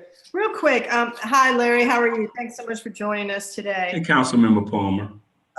Question regarding your the budget summary, and I know you had you explained the variance with the less in the personal services, but then you also mentioned you know, we are going to be getting that more of a parks millage. So that's not reflected in this budget, or is it? Well, it is reflected in the budget, because basically the base of my budget and those millage funds, you know, will be there. However, there's a reduction as it relates to the other general funds that's in my budget, because the base of my budget, the millage will yield to around a little more than $8 million. And so beyond those $8 million, we have that additional general fund that covers that additional general fund that allows us to operate. Okay, where is it reflected? So the $8 million is reflected in your personal services? In your adopted budget? I'm sorry, ask that again, Councilmember. I'm sorry, can you hear me now? Yes. Okay, so you're saying that the millage money is reflected in your budget? Yes, the millage money is reflected in my budget, and there's an offset where there's an additional, I want to say about $5 to $6 million of general funds that's also added to it. So the reduction that we see as it relates to us not being able to fill the open positions, it's where the variance comes in of the 1.735. Okay. So there's not an increase because the millage has increased. Yeah. Okay. I was hoping that was not listed in there, and so that there's more of a budget for programming. What new programs are being implemented for the teenagers, between 15 and 18? Are we going to be able to do that programming? Right. Those are some of the things that we're looking at as we can continue to offer more. Of course, we had our teen council programs, and we also had our Chevron Future Leader programs, where we were kind of more inundated with that group as it relates to our cultural side of it. Because when it relates to the older kids, we're looking to see them transition out of NORD as it relates to the sports side into the middle schools and high schools. But we're looking to offer more. For example, we're offering ACT, SAT prep for our kids with that. And also we've done college tours and other different programs and opportunities for that 15 to 18-year-old group. So we're kind of doing more with them as it relates to our teen council programs and our Chevron Future Leader programs, and also with our cultural programs. They're participating more in our piano lessons and also with our dance programs with our partners of NOVA and et cetera. Okay, great. And then what about your girls' sports programming? What does that entail? Well, our girls' sports programming entails softball, volleyball, track and field. And what we're looking to do is, we're going to put an extra effort to increase and get girls more involved in the girls' sports side of it, because those numbers, they were stronger last year, definitely because of COVID. It was not as strong as it could have been this year, but we're definitely going to put more emphasis into doing things specifically for our girls. Okay. And then what programming is being implemented for adults? Right. Well, with that, our adults are able to participate in our cultural programs. For example, we have our piano lessons. We have our guitar and arts and crafts lessons. We also have our Fitnola programs, which is a very highly utilized part of our agency by our adults and our seniors. We also have our water aerobics programs that our adults use. And also with that, we're looking to do more in our centers division. We're looking to do more adult volleyball, co-ed volleyball, and different activities like that through our rec centers. We've been asking, and we've been having requests for more programming at the Cutoff Center. And what's going on there? At this point, the only reason we might not have as much programming as we've normally had is because of COVID. And of course, we have a shortage of staff, based upon the numbers that I give you on personnel. But besides that, we offering programs, we're offering youth programs. There we have we have NOVA that's out there offering programs. We were also last year, we were offering our ACT, SAT prep out of Cutoff Center. But because of COVID, our partners, which was the U.S. Army, didn't return. So we're just trying to make sure we can navigate with COVID and bring more partners to the table who's comfortable with coming back in those spaces. Well, how long does a work order, when you put in a work order for facility, how long is the normal turnover? Because for instance, the scoreboard like at Cutoff is still not working. It depends. And right now, of course, we're on a spending freeze. So it depends on one, getting the cost of it, and two, then getting it approved by the CAO's office so we can then do the repairs. So it depends. We're funneling all of our requests up to our CEO's office to make sure that we can get approved to spend the money. So that's kind of also the process as well. We've been requesting, the scoreboard for quite a while now. And I just kind of feel that this isn't a huge lift, considering you kind of need a scoreboard for programming in the gym. Sure. So you're talking about the scoreboard inside of the center? Yes. Okay. Well, I'll check on that, because this is the first time that I'm hearing of this, and I'll check on that. Thank you. I appreciate it. And then could we also get an update on our timeline for the improvements in our District C playgrounds? Sure, we can definitely provide that to you. Yeah, I'd like to have another update because I'd like to, especially, I know I'm going to keep throwing out there River Park and Cutoff, but it's still not fixed, since we all came into office. And I know that there's some legal issues wrapped around that one, but it's, we're going on 3 years now. I don't know where that lawsuit stands. Well, I can honestly tell you where we are, Council. As you are aware, the projects that you're mentioning sits up under capital projects, and my office is working with capital projects so we can continue to move those projects along, whether it's the walking paths or even the splash pad that's coming out by Cutoff. All that sits in our capital projects administration. But also, we've been communicating with capital projects as well, and we're getting a job contractor now to give us a final scope on completing on River Park. And we're going to see about still moving that forward, even though it sits with our law department as well. I really appreciate that. Thank you so much, because we're doing a whole blight cleanup this weekend, and two of the lots that we're taking care of are literally right across the street from that place. Sure. Okay. Great. Thank you so much. I just appreciate y'all's flexibility during this time, and I hope that again we can find some other activities too that we can implement even after COVID is over. More outside things that we can utilize for everyone. So. Yes. And I want to thank you, Councilmember Palmer, because you're always a phone call away when it comes down to your district and NOR facilities there. Oh, real fast. Speaking of, sorry, I would be remiss if I didn't talk about Skelly Rep. Where are we with that one? That again, Skelly Rep sits with Capital Project Administration. We recently walked it with a host of architects and engineers, and it's about to go out for bid to select the architect to get the scope together for it to be put out to bid to be renovated. And so once it's renovated, let's hope it's going to be renovated within this year. Within 2021. You're simultaneously working on the programming for that particular site, so we can get baseball active and get reactivated there. Yes, because as you're aware, my biggest push was to get that facility returned, because we do not have anywhere for NORD. There's the only stadium in LG is not only for NORD sports games, but it's also for our high schools, because the high schools depend upon NORD for their stadiums to host their high school games as well. Okay, and so again, I'm going to reiterate too that girls play softball. Yes. To make sure that that's available for them. Yeah. I see Cindy smiling up there. Cindy, you can't forget about all the girls. Yes, and listen, I'm glad you mentioned that, because part of the scope what we're doing over at the complex of Berman, if you can recall, we're going to build out a softball field. I think we're either doing it right behind the swimming pool when we're doing the new indoor swimming facility, or it's going to be one of the fields at the front of Berman on General Myers. So we're definitely doing a softball field. Yeah, that would be a great location for it. And also I would like to see an expansion of our soccer fields. I know a lot of our girls soccer teams are having really hard time finding places to practice. So I think we need to get that RFP out for Brechtel, but that's what we really need to talk about is our programming for girls in soccer. Sure. Okay. Right. Thank you. That's it. Thank you, Cindy. No problem. Thank you, Christian. And Christian, actually, girls do everything. They should have access to everything.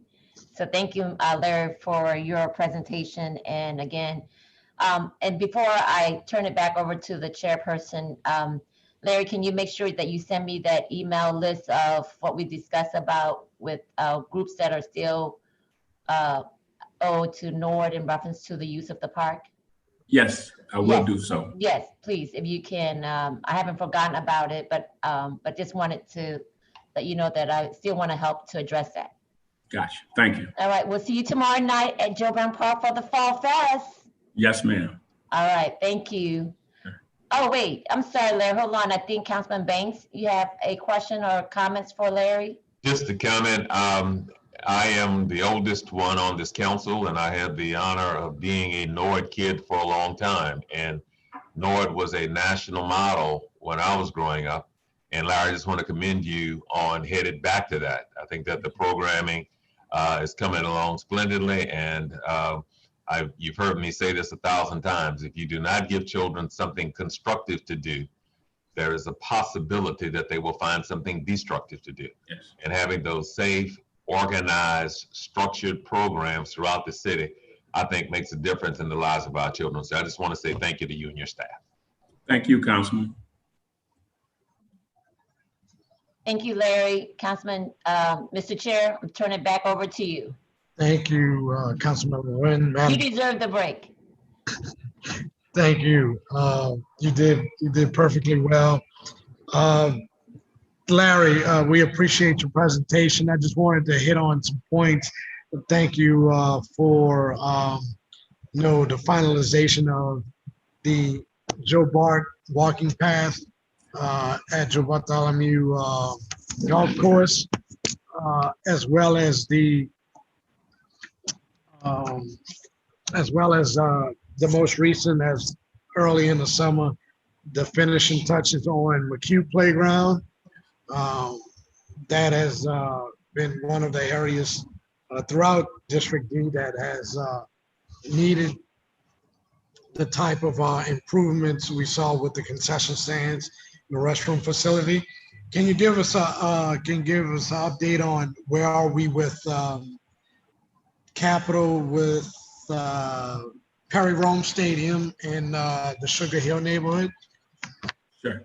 Well, Perry Rome Stadium right now is we've relocated Willie Hall Playground, who was operating out of there, and we set them up over at Harris Playground. We got a temporary trailer that they housed out of, and we redid the high mass ball field lights for them. So Perry Rome Stadium now sits with Capital Projects, and we're waiting on them to, if I'm not mistaken, we're waiting on them to assign everything to the architect. They had an architect and engineer that was initially assigned, and I think they had to make sure that they can still use that architect because it was an old contract that's been sitting.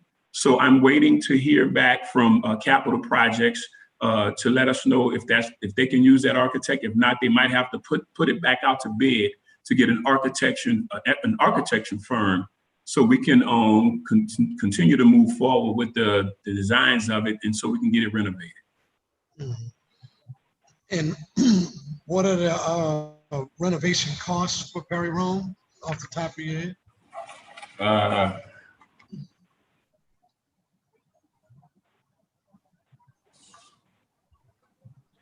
I don't have it off the top of my head, but I want to say it might be a little over $500,000 that we have in hand for it, but I can get you the real numbers for it.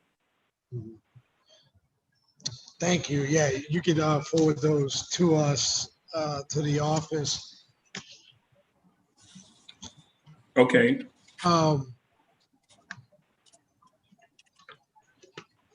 And touch on the St. Bernard campus as it related to the HUD grant, resiliency grant, and the new amenities, recreation amenities that'll be afforded to our young people in the community. Sure. Pilot land, of course, you're very familiar with, and next door to the McDonald 35.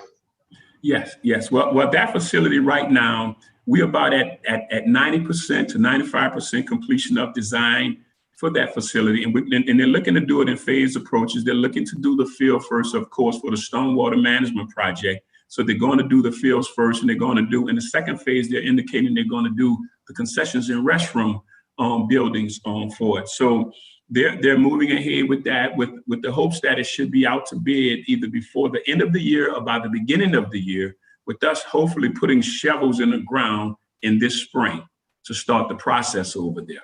You know, one thing that we had to do is take the CEA and have it amended to make sure that all the language was in it correctly as it relates to the uses of the facilities, and also more or less how the dynamics will work between OPSB and the school and NOAA.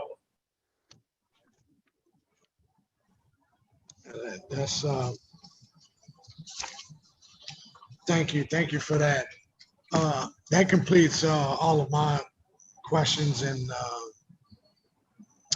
we appreciate NORD and your leadership throughout our city and everything you all do for our young children, teenagers as well, and our seniors.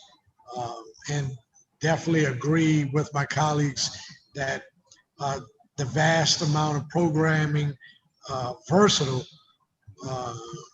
different types of programs NORD offers today is much better than the past. And so thank you again for your leadership. If you have anything else, feel free to close. That completes your presentation. Well, I want to thank all of the council members for their continuous support for NORD and for their passion and drive for the parks and recreation facilities in their districts. And I'd again just thank you guys for the continued support. Thank you, Larry. Oh, Jared, I think we should also congratulate Larry on becoming chair of the CYP this week. Yes, yes, thank you. Congratulations, Larry. Thank you, thank you. I know you'll do a great job as chair. And of course, as always, you know, our phones are always one ring away. Definitely. Thank you again, NORD, and we will go to our next presentation. The Regional Transit Authority. Hey, good afternoon, Mr. Chair, Madam President, and members of the council. I'm hoping you can hear me and I'm coming through. Okay. Good afternoon, Mr. Wiggins. Thank you for joining us for your 2021 presentation of the budget for Regional Transit Authority. We look forward to continuing our work together. I'm going to turn this over to Councilmember Palmer, Chair of Transportation. Thank you, Chair. Welcome, Mr. Wiggins. Good afternoon, Madam Chair.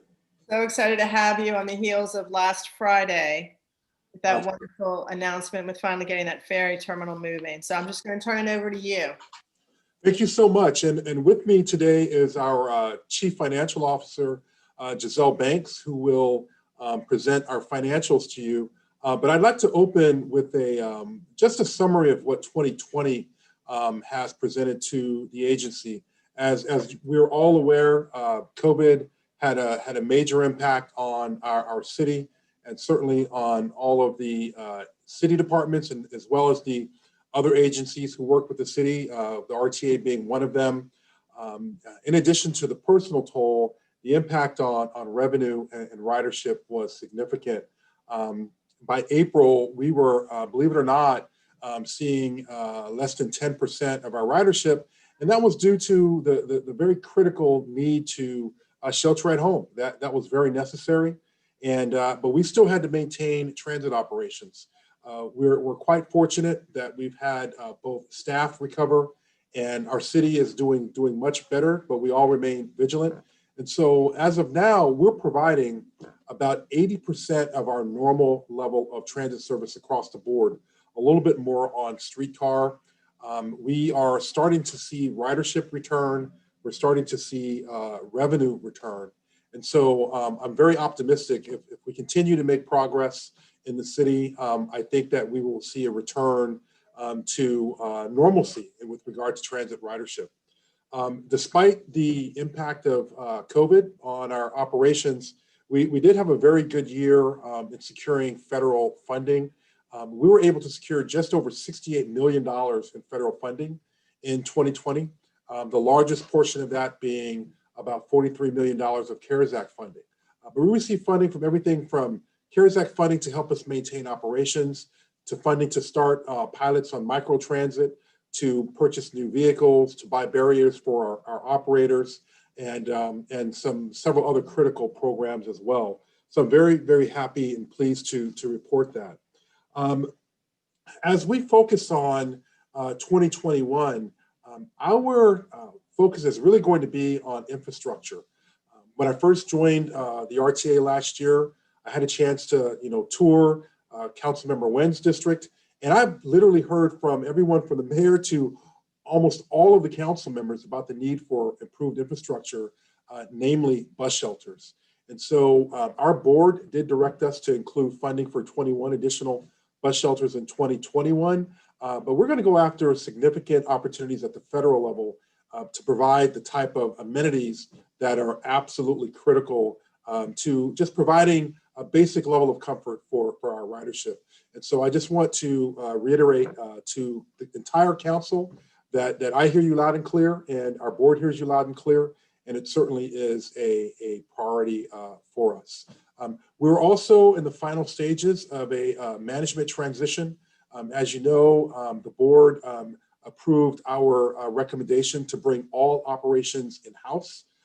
In addition to saving us money, and we expect that we're going to save about $10 million a year in professional service fees, we're actually going to be able to grow local talent at the RTA and actually provide the type of training and technical expertise that will allow this agency to continue to choose its management and its leaders from within.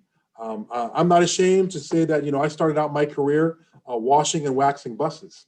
And I've been fortunate to work for agencies that trained me to be a leader. We're going to make that a priority at the RTA as well.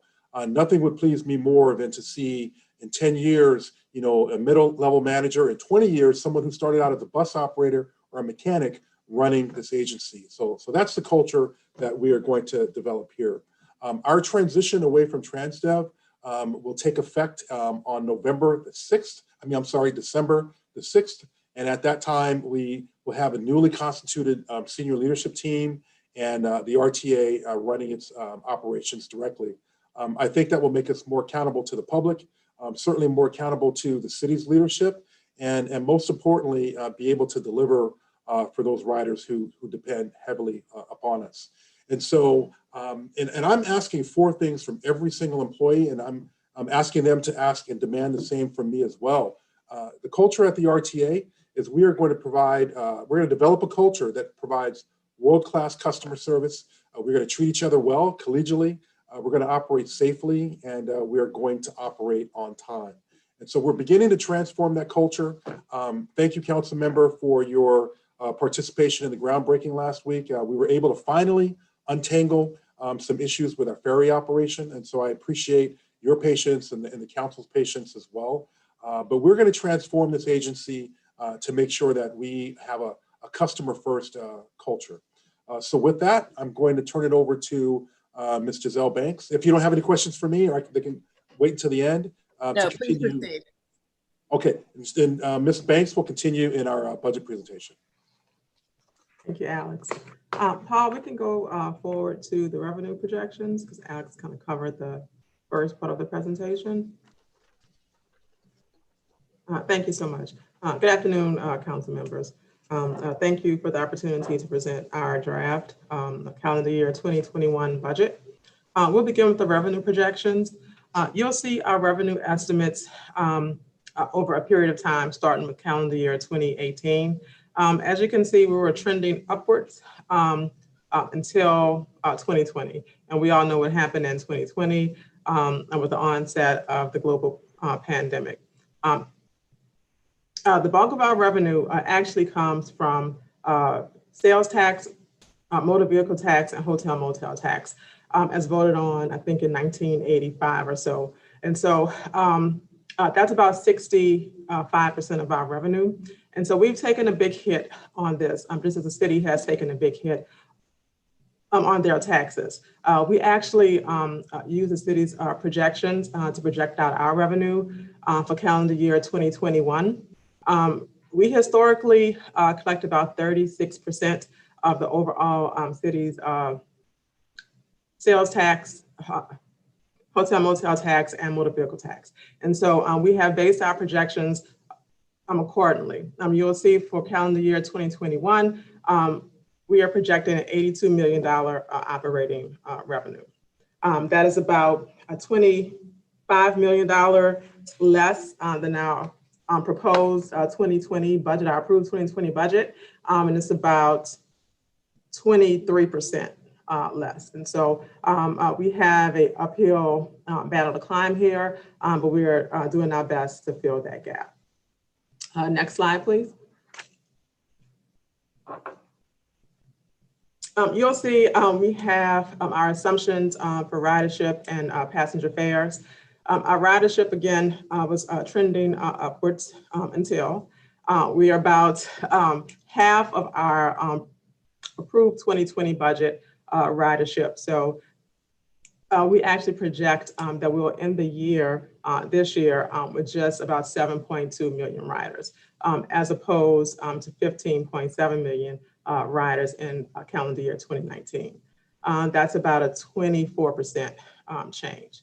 Our average passenger fare is really low right now. We had a period of non-fares due to the COVID-19 pandemic, I think around March and April. And so our average fare for 2020 is really low. Going back up to 2021, we projected our average fare would be $1, and that's on streetcar and bus service. And that's really low for the transit industry. And so we'll be working on that in future years. But right now, we do project that our average fare is $1. Next slide, please. This is an overview of our sources of income.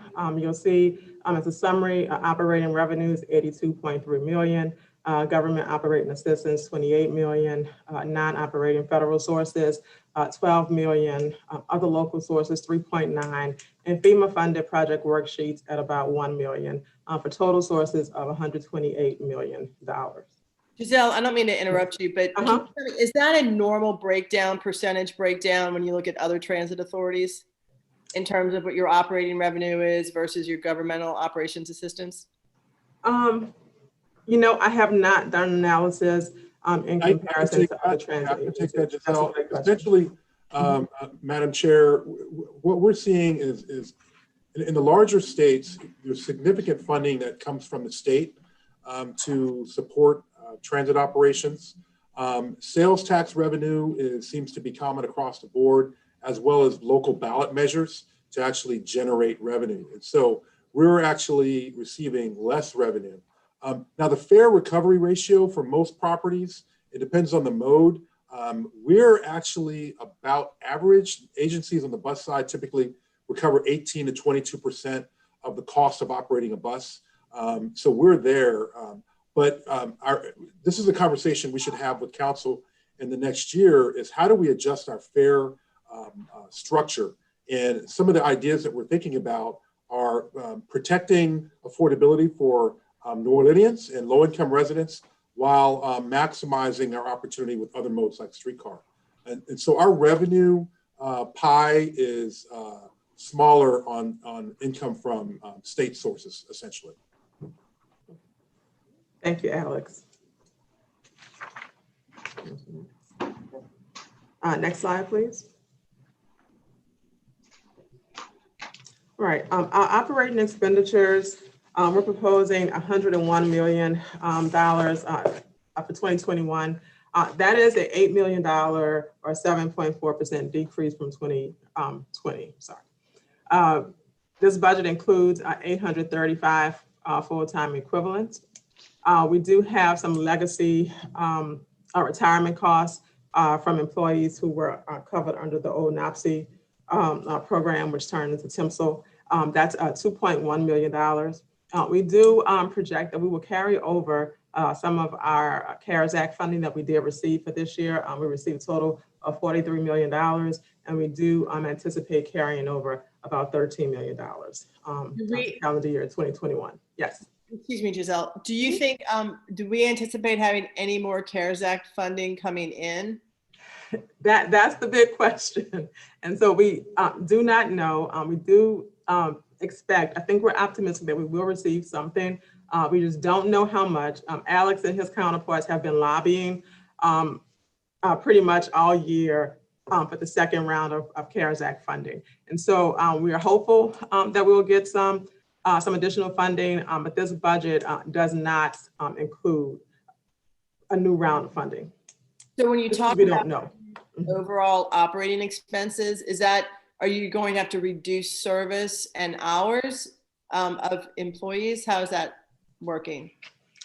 So we don't, oh, yeah, go ahead, What we're Alex. planning essentially is, given the carryover and the reduction in operating costs in 2020, we're very confident that we can operate at the current level of service, which is about 80% of normal service for the first quarter of 2021.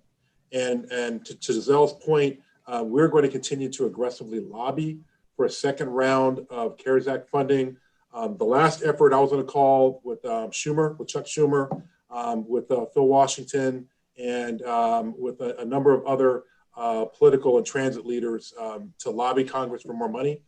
So we're going to keep at it. But right now we're okay through the first quarter of 2021 with both employment and operations. Great. And just as an aside, you know, Alex, I really believe that if there's any way to lobby for this, it would be fantastic to have almost free fares if it could be underwritten, because I do think post-COVID, people trying to get jobs and going from one place to another could actually allow people to have more money in their pockets while they're looking for work or starting back up on work. And I think it could pay dividends into the economy. Obviously, it would have to be underwritten, but I do think other transit authorities have looked at that as a way of jumpstarting an economy. Certainly, council member, you know, my former boss, Phil Washington, is actually leading the Biden transition on transportation. And that's actually something Phil implemented us to study at LA Metro, is how can we actually make public transit truly a service and make it free, and look at our cost to how do we recover the cost to operate. So I would agree with you whole 100%. It's something that we should take a look at.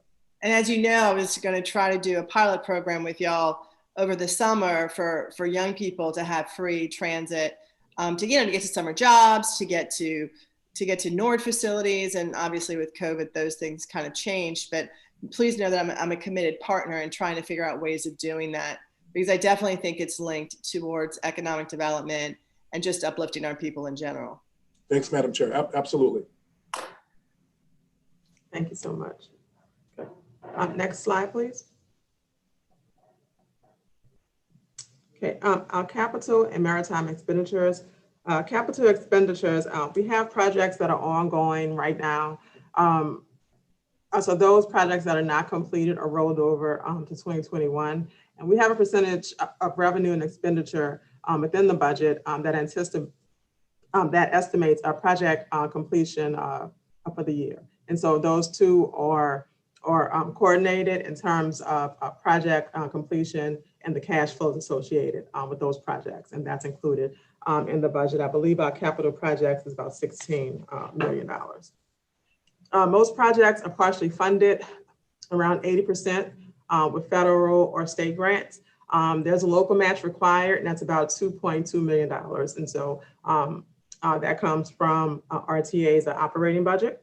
But we will fill that gap to make sure that we have those projects started. And this actually includes the Canal Street Ferry Terminal, for which we broke ground on last Friday.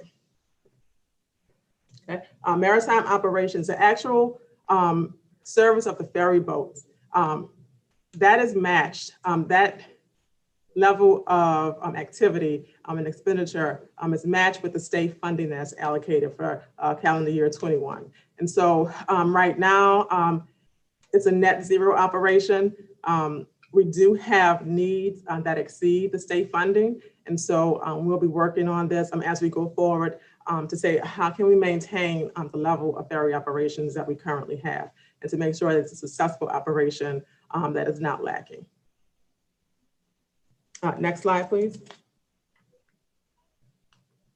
Government assistance and debt service. Our government assistance for preventive maintenance and CARES Act rollover include $28 million, leaving a net revenue of $4.4 million before debt service. We did refinance our bonds in September of this year. So our total debt service is about $8.1 million for 2021, which is about a savings of $4 million due to that refinancing. So that leaves us with a net deficit after debt service of $3.1 million to be filled with operating reserves. And as Alex said, we believe that we can take this to the first quarter of 2021 without any significant decrease in operations and service. And next slide. This again, just a summary of our uses. Our total uses of $131 million for CY 2021. And you'll see operating expenses take up about 77% of our overall expenses. When you look at the operational costs, have y'all made provisions in the budget to adopt and implement the new links recommendation? Is that already accounted for? It's not accounted for. We are actually looking to see if it's actually feasible to implement those recommendations on a cost neutral basis. I think that was the goal. And so for 2021, we're going to see if that is possible. Okay. Obviously, there were some excellent recommendations that came from New Links that do a much better job of moving our passengers across the region. And so that will be our focus. The reason we're looking at that later rather than now is our immediate concern has just been the reduction in operating revenue, incoming revenue, and passenger fare. And we're just unfortunately prioritizing our current reality. We do expect that we will have a revised 2021 budget where we can give the proper attention to implementing New Links. And my understanding too is what you just verbalized is that the New Links was supposed to be cost neutral.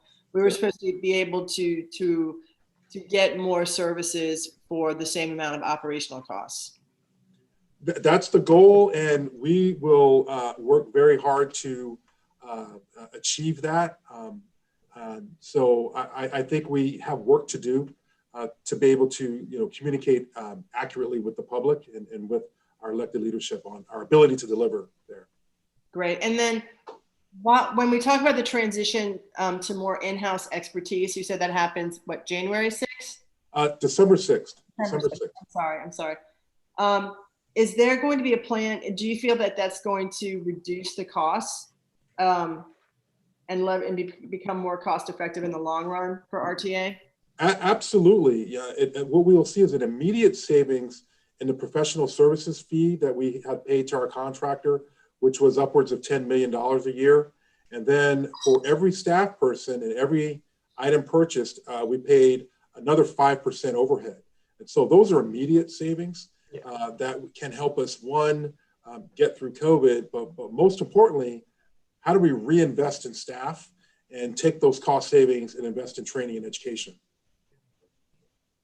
And just to follow up to Alex's point, that's how we were able to save $8 million from our proposed 2020 budget without any cuts to staff or cuts to service by using that savings.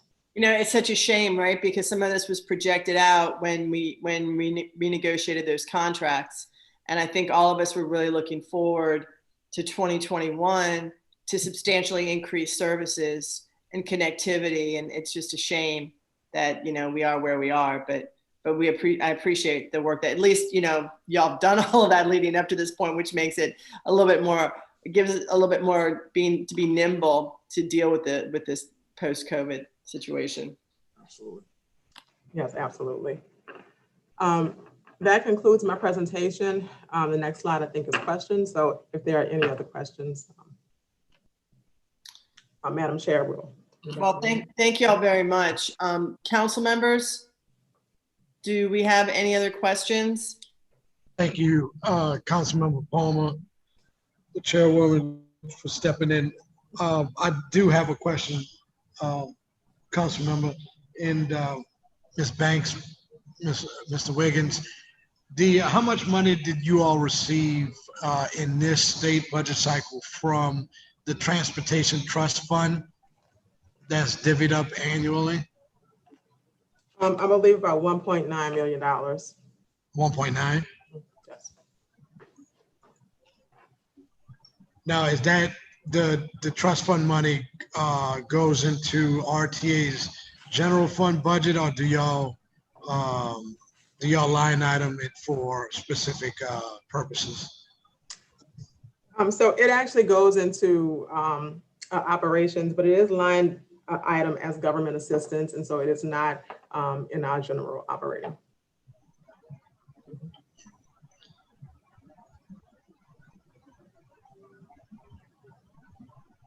So it's restricted, if that's what you're asking. Thank you.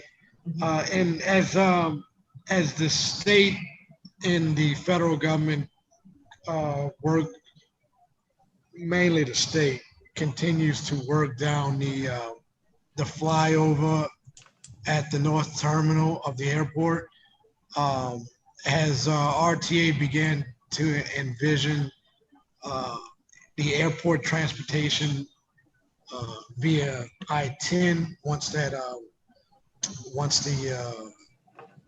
flyover is completed and constructed?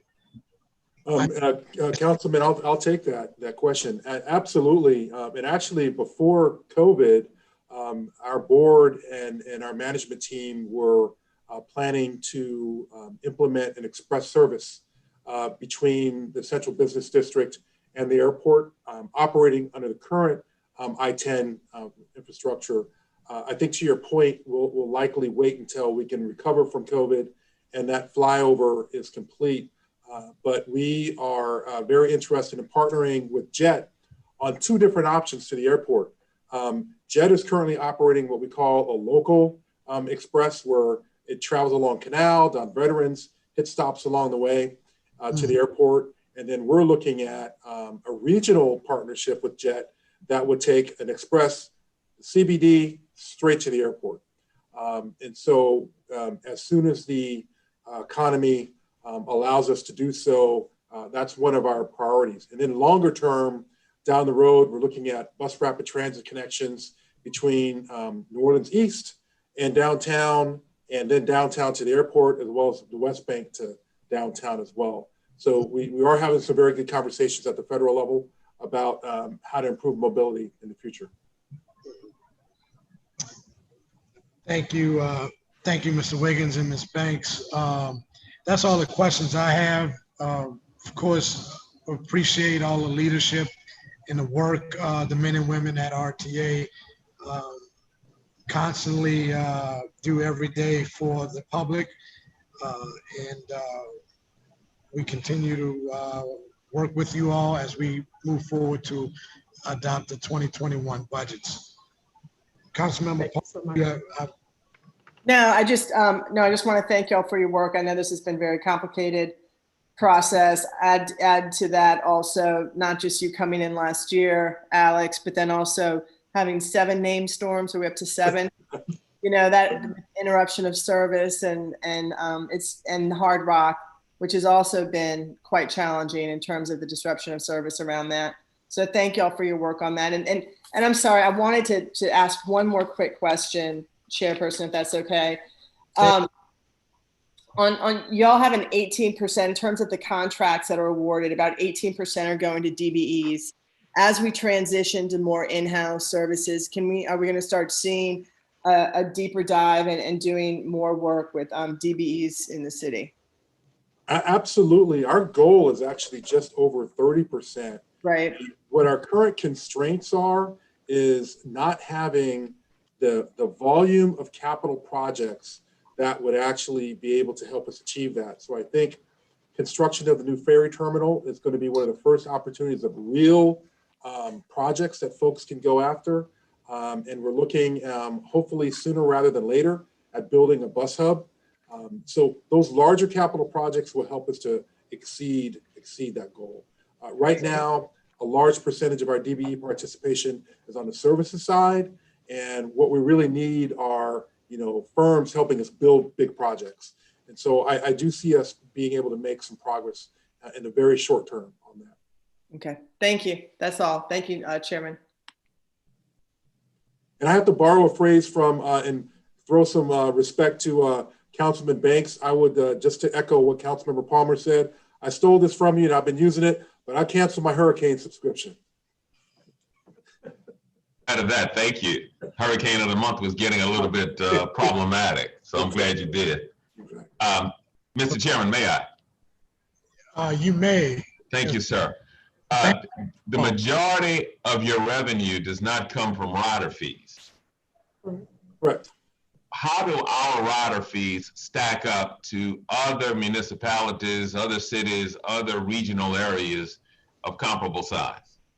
Well, I'll give you two answers, Councilman. The first is I don't believe we've adjusted our fares since 1999. That's correct. And, September 1999. And right now, our base fare is $1.25, which is significantly below most agencies in the country. And so moving into 2021, we want to figure out, one, how can we generate revenue from other sources so we can keep our fares low? And then if we can't do that, how do we essentially right-size our fares? And so what my team is working on right now is preserving a low fare for New Orleanians and low-income residents. A number of transit properties have a specific fare for residents of the region and a specific fare for low-income riders. But they capitalize on other modes. For example, streetcar, we sell a lot of round-trip and one-way tickets on streetcar on the weekends. And I think we could probably take a look at how to raise revenue there while keeping a monthly transit pass affordable for New Orleanians and other residents. So to answer your question, is we're significantly below industry norm. Well, I am. I'm appreciative of that. But we also have a significant amount of our workforce that is employed at a much lower level than other places. So I appreciate your efforts to keep it low. And if there's anything that I can do to help you find a way to subsidize it even more, we've got a tremendous amount of service industry workers that rely on public transit, and the more pressure on them to survive, the less resources they have to make their life survivable. So whatever we can do to help ease the burden, I'm in favor of doing. So I appreciate that. If there's something I can do to help facilitate that, please let me know. And look, Mr. Chairman, before I go, I would be remiss. I spoke to Stone's godfather yesterday. So I have to acknowledge Stone's mommy today. Hey, Stone's mama, I love you. I love you too. See y'all later. Thank you. Thank you. Thank you. Thank you, Councilmember Banks. Banks and Mr. Wiggins, we appreciate you in your presentation for the Regional Transit Authority. And as I said earlier, we continue to work together to complete the 2021 budget process and to its adoption. So thank you both. Thank you. Thank you so much, Councilman Brasset. Thank you.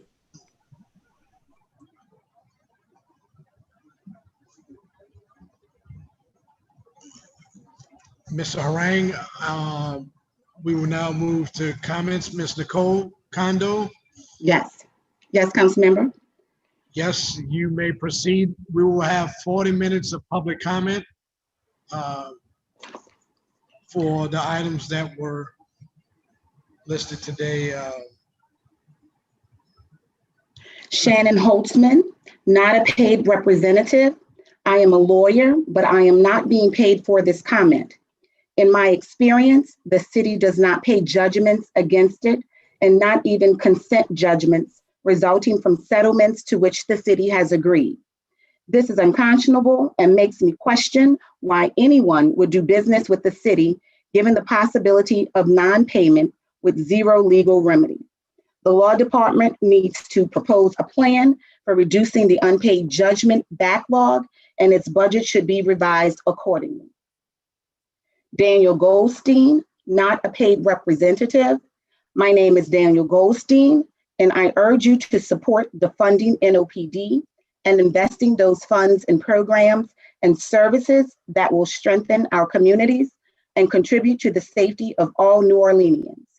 As our city faces a budget deficit due to the coronavirus pandemic, it is more urgent than ever to fund our community needs like public defense, especially considering the new parity law that must be enacted for this budget cycle. We do not need militarized and oversized law enforcement. Our city's health, financial prospects, and future depend on your support. Teresa Martin, not a paid representative. My name is Teresa Martin, and I am a resident of District B. I urge you to support shifting funding from NOPD to programs and services that will strengthen our communities and contribute to the safety of every single New Orleanian. As our city faces a budget deficit due to the coronavirus pandemic, it is more urgent than ever to fund our community needs like mental health and addiction treatment, research-based diversion programs, employment support, housing help for our homeless populations, and quality educational opportunities for all students, not militarized and oversized law enforcement. Our city's health, financial prospects, and future depend on your support. Thank you. Keely Hill, not a paid representative. My name is Keely Hill, and I'm a resident of District B. I urge you to defund NOPD and prioritize funding for community programs that make me feel safe, like public housing. Overfunding of police departments have never worked. Instead of passing an overinflated budget for NOPD, we need you to invest our resources in programs and services that will strengthen our communities and contribute to the safety of all New Orleanians. As our city faces a budget deficit due to the coronavirus pandemic, it is more urgent than ever to fund our needs like education, healthcare, housing, and not oversized law enforcement. Our city's health, financial prospects, and future depend on you. Stephanie Gaskill. My name is Stephanie Gaskill, and I'm a resident of District D. I urge all members of City Council to take this opportunity to flip the budget. Stop pouring money into policing. Invest in policies and programs that actually make us safe. Public safety is not just the absence of violence, it means making sure all people have what they need to thrive, especially affordable housing, employment, and education.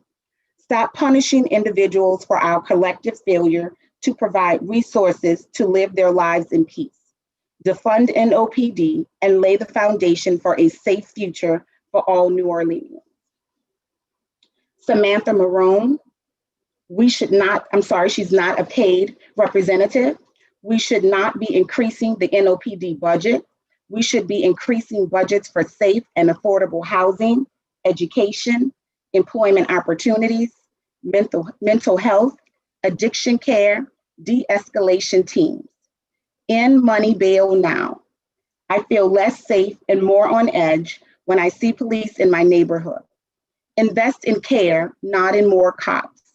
Invest in ways for our neighborhoods to take care of themselves. Provide trainings to community members to understand and aid in addiction care, overdose care, and mental health care. I do not support any increases in NOPD's budget. I do support increasing the budgets for safe and affordable housing, education, employment opportunities, mental health, addiction care, and de-escalation teams. Dan Cardillo, not a paid representative. I am a professional musician and am disgusted by the mayor and NOPD's allowance of a huge outdoor concert in the middle of the French Quarter this past weekend. While New Orleans' music scene is dying, tourists are allowed and encouraged to come to the city, spare coronavirus, and further prolong our recovery. I urge City Council to hold Mayor Cantrell accountable for their clear misuse of power and remind her what brings tourists and all of their spending dollars to the city in the first place. Haley Crane, not a representative. My name is Haley Crane, and I'm a resident of District A. I urge you to defund NOPD and prioritize funding for many other community programs that I believe encroach our community and provide great social services to New Orleans citizens. Overfunding of police departments have never worked. Instead of passing an overinflated budget for NOPD, we need you to invest our resources in programs and services that will strengthen our communities and contribute to the safety of all New Orleanians. As our city faces a budget deficit due to the coronavirus pandemic, it is more urgent than ever to fund our needs like affordable housing, public schools, and our children, social health care, library programs for educating the public, literally anything other than the police department that has been proven to not work. Our city's health, financial prospects, and future depend on you. Please use your heads and your hearts and make the right decision. Haley Hampton, not a paid representative. I am writing to express the need for New Orleans to divest from NOPD and invest in the programs and agencies that truly keep communities safe. Education, including free and accessible preschool for all children, low and no cost healthcare, food access, free public transportation, and other community organizations. When people are fed, educated, and healthy, they are safe. With less crime, NOPD will be less overworked and more compassionate. Fun community, not cops. Justin Smith, not a paid representative. Council members, I'm writing today to urge you to divest from NOPD and invest in communities. We've seen time and time again that police are being trained to respond to every situation as if it was a daily threat, a deadly threat. The fact of the matter is that we are leaning too hard on our police force to respond to things that they are not trained to deal with. A person with a gun and a warrior mentality shouldn't be the person showing up to solve every problem in the city of New Orleans. I implore you to explore how we can reallocate funds from NOPD to non-police resources. Amanda Palomo, not a paid representative. As a resident of New Orleans, I would like to strongly express the need to defund police and reallocate money to social services to enrich the community rather than persist in excessive police violence, terrorizing vulnerable populations in New Orleans. The police cannot be trusted to reform themselves. Abuse of power comes as a surprise. Jay Cooley, not a paid representative. My name is Jay Cooley, and my family lives in Uptown. I urge you to defund police and prioritize funding for mental health services, education, housing, food access, and redirecting offenders to services that will help them stay out of jail. It costs us way too much to keep imprisoning people. Small investments into community services will pay off big when we have more people leading happy, healthy lives, not rotting in jail. Myra Dufour, hello, I am a lifelong resident of the incredible, resilient city of New Orleans. This past week, there was frankly massive events in the French Quarter put on by folks who came in from out of town. These people came to our city, bussed in hundreds of people, and proceeded to have a not at all socially distanced event in which not a soul wore a face covering. The NOPD stood by and watched. I have never been made to feel safe or even comfortable by the NOPD. I was once told by an officer that they hate, that was the word he chose, hate, coming to the neighborhood I live in, and that he avoided calls to that area when he could. I have watched the NOPD use weapons of war on peaceful protesters. I have watched them disappear people into OPP time and again. This super spreader event this past weekend is the final straw. Defund NOPD and put money back into our communities. Safety lies in well-funded mental health, housing, and food safety measures, not a militarized police force. Give us safety, not policing. Sherry Wilder, not a paid representative. Please consider budgeting for value and direct NOPD funds to mental health and community resources instead of tear gas and heavy artillery.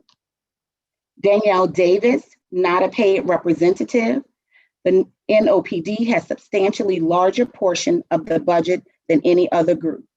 There has been a negative 8.2% proposed decrease for the NOPD, but their budget is still over $177 million, which is greater than the total proposed budgets for the library, neighborhood housing improvement, Office of Community Development, Office of Independent Police Monitor, Parks and Parkways, and Public Works.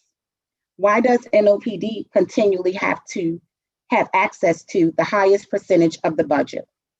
Improved housing, access to education, and resources from the library, roads without potholes that can break car mufflers, and fixed pump systems for the increasingly active hurricane season seem to be less significant than the NOPD.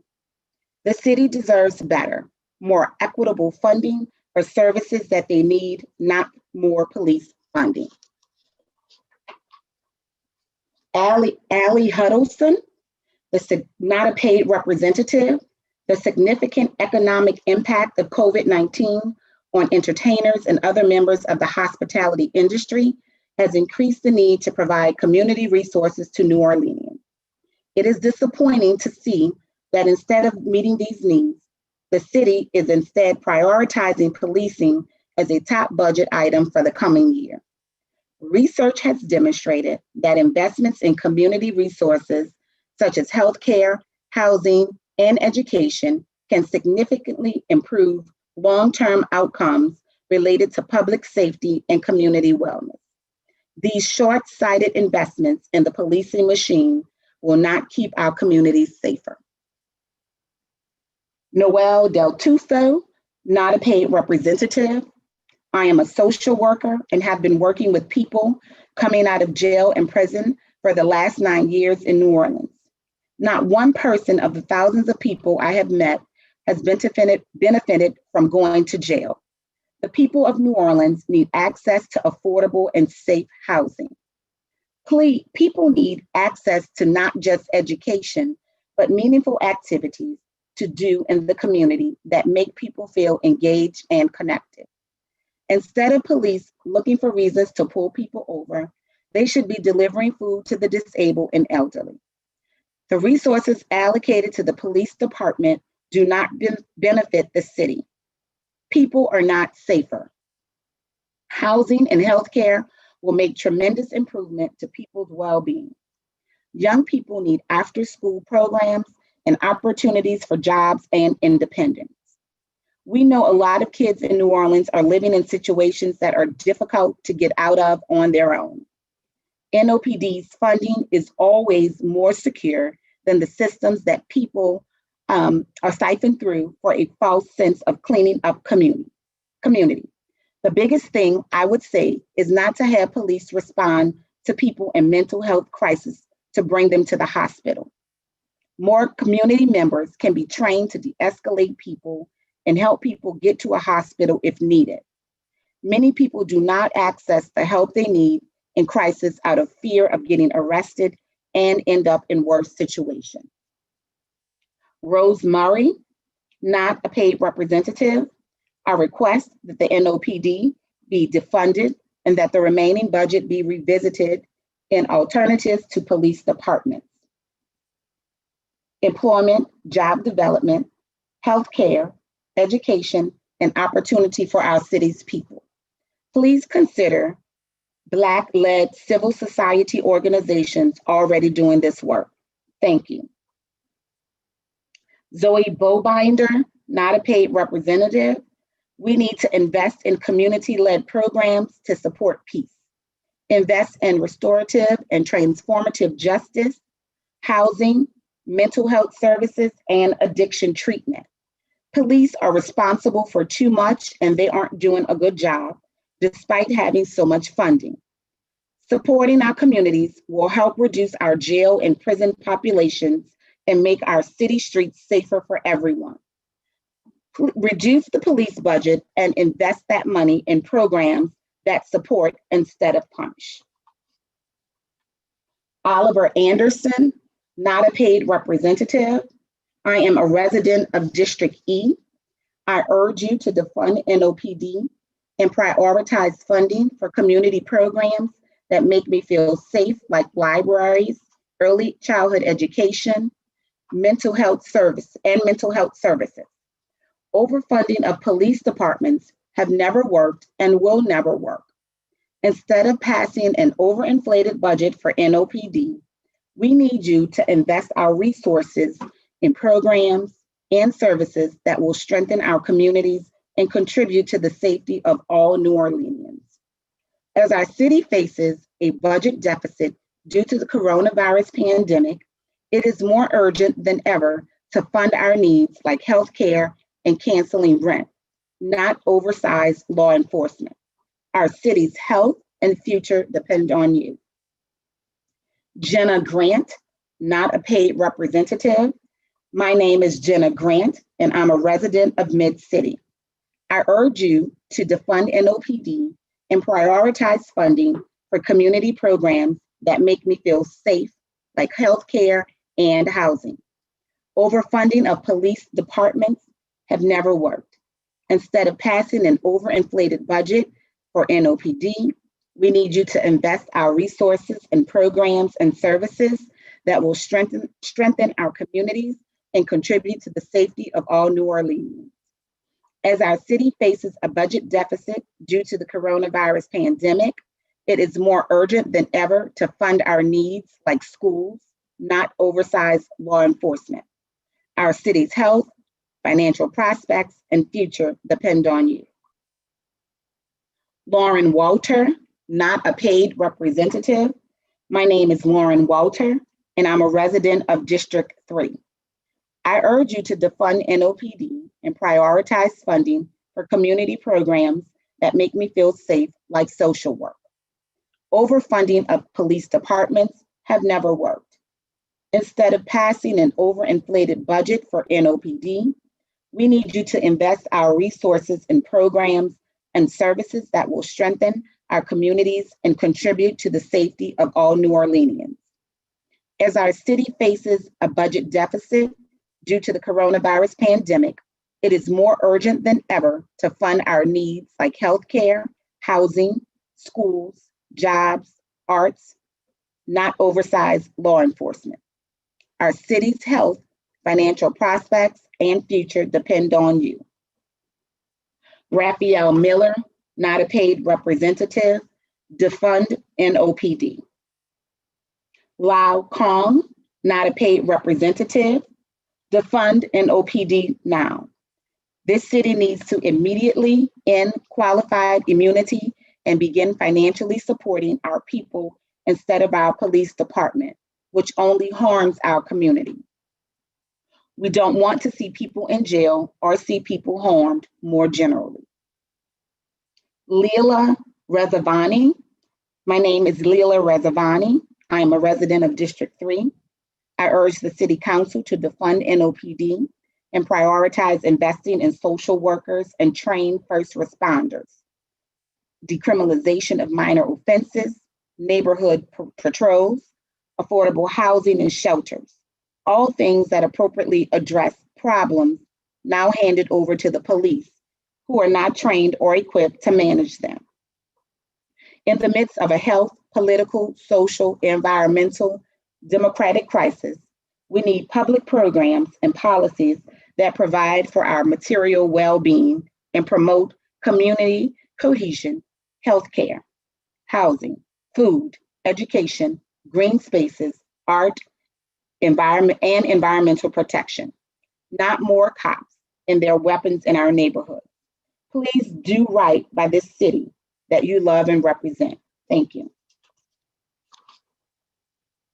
Ann Grace Martin, not a paid representative. I encourage the city to ensure the Orleans Parish Public Defender's Office is funded at parity with Prosecutor's Office, per the City Council's decision earlier this year. Everyone I've spoken to about this, friends, neighbors from various backgrounds, agree this is a no-brainer and an issue of justice and fairness, and something that our city wants and deserves. Our democratically elected City Council thinks so too. We're a majority Black city with Black leadership. Why aren't we a leader here in seeking racial justice, of reforming the criminal justice system to be more beneficial to society and more fair, instead of a gross example of inequity? We have an archaic system in place which systematically disenfranchises the poor and working class, majority Black, and literally almost denies them their constitutional right to a fair trial, for no other reason than a lack of funding thanks to politics and bureaucracy. I would love to see the city listen to its council members, listen to its people, and to achieve more basic equality before the law for its citizens in this way. Nina Horn, not a paid representative. My name is Nina Horn, and I'm a resident of District 6. I am writing in the hopes that the idea and movement to defund the police will not be swept under a rug in this city.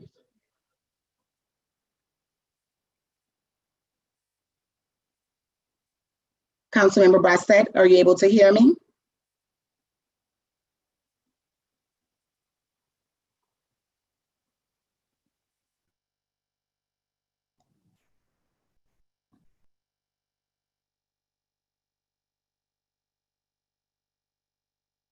Councilmember Brissett, can you still hear me? I'm not seeing him right now. I see Councilmember Wynn's up. Can you still hear me, Councilmember Jerusha? Yes, you we can hear you. Yep. Okay, perfect. Thank you. Nina Horn, not a paid representative. My name is Nina Horn, and I'm a resident of District 6. I am writing in the hopes that the idea and movement to defund the police will not be swept under the rug in this city. I think we can all agree that we need structures and systems in place to protect people. But I think it's obvious that a militarized police force is not working. We are not helping our city and its citizens thrive by locking people up, or even worse, brutalizing them with the police. New Orleans has an opportunity to be brave and progressive and seek alternative measures to protect people by investing in affordable housing, education, healthcare, and workforce development. Especially during this pandemic, we have seen many New Orleanians lose their livelihoods, their homes, and their loved ones. The compassionate, ethical, and moral thing to do would be to support people by addressing systemic issues and inequalities rather than create an oversized police department. The NOPD gets an exorbitant percentage of the budget. Even a small decrease would make a huge difference to the departments that are actually working to lift people up. Please consider making this powerful choice to defund the police. Kristen Hanley, not a paid representative. I'm writing to urge you to defund the New Orleans Police Department and reinvest the city's resources in the community, in children and families, job development, affordable housing, overdose prevention, harm reductive measures, and mental health care, to name some important ones. Part of defunding the police is reducing the scope of the NOPD's duties. In San Francisco, California, or Eugene, Oregon, mental health crisis calls are now mostly handled by unarmed mobile teams comprised of paramedics, mental health professionals, and peer support counselors, not cops, who have proven themselves too often to be murderous in most situations. As our city faces a budget deficit due to the coronavirus pandemic, it is more urgent than ever to fund the people's pressing needs and not oversize law enforcement. When the people have what they need to live and thrive, cops become quite irrelevant. Gregory Northwood, not a paid representative. To all parties involved, I am writing as a concerned community member of the Broadmoor neighborhood. Considering the current budget and practices of NOPD are currently under review, I would like to voice my opinion, which I have been reassured resonates with many other members of our community, that the currently inflated budget of NOPD must be revised and funds must be reallocated to other programs and resources that can and will better serve our community. We are in desperate need of funding for programs that can better serve our community in regards to education, mental health, and economic disparity, including the ever-present issue of aiding our houseless residents. Within the current budget, I also ask that a meaningful portion of funds currently allocated to the NOPD be redirected towards more intensive and proper training of current and future officers, as well as required psychological exams and screenings for all current and future officers and law enforcement agents. Thank you for your time. Celeste Khan, not a paid representative. As we look at what will almost surely be large budget cuts going forward, I urge the City Council to think about where it spends its money very thoughtfully. The police do not prevent crime. They arrive after it happens. I would love to see more money go towards homelessness services, education, mental health services, job creation, and restorative justice programs. Things that keep people out of prison because there are fewer crimes being committed. We must invest in our communities, and that is how we see a return on our investment. Please consider a cut of 50% to the NOPD budget and reallocate that money to serve the community.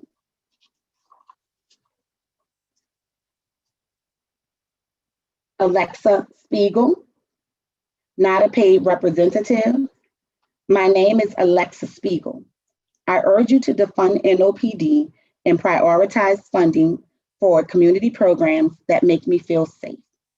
Overfunding of police departments have never worked.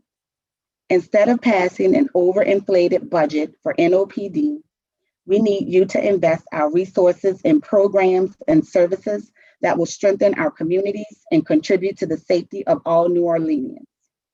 As our city faces a budget deficit due to the coronavirus pandemic, it is more urgent than ever to fund our needs like healthcare, housing, schools, jobs, arts, not oversized law enforcement.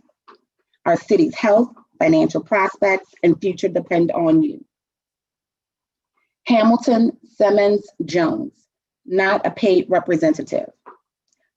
We thank you for your continued commitment to children and families. Maintaining the current levels of city funding for early care and education in this budget is critical for child development, working parents, and our ability to restart our economy amidst the coronavirus pandemic. We applaud your continued support for this effort and ask you to ensure that we continue to provide a minimum of $3 million in funding for early care and education in the city budget. The City Seats program has proven it is having an enormous impact, not just on the 276 children enrolled in the program, but on hundreds more in those child care centers that are benefiting from the quality and family supports that come with the program. We thank the mayor for maintaining funding levels and ask the council to ensure these are sustained throughout the budget process. Allison Porter, not a paid representative. Someday, I would like to have children and raise them here in this beautiful city with someone who's from here. Please reduce funding to the police department or take it away altogether. Please give the funding to the schools, to the parks, to some grassroots organizations in the community, to the libraries, and to our infrastructure. Take down the monstrosity that is the Hard Rock Cafe. Rebuild the streetcar system and fix our streets, please. I am one of many who has moved here because of the beautiful community that the city is built on. The NOPD is not a proper representation of the true community of New Orleans. The folks they should be protecting and serving. Make it right. Catherine Walker, not a paid representative. My name is Catherine Walker, and I'm an educator and artist. I have 10 years of classroom experience and have seen firsthand how grossly underfunded and undervalued education is. When I look at how heavily NOPD is funded in comparison, I get angry on behalf of all of our children who we are failing to provide a future and equitable opportunities. I urge you to defund NOPD and prioritize funding for education and trauma-informed social workers. This is how patterns of crime and violence are truly reversed. Overfunding of police departments has never worked. Instead of passing an overinflated budget for NOPD, we need you to invest our resources in programs and services that will strengthen our communities and contribute to the safety of all New Orleanians. As our city faces a budget deficit due to the coronavirus pandemic, it is more urgent than ever to fund our needs like education, not oversized law enforcement. Our city's health, financial prospects, and future depend on your decisions. Spirit McIntyre, not a paid representative. Why doesn't NOPD invest $750,000 in unhoused community members in 2020 instead of punishing and policing them? Lucy Blumberg, not a paid representative. What if the city invested less in technologies that criminalize and surveil New Orleanians and more on job training and programs and opportunities for young people? NOPD has had years to fix crime. Why don't we give that money to the people and make this a safer city for everyone by addressing the root causes of crime? Alexis Hernandez, not a paid representative. It's time to re-image what our communities could look like if we spent less resources punishing crime and more resources preventing it.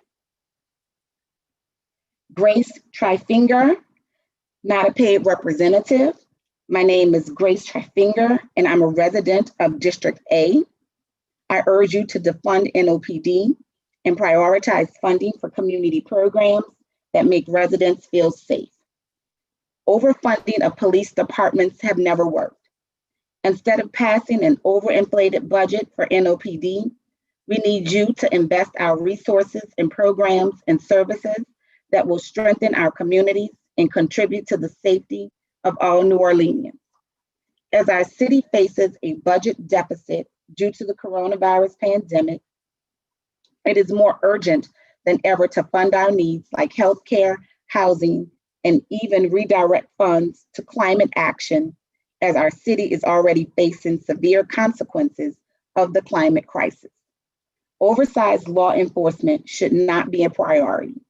Our city's health, financial prospects, and future depend on you. Helen Lewis, not a paid representative. Defund the police or at least raise the public defender's budget to stop wrongful incarceration. Molly Bracken Bernard, not a paid representative. My name is Molly Bracken Bernard, and I'm a resident of the Irish Channel neighborhood.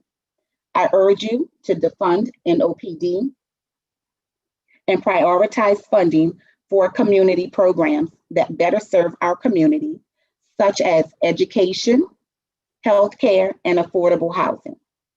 While most other departments receive 40% budget reduction, NOPD received an 8% cut. This is outrageous. Overfunding of police departments have never worked. Instead of passing an overinflated budget for NOPD, we need you to invest our resources in programs and services that will strengthen our communities and contribute to the safety of all New Orleanians. As our city faces a budget deficit due to the coronavirus pandemic, it is more urgent than ever to fund our needs like mental health, employment services, and healthcare, not oversized law enforcement. Our city's health, financial prospects, and future depend on you. I am against the large budget for NOPD. Jenny Bodenstein, not a paid representative. My name is Jenny Bodenstein, and I urge you to defund NOPD and prioritize funding for community programs that make me feel safe, like affordable housing and restorative justice programs. Overfunding of police departments have never worked. Instead of passing an overinflated budget for NOPD, we need you to invest our resources in programs and services that will strengthen our communities and contribute to the safety of all New Orleanians. As our city faces a budget deficit due to the coronavirus pandemic, it is more urgent than ever to fund our needs like healthcare, paid sick days, and PPE for workers, not oversized law enforcement. Our city's health, financial prospects, and future depend on you. Carlton Spite, not a paid representative. My name is Carlton Spite, and I'm a resident of District 7. I urge you to prioritize the funding of community programs that make me feel safe, like firefighters and mental health professionals, instead of passing an overinflated budget for NOPD. Overfunding of police departments have never worked, and it's time to invest our resources in programs and services that will strengthen our communities and contribute to the safety of all New Orleanians. As our city faces a budget deficit due to the coronavirus pandemic, it is more urgent than ever to fund our community needs like healthcare and education, not militarized and oversized law enforcement. Our city's health, financial prospects, and future depend on your support. Kristen Osborne, not a paid representative. My name is Kristen Osborne, and I am a resident of District A. I am pleading with you to prioritize further community funding into programs like transportation, as a commuter who uses the streetcar 6 times a week, and relocation of Gordon Plaza residents instead of continuing to overfund the policing structures that wreak terror on the New Orleans community on a daily basis. If we are a city in financial struggle as a consequence of the pandemic, we should be allocating more funds within the budget to areas that positively impact the community. Healthcare is more important now than ever. We need to strengthen our communities and work for the safety of all residents, not continue to support over-militarized law enforcement that only contribute more terror and harm. Anna Bowman Smith, not a paid representative. NOPD receives far too much money from our city budget. Instead of trying to control our community through law enforcement and punishment, we need to invest in our community so that people do not have to rely on crime. I would like to see the city reinvest a portion of our safety budget into mental health services, job development, and relocating the residents of Gordon Plaza. Peter Gustafson, not a paid representative. The city tax dollars that are spent on police prisons is unacceptable. Flip the budget and spend that money on infrastructure, public housing, education, and healthcare. Help the people. Do not incarcerate us. Stephanie Strawmath, not a paid representative. My name is Stephanie Strawmath, and I'm a homeowner in the Holy Cross neighborhood. I urge you to reduce the funding to the NOPD and prioritize funding for community programs that make me feel safe, like education and employment. While most other departments received 40% budget reductions, NOPD only received an 8% cut. This is outrageous. Overfunding of police departments have never worked. Instead of passing an overinflated budget for NOPD, we need you to invest our resources in programs and services that will strengthen our communities and contribute to the safety of all New Orleanians. As our city faces a budget deficit due to the coronavirus pandemic, it is more urgent than ever to fund our needs like education and employment, not oversized law enforcement. Our city's health, financial prospects, and future depend on you. I am against the large budget for the NOPD. Alejandro Canales, not a paid representative. Over half of our tax dollars are allocated to police and prisons. We want this money to be spent to help us, not to attack and incarcerate us. I needed to help an amputee move out of his apartment because he was being evicted. And last I heard, he is still living in a storage unit because he can't afford anything else. Musicians like me are also stuck in a situation where our unemployment money will run out, and the US Senate is doing nothing to help. Please reallocate the money to keep this community going, because current situation is dehumanizing. John Curtis Pritchett, not a paid representative. As the music venues open up, clubs will not have funds to hire well-trained musicians and culture barriers. Out-of-town musicians will undercut and destroy the livelihood of those local artists. This Saturday showed us a glimpse of that. As you are opening up, the culture desperately needs financial assistance to stay alive, plain and simple. Please find a way to financially assist the reopening process. Money doesn't fix everything, but it sure helps. John Curtis Jack Pritchett, husband, father, local trumpet player. I have been denied unemployment and denied the ability to work in my field of study since March. Please help us.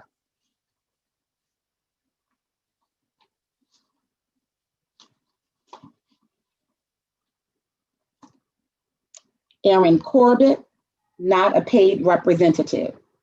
New Orleans must defund the police and institution receiving funding from criminalizing poor people. People here need housing and food and access to free and accessible mental health facilities. We need better infrastructure so that when a storm hits, we aren't without power for over a week. The people of New Orleans deserve so much more, and we need less policing, not more. NOPD can take a budget cut to fund the police. Thank you, Ms. Kondo. That for those reading of the public comments, that completes the 40-minute time period for public comments. We will begin tomorrow, day 5 of budget hearings with the Office of Business and External Services, followed by the Office of Code Enforcement, Department of Safety and Permits, the City Planning Commission, HDLC and VCC, Bukhari Commission, Historic Landmarks Commission, then the Office of Economic Development and its agencies, Workforce Development, Office of Community Development, Supply and Diversity, Cultural Economy, New Orleans Business Alliance, and the DDD, Downtown Development District. That concludes day 4 of the 2021 proposed budget hearings of the City Council. And colleagues, you have any closing remarks? If none, I would entertain a motion to adjourn. So move. Second. By Councilmember Nguyen, seconded by Councilmember Druso. All in favor? Aye. Aye. Aye. 5 yeas, no nays, and we are adjourned. Thank you all, and we'll see you all tomorrow.